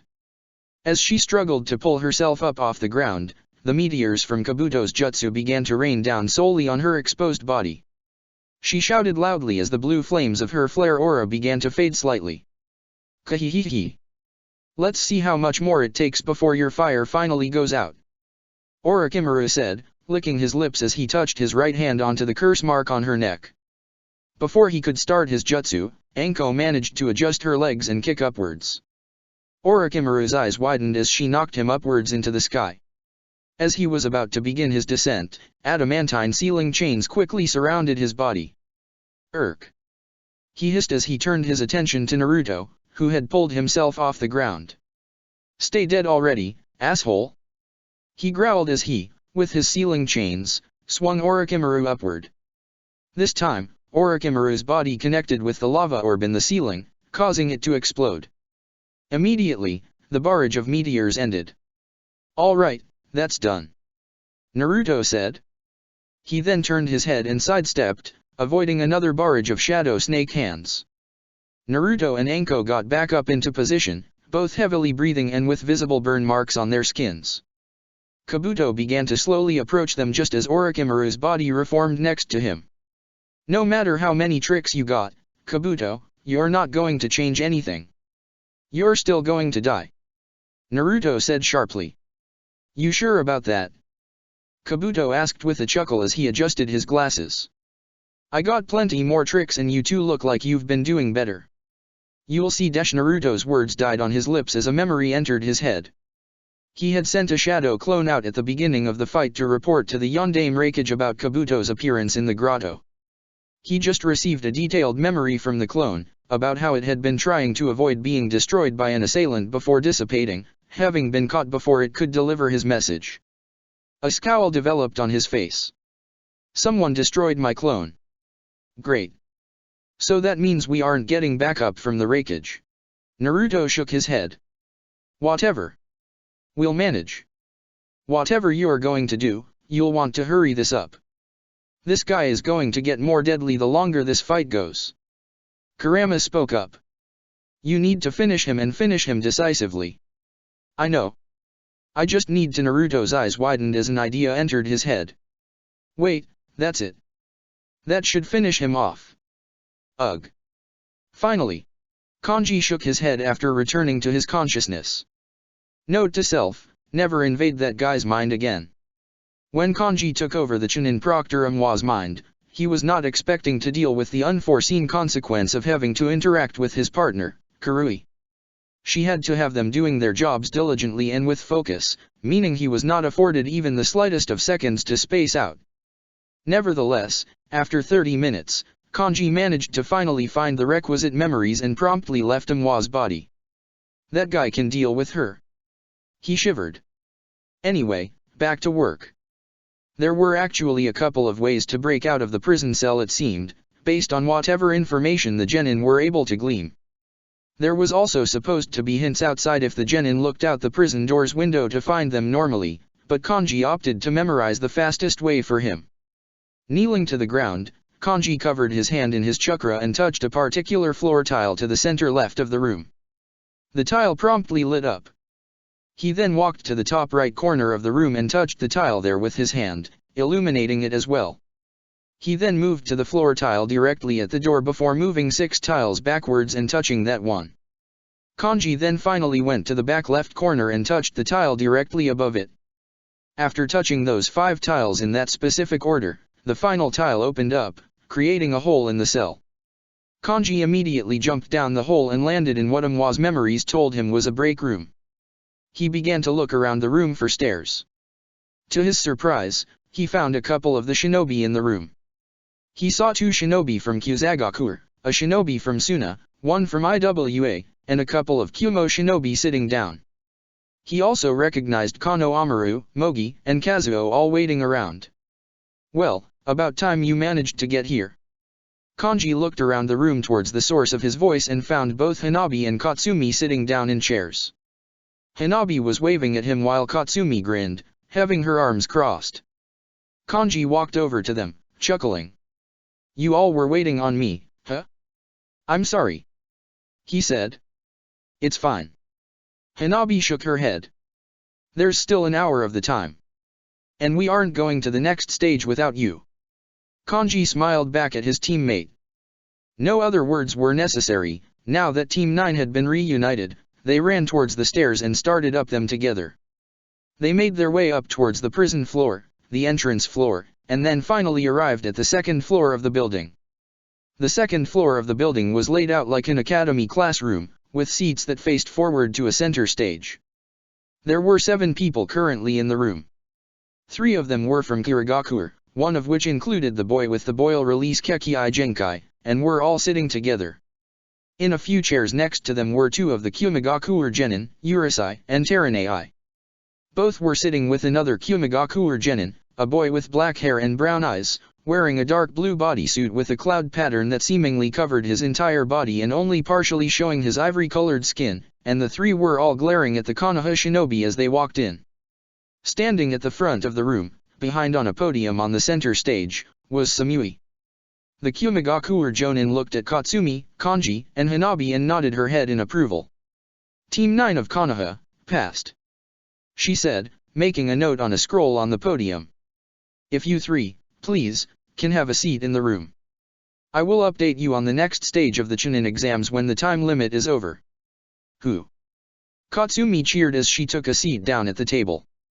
We passed dash. Please, keep quiet. Samui spoke up sharply, crossing her arms. Stay cool. The brown-haired shinobi's mouth shut slightly, but she nodded her head in understanding. Both Kanji and Hanabi took a seat next to her. All 3 exchanged a pleased, content look with one another, knowing that they were moving on. Anko-sensei, I'm going to need some help keeping them distracted, okay? Naruto asked. If you can do that, then I'll be able to kill him once and for all. I'll do what I can. Anko nodded her head. Nodding back to her, Naruto's body slowly sank underground, using the headhunter jutsu. Kabuto's eyes narrowed as he slammed his hand on the ground. I'm not letting you pull anything off, Naruto. Mud style, thick mud. The ground of the cave shined for a moment before the rocks on the ground changed shape entirely, turning into a thick layer of mud. As he looked upward, he saw Anko rush over to him, gripping Shibuki, which began to unravel.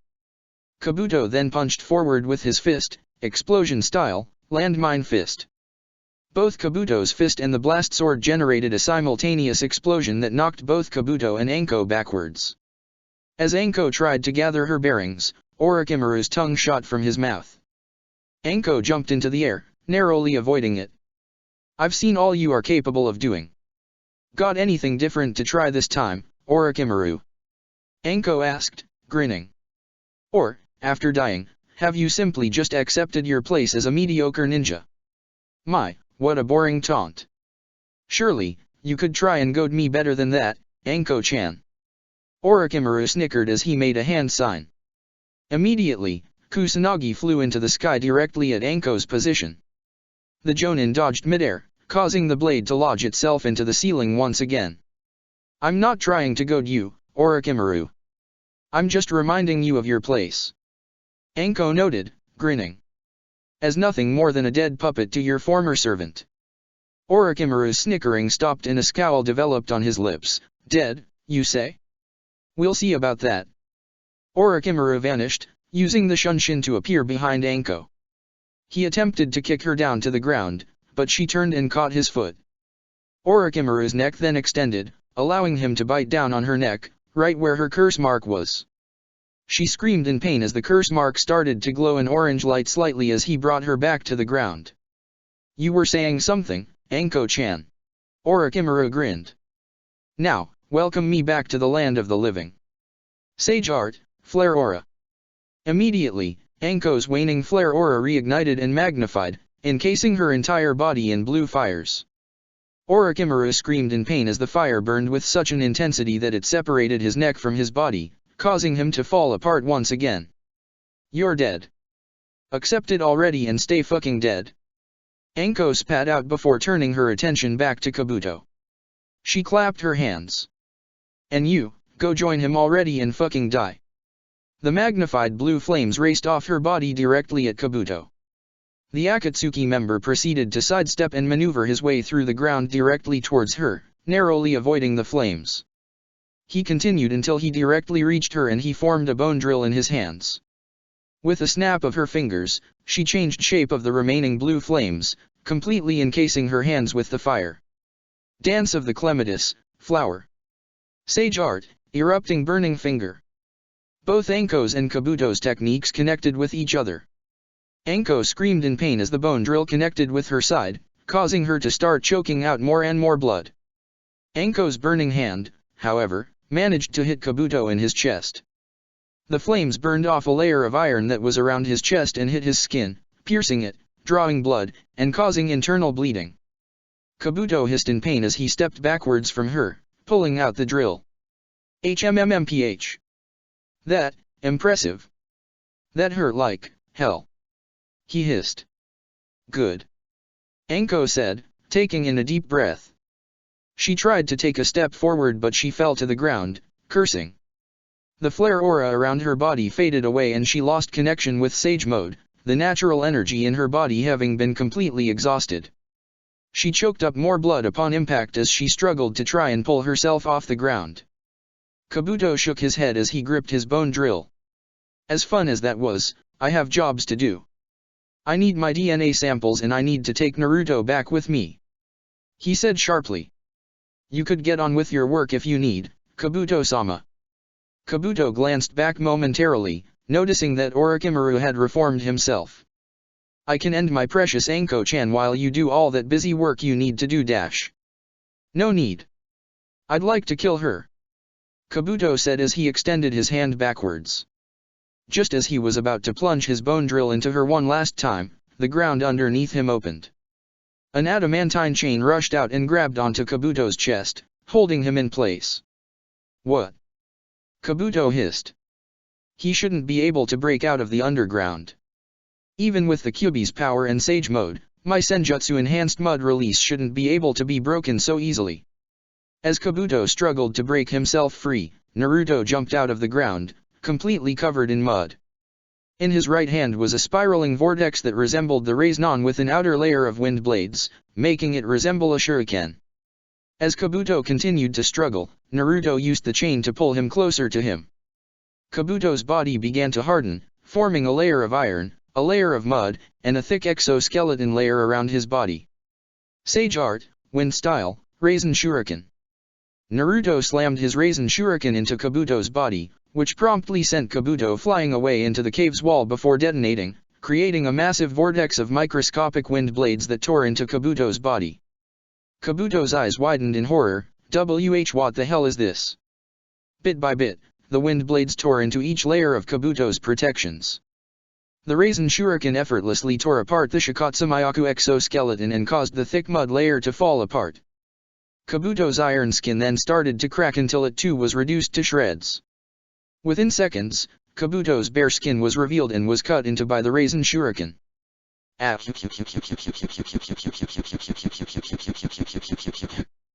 Kabuto's scream echoed throughout the grotto. The wind blades tore into his clothes and skin, drawing so much blood. He tried his best to shield his body and heal his wounds with his medical ninjutsu, but he was not healing fast enough to keep up with the sheer amount of cuts. Damn, Naruto. This is your completed Rasengan. Anko's eyes widened as she continued to try and pull herself off the ground. That jutsu. Orochimaru's eyes focused on the Rasen Shuriken with a mixture of amazement and jealousy. How beautiful. I must learn it. Naruto was quiet, breathing heavily as he watched his jutsu ravage Kabuto's body. His body had officially exhausted its remaining natural energy and he lost his Sage Mode, but he remained in his version 2 Biju form as he observed. Time continued to move by until the jutsu finally ended. Kabuto collapsed to the ground in a pool of blood.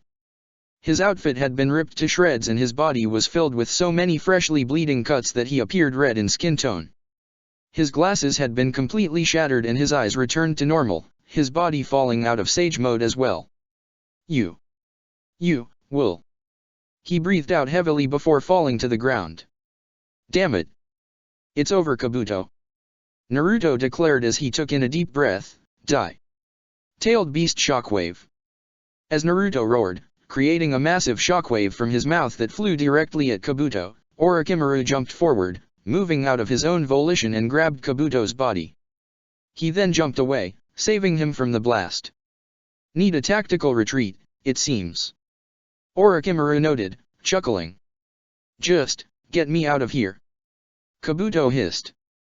I'll use, what chakra I can use, to make this easier. You're not getting away that easily. Naruto hissed as he opened his mouth. As the Jinchuriki roared one more time, creating another shockwave, Kabuto's and Orochimaru's bodies turned into mud and sank into the ground, vanishing. The tailed beast shockwave collided with the earth, creating another massive crater. Damn it, where the hell did he go? Naruto hissed as he made a hand sign and created multiple shadow clones. One of you, get Anko to a medical unit. The rest, come help me find this asshole. With those words, Naruto and his clones were off, rushing off to their assigned objectives. 2 hours had officially passed. Samui stood at the center podium alongside Utsui, Karui, and Amwa, looking out at all the genin sitting in front of them. A total of 57 genin, 19 teams, all sat down in front of them, 8 from Kyumegakuer, 3 from Konohagakuer, 3 from Kiragakuer, 2 from Iwagakuer, 1 from Tsunagakuer, 1 from Kyuzagakuer, and 1 from Shimogakure. Let me be the first to congratulate all of you on passing the first exam in the Chunin exams. Samui said, a small smile on her face. All of you earned it. The 57 genin all nodded their heads, smiling back in response. No one shouted or made any noise whatsoever, which caused Samui's smile to grow into a smirk. All of you displayed skills that managed to outwit our prison.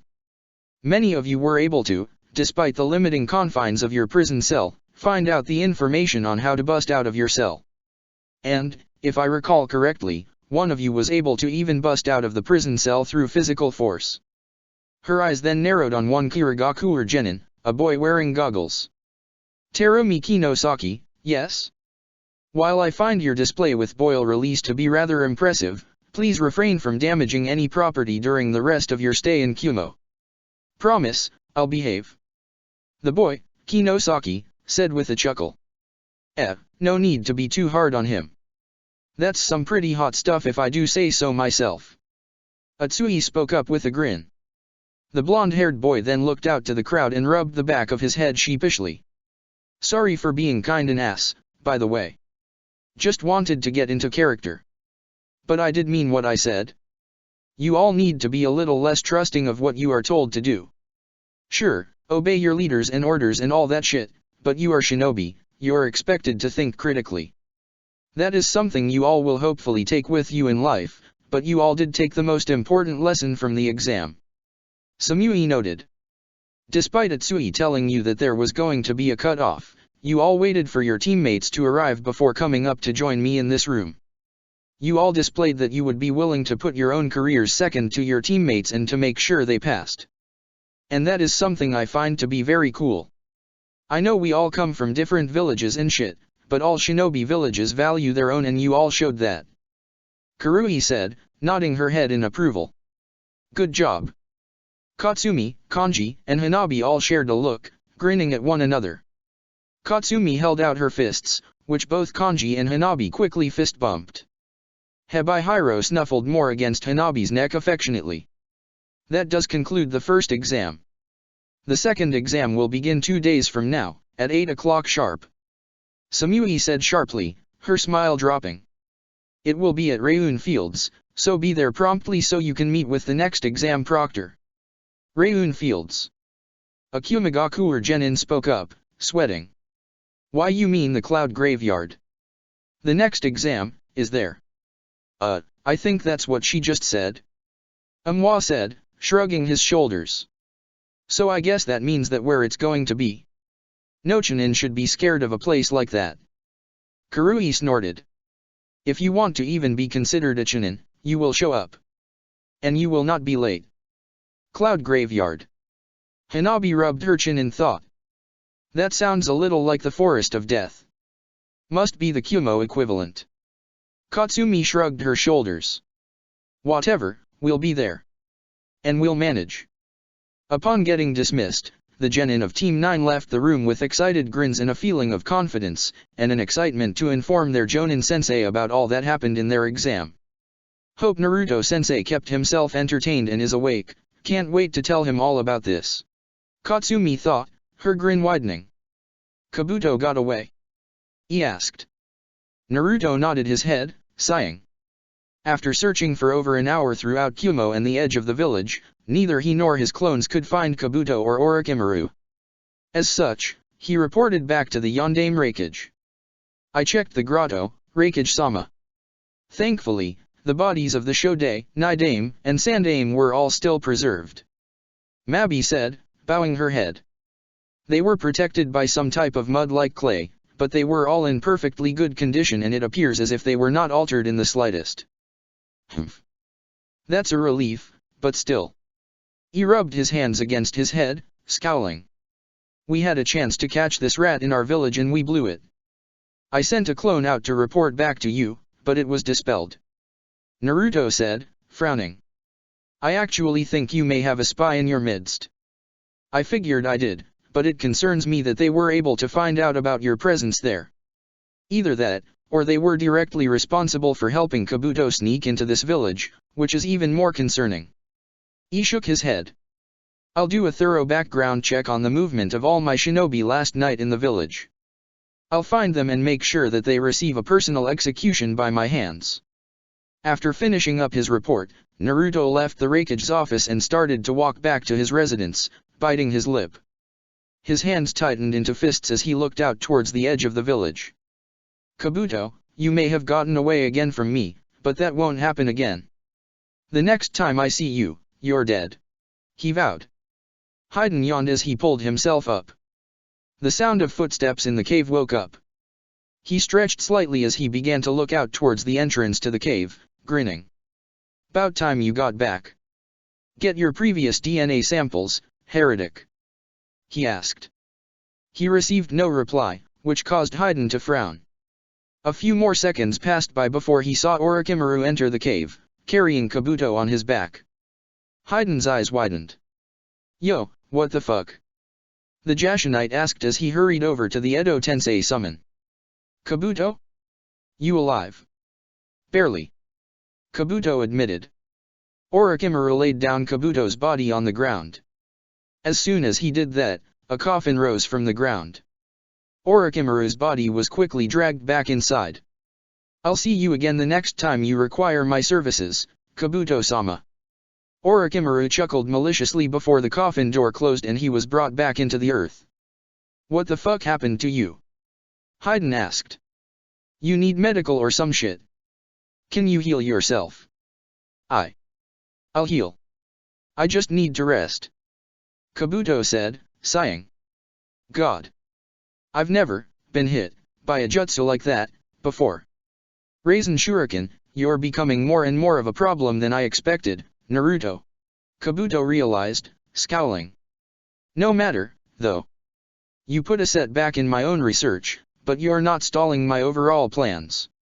Akatsuki will win out and you'll be dead, with the Kyuubi forced out of you. And I'll be there to make sure that happens. Chapter 105, Approaching Storm Clouds. Naruto-sensei, we're back and we passed dash. Katsumi's words died on her lips as she only gaped at Naruto, a look of horror developing in her eyes. What the fuck happened to you? Upon returning to the apartment, Naruto changed into pajamas and served himself a bowl of instant ramen as he waited for them to finish their exam. While his outfit was nothing special, gray pants and a white sleeveless shirt, they did show off a small, bloody hole in his right shoulder. Hey. Naruto rubbed his head sheepishly with his left hand. Sorry. The Kyuubi's chakra has been healing that and I was hoping it would be fully healed by the time you all got back. It doesn't hurt though anymore. Kanji shook his head before repeating his teammate's question, what the hell happened? The three genin of Team 9 took a seat next to Naruto at the table as the Uzumaki began to explain his and Anko's plan on confronting Kabuto.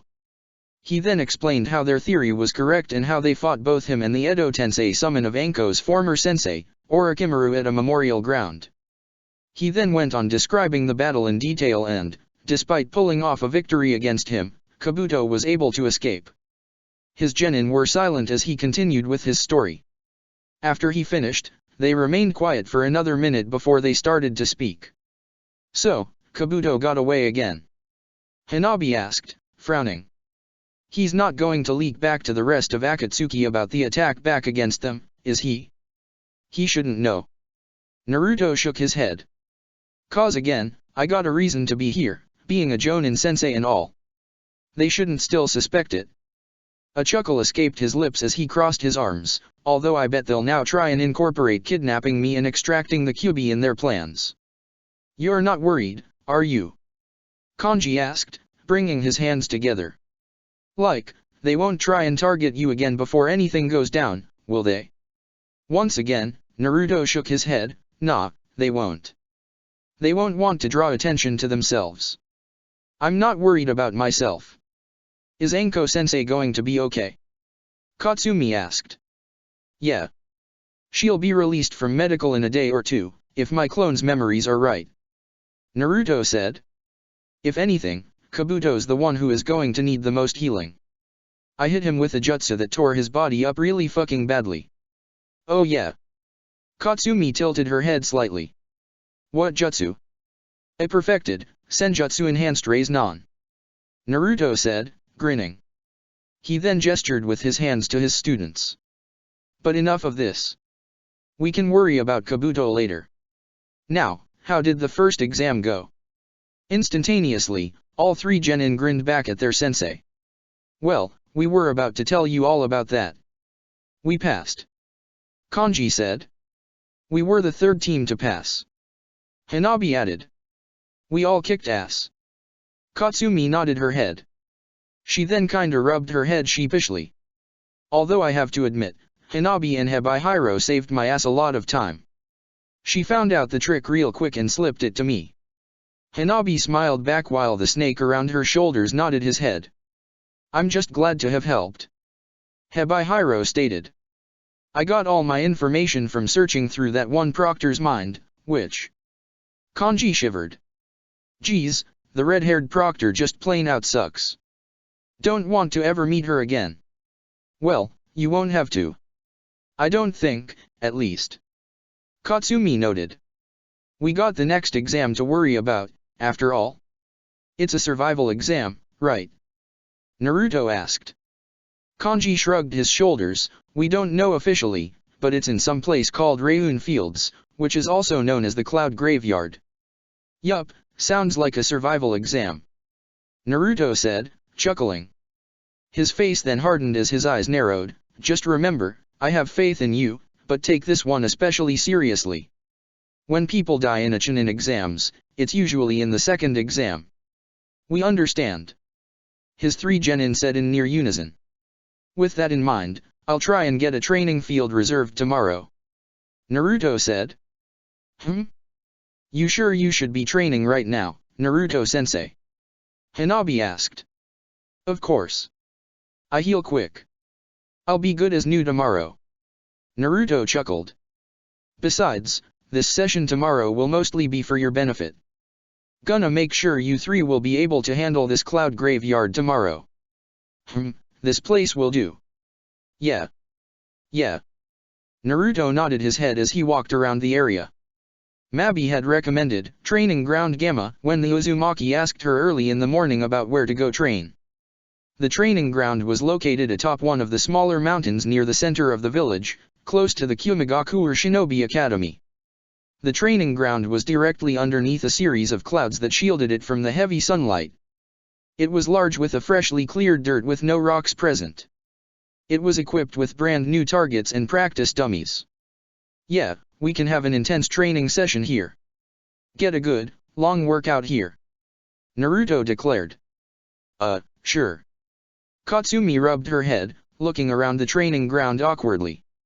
But question, Naruto-sensei. Why aren't we doing this alone? Standing right behind Team 9 as they stepped foot in the training ground was the genin of Team 8. Behind them was Team 6's genin, with Ebisu bringing up the rear. What's wrong with doing a whole Konoha genin training session? Naruto asked, shrugging his shoulders. First off, Anko-sensei is going to be in medical for the rest of the day, so she won't be able to work with teammate. And besides, you all need to work together in this next exam. It would be pertinent for all Konoha squads to work together, yes? Tsunemasa asked. Naruto nodded his head, that's correct. A nervous look developed on his face as he eyed the genin curiously. Tsunemoto. A scowl developed on the Abarame's face. Tsunemasa. Yes. Tsunemasa. Sorry about that. Naruto rubbed the back of his head sheepishly. He took in a breath before he looked out at the genin with a serious look. I mean, it's in your benefit to work together. Multiple teams will be able to pass the exam and it would be useful for all 3 Konoha teams to make it together. Besides, you'll probably have other teams from other villages trying to specifically target you. I'm sure Kyumegakuer might come after you all. I'd like to see them try. Kazuo snorted. Yeah. Konohamaru nodded his head in agreement, clapping his hands together. Mogi, Udon, and I can take them all on our own. You say that now, but you still need to be careful. You really don't know what types of teams you're up against. Naruto said. Yeah, and you don't know what shinobi you're talking to. Konohamaru replied, rolling his eyes. We're going to be fine. Geez, you weren't a brat like this growing up, Konohamaru. Naruto shook his head, frowning. He noticed in the corner of his eye Hanabi frowning as well as she looked at the boy. Please, do not listen to them, Naruto-sensei. Yuna spoke up, drawing attention to her. We would be honored to learn more from your perspective about the best ways to prepare for this exam. Naruto smiled back at the blonde-haired Kunoichi before turning to the rest of the group. Seriously, I cannot stress how important it will be for you all to be able to work together in some capacity. I got the numbers and found out 8 teams from Kyumo passed. It would not surprise me to hear that they try and take advantage of a Konoha team and just weed you all out, so please be careful and willing to lend a helping hand to you all. Other than just teamwork, what other skills do you think we'll need to work on? Kanji asked. Well, general survival skills, which is what I intend on training you all on. Naruto said as he reached into his pocket, pulling out 9 sealing tags. Please, put them on your necks for me. The 9 genin all took 1 sealing tag and placed it on their necks. Immediately, the tags lit up, creating a light blue coloration before the light faded away. A grin developed on Naruto's face. So, for the first hour or so of this session, I'm gonna try and see if you all can avoid getting hit by some basic weapons. Naruto said as he reached into his pocket of his flak jacket and pulled out a bluntless kunai. Without the use of your chakra, that is, as those sealing papers just sealed your access to your chakra. Wait, what? Udon blinked in confusion as he reached for the sealing paper. You just dash. Naruto tossed the kunai at Udon's face, which caused the genin to yelp as he ducked, barely avoiding it. Those seals are part of your training. I want to test your natural instincts and reaction time, cause there's a high chance you'll get jumped during the actual exam. If you remove your sealing tag, then I'll make the training infinitely worse for you. Naruto warned, eyes narrowed. Udon shivered slightly as he nodded his head quickly and fervently. This caused Naruto's gaze to soften as a smile developed on his face. Having said that, good reaction time Udon. Thanks. The boy replied, adjusting his glasses. Naruto gave the boy a thumbs up before turning his head to face Ebisu. Hey, Ebisu, you wanna help with this? A chuckle escaped the other jonin as he nodded his head. I'd love to help, although I may have to borrow some bluntless kunai. Hey, who said we actually need to keep them bluntless? Naruto asked, shrugging his shoulders as he reached into his weapons pouch to pull out a regular kunai. Maybe this will help them learn faster. A shiver went down the backs of all 9 genin. You are an adept, but rather cruel sensei, Naruto-san. Ebisu noted. After training for 4 hours, Naruto dismissed the 9 genin from the training session, who all promptly went their own ways. Naruto then accepted an offer from Ebisu to go eat together at a small nearby restaurant. I don't think I'm that bad. Naruto said, rubbing the back of his head sheepishly. I just teach like how I was taught. Anko-san was your instructor, yes? Ebisu asked. Naruto nodded back, causing Ebisu to chuckle. That somewhat makes sense. Anko-san was always that way back in the academy days. You were in her graduating class? Naruto asked. He shook his head. No, I'm 4 years her senior, so we missed each other by a couple of years. Still, I knew her when we were genin. I met her during our Chunin exam actually. We fought in the 3rd round, and while we both ended up receiving the Chunin rank, she did beat me in the finals. She's a merciless opponent, even back then. That's not surprising. She's tough as hell. Naruto smirked in response. A waiter came to their table, bringing cups of water down before walking off. Naruto took a sip from his cup as a more solemn look developed on his face. I'm just trying to be as good of a sensei to my students as she was for us. You're doing fine with them, Naruto-san. Ebisu said. Naruto turned his attention back to him. You have a good presence with them and are active with teaching them survival skills and helping them. You're even fostering relationships with the other Konoha genin, which is important to have well past their time with you. As someone who considers myself an elite instructor, I would consider you an elite as well. Heh. Elite, huh. Naruto snorted. No point in being modest, recognize your talents and own up to them. Ebisu said. I admit that I'm not one of the best field agents, but I am great with the essentials of being a ninja and helping instill that information in the minds of impressionable students. There's a reason Sandaime-sama chose me to tutor Konohamaru. Naruto's eyes dropped down once again. Hey, Ebisu, you sure Konohamaru's going to be okay? Ebisu was quiet for a moment as he brought his hand to his chin in thought. He cleared his throat before nodding his head. I've known him now for years, Naruto-san, he said. I am familiar with his moods and, while he's a good-natured boy, if a bit mischievous, he takes pain badly. He's the kind of boy who lashes out on others when he's de-stressed. And he still hasn't finished grieving his grandfather. Yeah, I know. You said that earlier. Naruto said, sighing. Just he doesn't come across like himself, I guess, you know? I probably don't spend as much time with him, but I think I knew him somewhat well and he's kinda being a dick right now. I'd imagine that his own de-stress is just merging with generalized anxieties about the Chunin exams, especially given the circumstances behind this one. Ebisu said. The Jonin looked down somewhat to his own cup of water. He gripped it in his hands, staring intently at his drink. Perhaps it might have been a mistake bringing his team here. Maybe something like this is what they need. Naruto shrugged his shoulders. It can help them grow as a shinobi and help force Konohamaru out of his funk. Ebisu took a sip of his water before responding, I suppose. Although, I do know what you mean. Naruto took a moment to look around at the other patrons in the restaurant. He bit down on his lip as he thought about his words for a moment before he shook his head. I want them to be safe. So I'll probably get a bit anxious the longer the exams go on. Likewise. But the Hokage requested us and we made the decision, as did our teams. I suppose we have to live with it.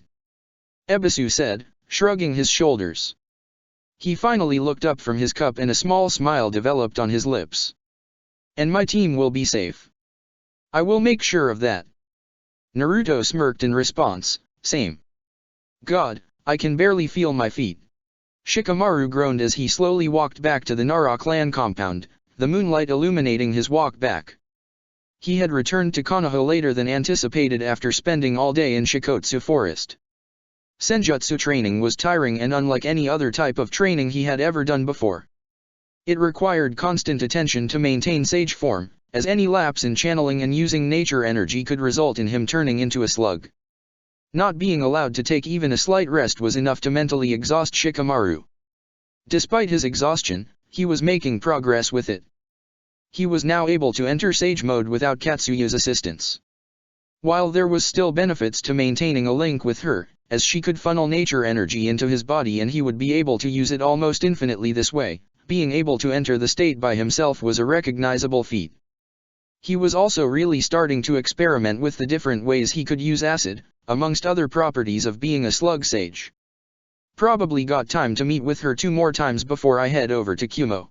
He told himself as he finally arrived at the Nara compound. I'd really like to see if it would be possible to split my body apart, like the way the slugs can. Perhaps not to the extent someone like Katsuya-sama can, but even a little bit would be. Shikamaru's thoughts stopped as he entered the entrance hall to the compound. Sitting down in a chair was his mother, Yoshino, holding a teacup in her hands. Ah! Look who finally stopped by. Yoshino noted, taking a sip of her tea. I figured you would have been back by dinner time, Shikamaru. You've missed it every single day since you've been back, but I kinda figured you would have been there this time at the very least. Hey, Mom. Shikamaru yawned in response as he stared to keep walking past them. Sorry, I'm just going to go lay down dash. His mother threw a kunao directly at his face, interrupting him.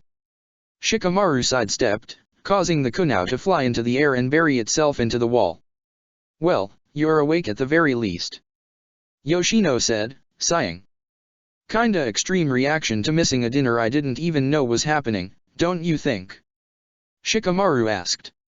I mean, if you say it like that, yeah. His mother frowned in response. But we've been worried about you, Shikamaru. You live at the DEM compound with us but neither Shikaka or I have seen you in over a week. Sorry, I've been training. Shikamaru shrugged his shoulders. Especially with a mission I got coming up. The one in Kumo, right? Yoshino asked. Shikamaru was still for a moment before walked over to his mother's side and sat down in a chair right next to her. I'm surprised you even know about it.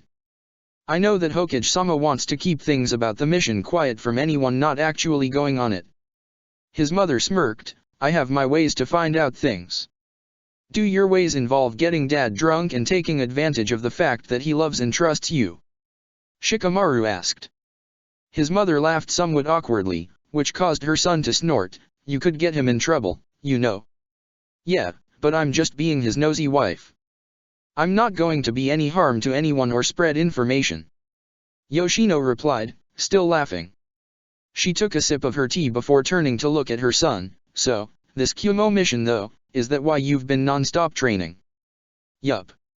I leave in 6 days and I need to make sure I'm ready. Shikamaru said, sighing, as he looked at his hands. I'm not where I want to be, where I need to be yet. I'm not strong enough yet. Shikamaru, I want to be honest with you for a second, you will never be strong enough to satisfy yourself. Yoshino said, frowning. Your mind will always nitpick you and find something you're not doing right.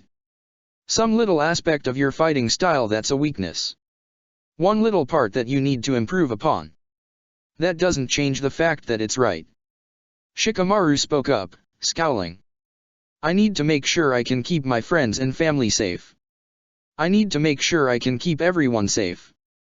He took in a deep breath before his eyes narrowed on his mother. This mission in Kumo is going to be just as bad as the Sunaoto invasion against us and the Kirigakure civil war. And if this mission goes wrong, a lot of innocent people can die. So I need to make sure I'm always working so I can make sure I don't fuck it up this time. Yoshino was silent for a moment as she stared at her son with gentle eyes. Shikamaru took in a deep breath before looking away from her. I'm sorry for missing dinner, I didn't know you had something planned for the day. But I'm probably going to miss dinner again for the next couple of days until I'm back from Kumo. Shikamaru said as he pulled himself out of his chair. So, if you die in Kumo, this will be last memory of you? She asked quietly, looking down at her teacup. You distancing yourself from your family so you can focus on your training. Shikamaru stopped walking for a moment before he turned his attention back to his mother. Yoshino took a sip of her tea before she quickly set the cup down, accidentally spilling it on the ground as she pulled herself up from her own chair. I get it, Shikamaru, but please, know that grief works both ways. And if you die because you overexerted yourself, you're going to make a lot of people miserable, especially if you threw away the last bits of time you had with them. Yoshino said. A bitter chuckle escaped her lips. I'd offer to train with you, but I already know you've surpassed my level. You've been stronger than me for a while, so me training with you would only slow you down. So all I'm asking for you is one dinner with you, me, and your father. Okay. Shikamaru was quiet for a moment. His mother shook her head as tears started to develop in her eyes. Another bitter chuckle escaped her lips as she tried to dry off her tears. You know, back in the Third Shinobi World War, one lost a lot of my squad mates. And it broke me, to the point that I really haven't been on active duty since then. I think I kinda used marrying Shikaku and having you as an excuse to keep me back in Konoha. She admitted. Shikamaru's eyes widened slightly. Mom. So, I get it. You still think back to that day in Mizu no Kuni, don't you? To that bloodline hunter? Yoshino asked. Yeah. Shikamaru admitted, taking in a deep breath. I hear that little girl, Kaguya Mari, in my nightmares from time to time. He then shook his head. I've also been hearing Kuratsuka's crying after she found out her father and grandfather passed. And? He bit down on his lip hard, trying to piece together his words. I don't know. I wish there was more I could have done. To save Mari-chan. To help calm down the stuff in IWA so Onaki and Kitsuka did not have to die. You and I share that feeling, that almost consuming level of empathy and guilt. But I can see you're already much ahead of me there. You're facing those feelings head-on and trying to ensure they never happen to other people, even those you've never met. Yoshino's tears stopped falling as she looked at her son, a smile on her face. You're strong, Shikamaru. So strong.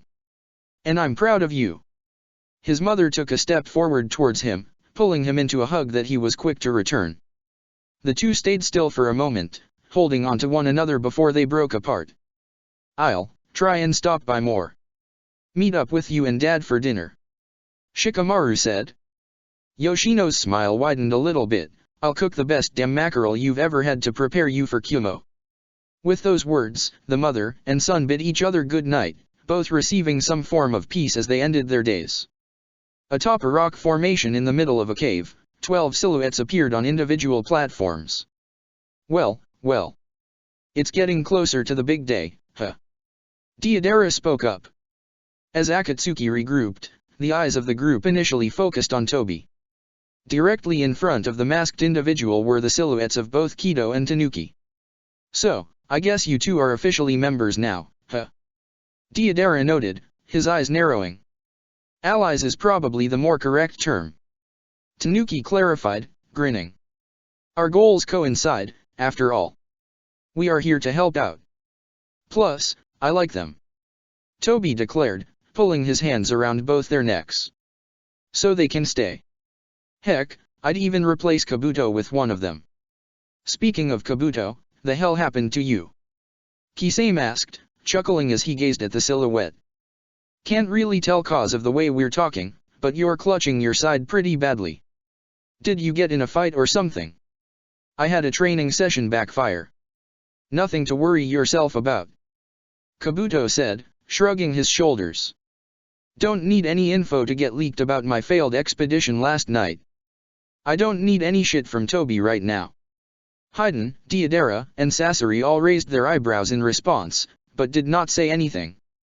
We did not meet to discuss these trivial topics.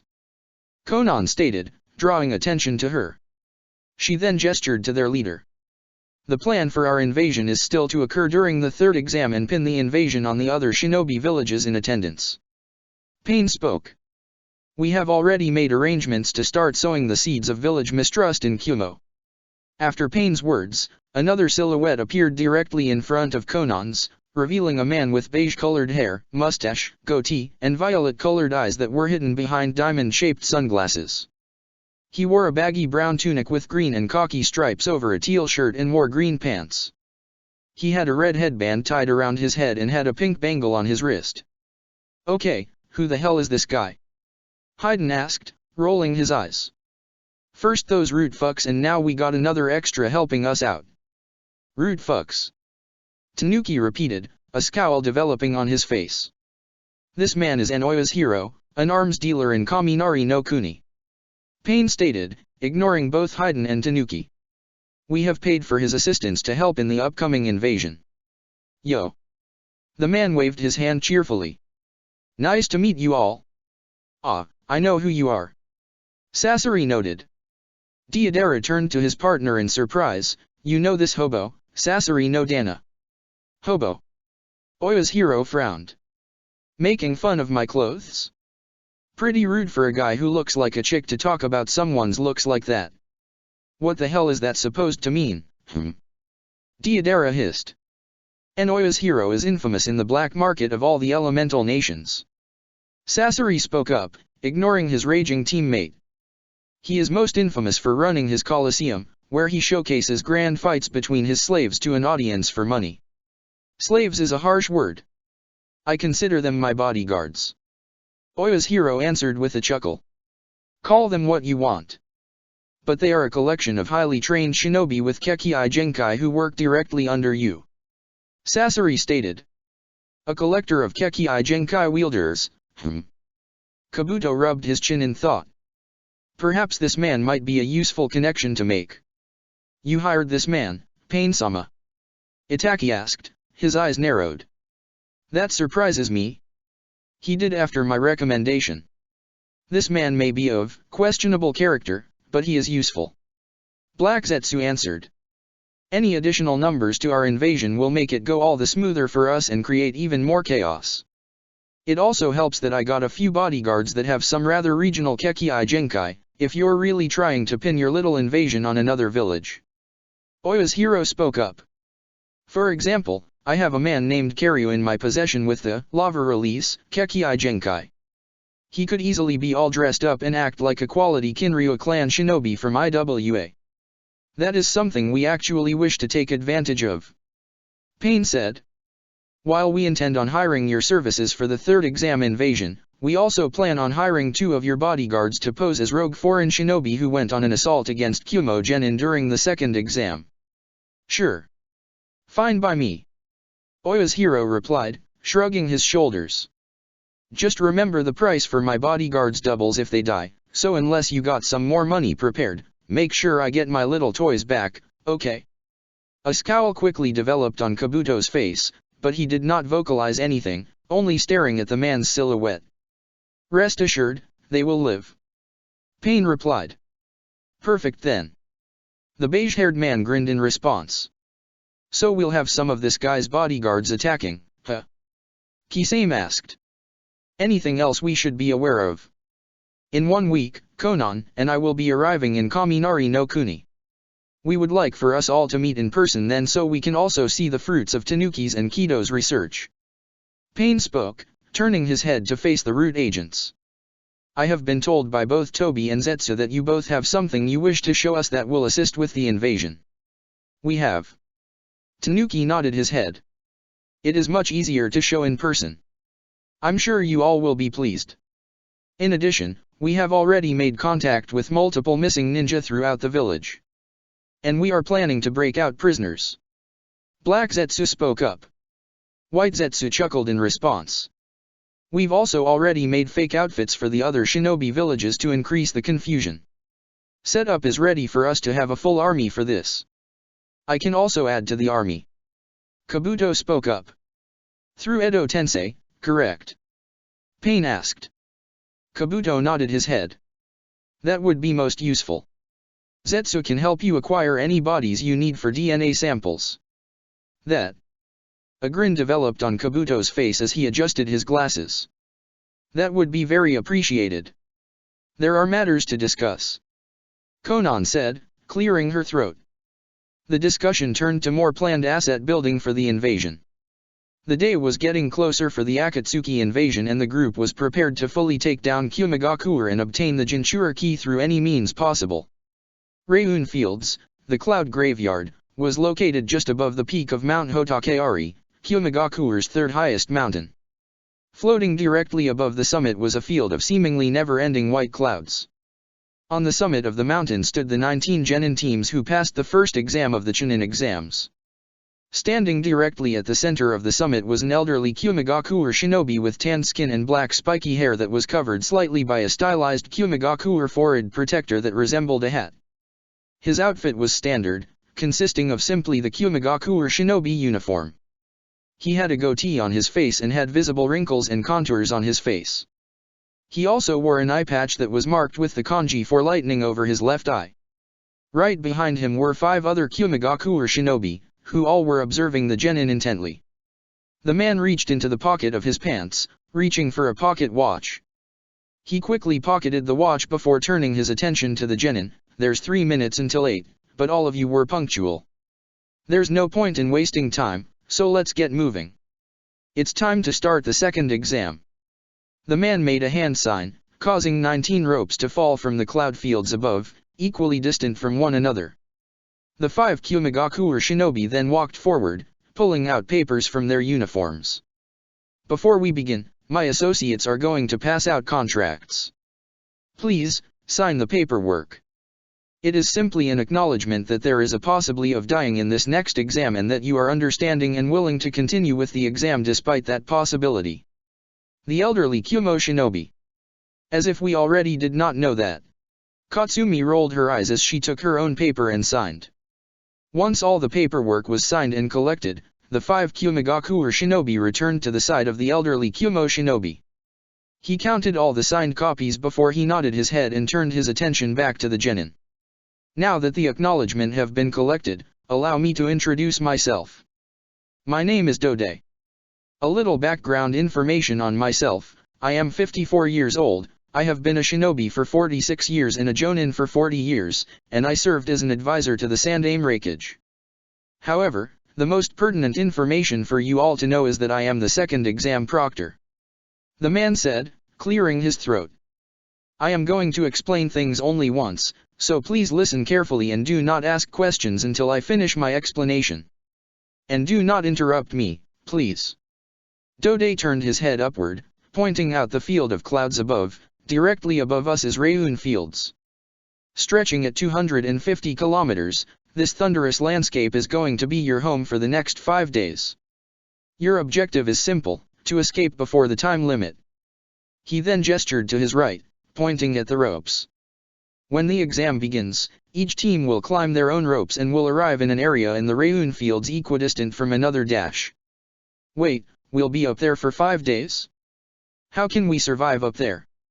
A Kyuzagakuer genin, a rather short boy with bright long, blonde hair and glasses, wearing a blue and green striped shirt with rips and holes in it and khaki pants, asked. Is there even dash? What's your name, boy? Dode questioned. Huh. The boy blinked before spoke, Fukuoka Gonta. Fukuoka-san, what about? Do not interrupt me, did you not understand? Dode shouted, his eye narrowing. Eep. The Kusa genin inched backwards, nearly tripping. His 2 teammates, Kono Meitake and another Kunoichi, a tall, thin, ivory-skinned girl with white long hair styled in 2 pigtails and blue eyes, wearing a light gray unzipped jacket over a black shirt and a dark gray skirt, both looked at him in annoyance. Don't embarrass us, Gonta. Meitake spoke quietly, a scowl developing on her face. Karen-sensei pulled a lot of strings to get Kusa's leadership to allow us to attend. Don't blow it already. The other Kunoichi whispered. Sorry Meitake-san, Ayaka-san. He whispered back, unable to look either of them in the eyes. Dode continued to glare at the boy for a moment before he shook his head. I'll answer that question real quick so we can get back to the more important topics. Raihun Fields may be a landscape of clouds, but you will find cloud formations that are rather solid and stable that resemble trees, caves, and other landmarks that you can use for shelter. Rain clouds are present as well that may act as a source of water, akin to finding a pond in the woods. And lastly, there are bird species that do make the clouds home that you can hunt for food. If you are smart, you will be able to survive up there. Rain clouds? As a source of water? Huh. Kanji blinked for a moment before shrugging his shoulders. What the hell, I'm sure I'll see it when we're up there and it'll make sense.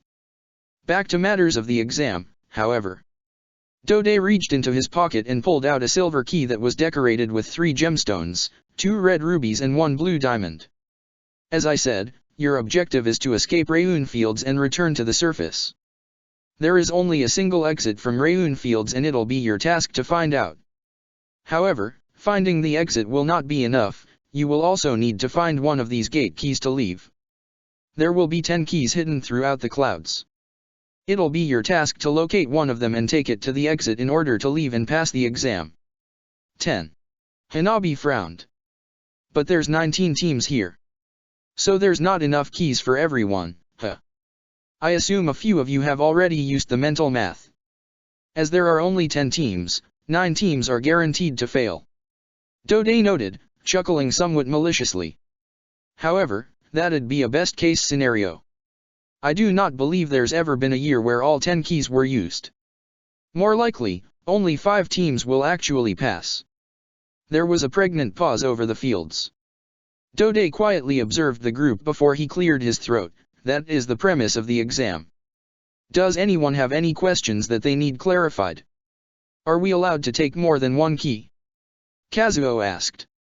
Dode nodded his head. You are. It would be smart to obtain more than one if you can. Ensure the elimination of more competition for the final portion of the exam. Where can we expect to find keys? Terranei questioned, crossing her arms. Dode scowled in response. What kind of question is that? Find out yourself when you're there. This is your exam to prove that you are worthy of being Chunin. It is not fitting for one of your rank to just assume we'd give such information out so lackadaisically to exam participants. You said there were rain clouds in the sky, yes? Meitake asked. Dode nodded his head. Is it safe to assume that the weather up there is tumultuous? Yes. Dode's smirk returned. Lightning storms and heavy gusts are frequent occurrences that you all should be careful of. Hopefully this thing will be a breeze for us. Kanji whispered to his teammates, chuckling. Ugh. Katsumi rolled her eyes while Hanabi chuckled in response. Are there any further questions? Dode questioned. Silence filled the area. A chuckle escaped his lips. Good. Everyone, please go to an assigned rope. When we give the signal, climb the ropes and enter Rayun Fields. Your exam will begin immediately. The 19 genin teams all nodded their heads as they each rushed over to individual ropes. Within seconds, all 57 genin were waiting on standby for the signal to begin. You ready everyone? Hanabi asked.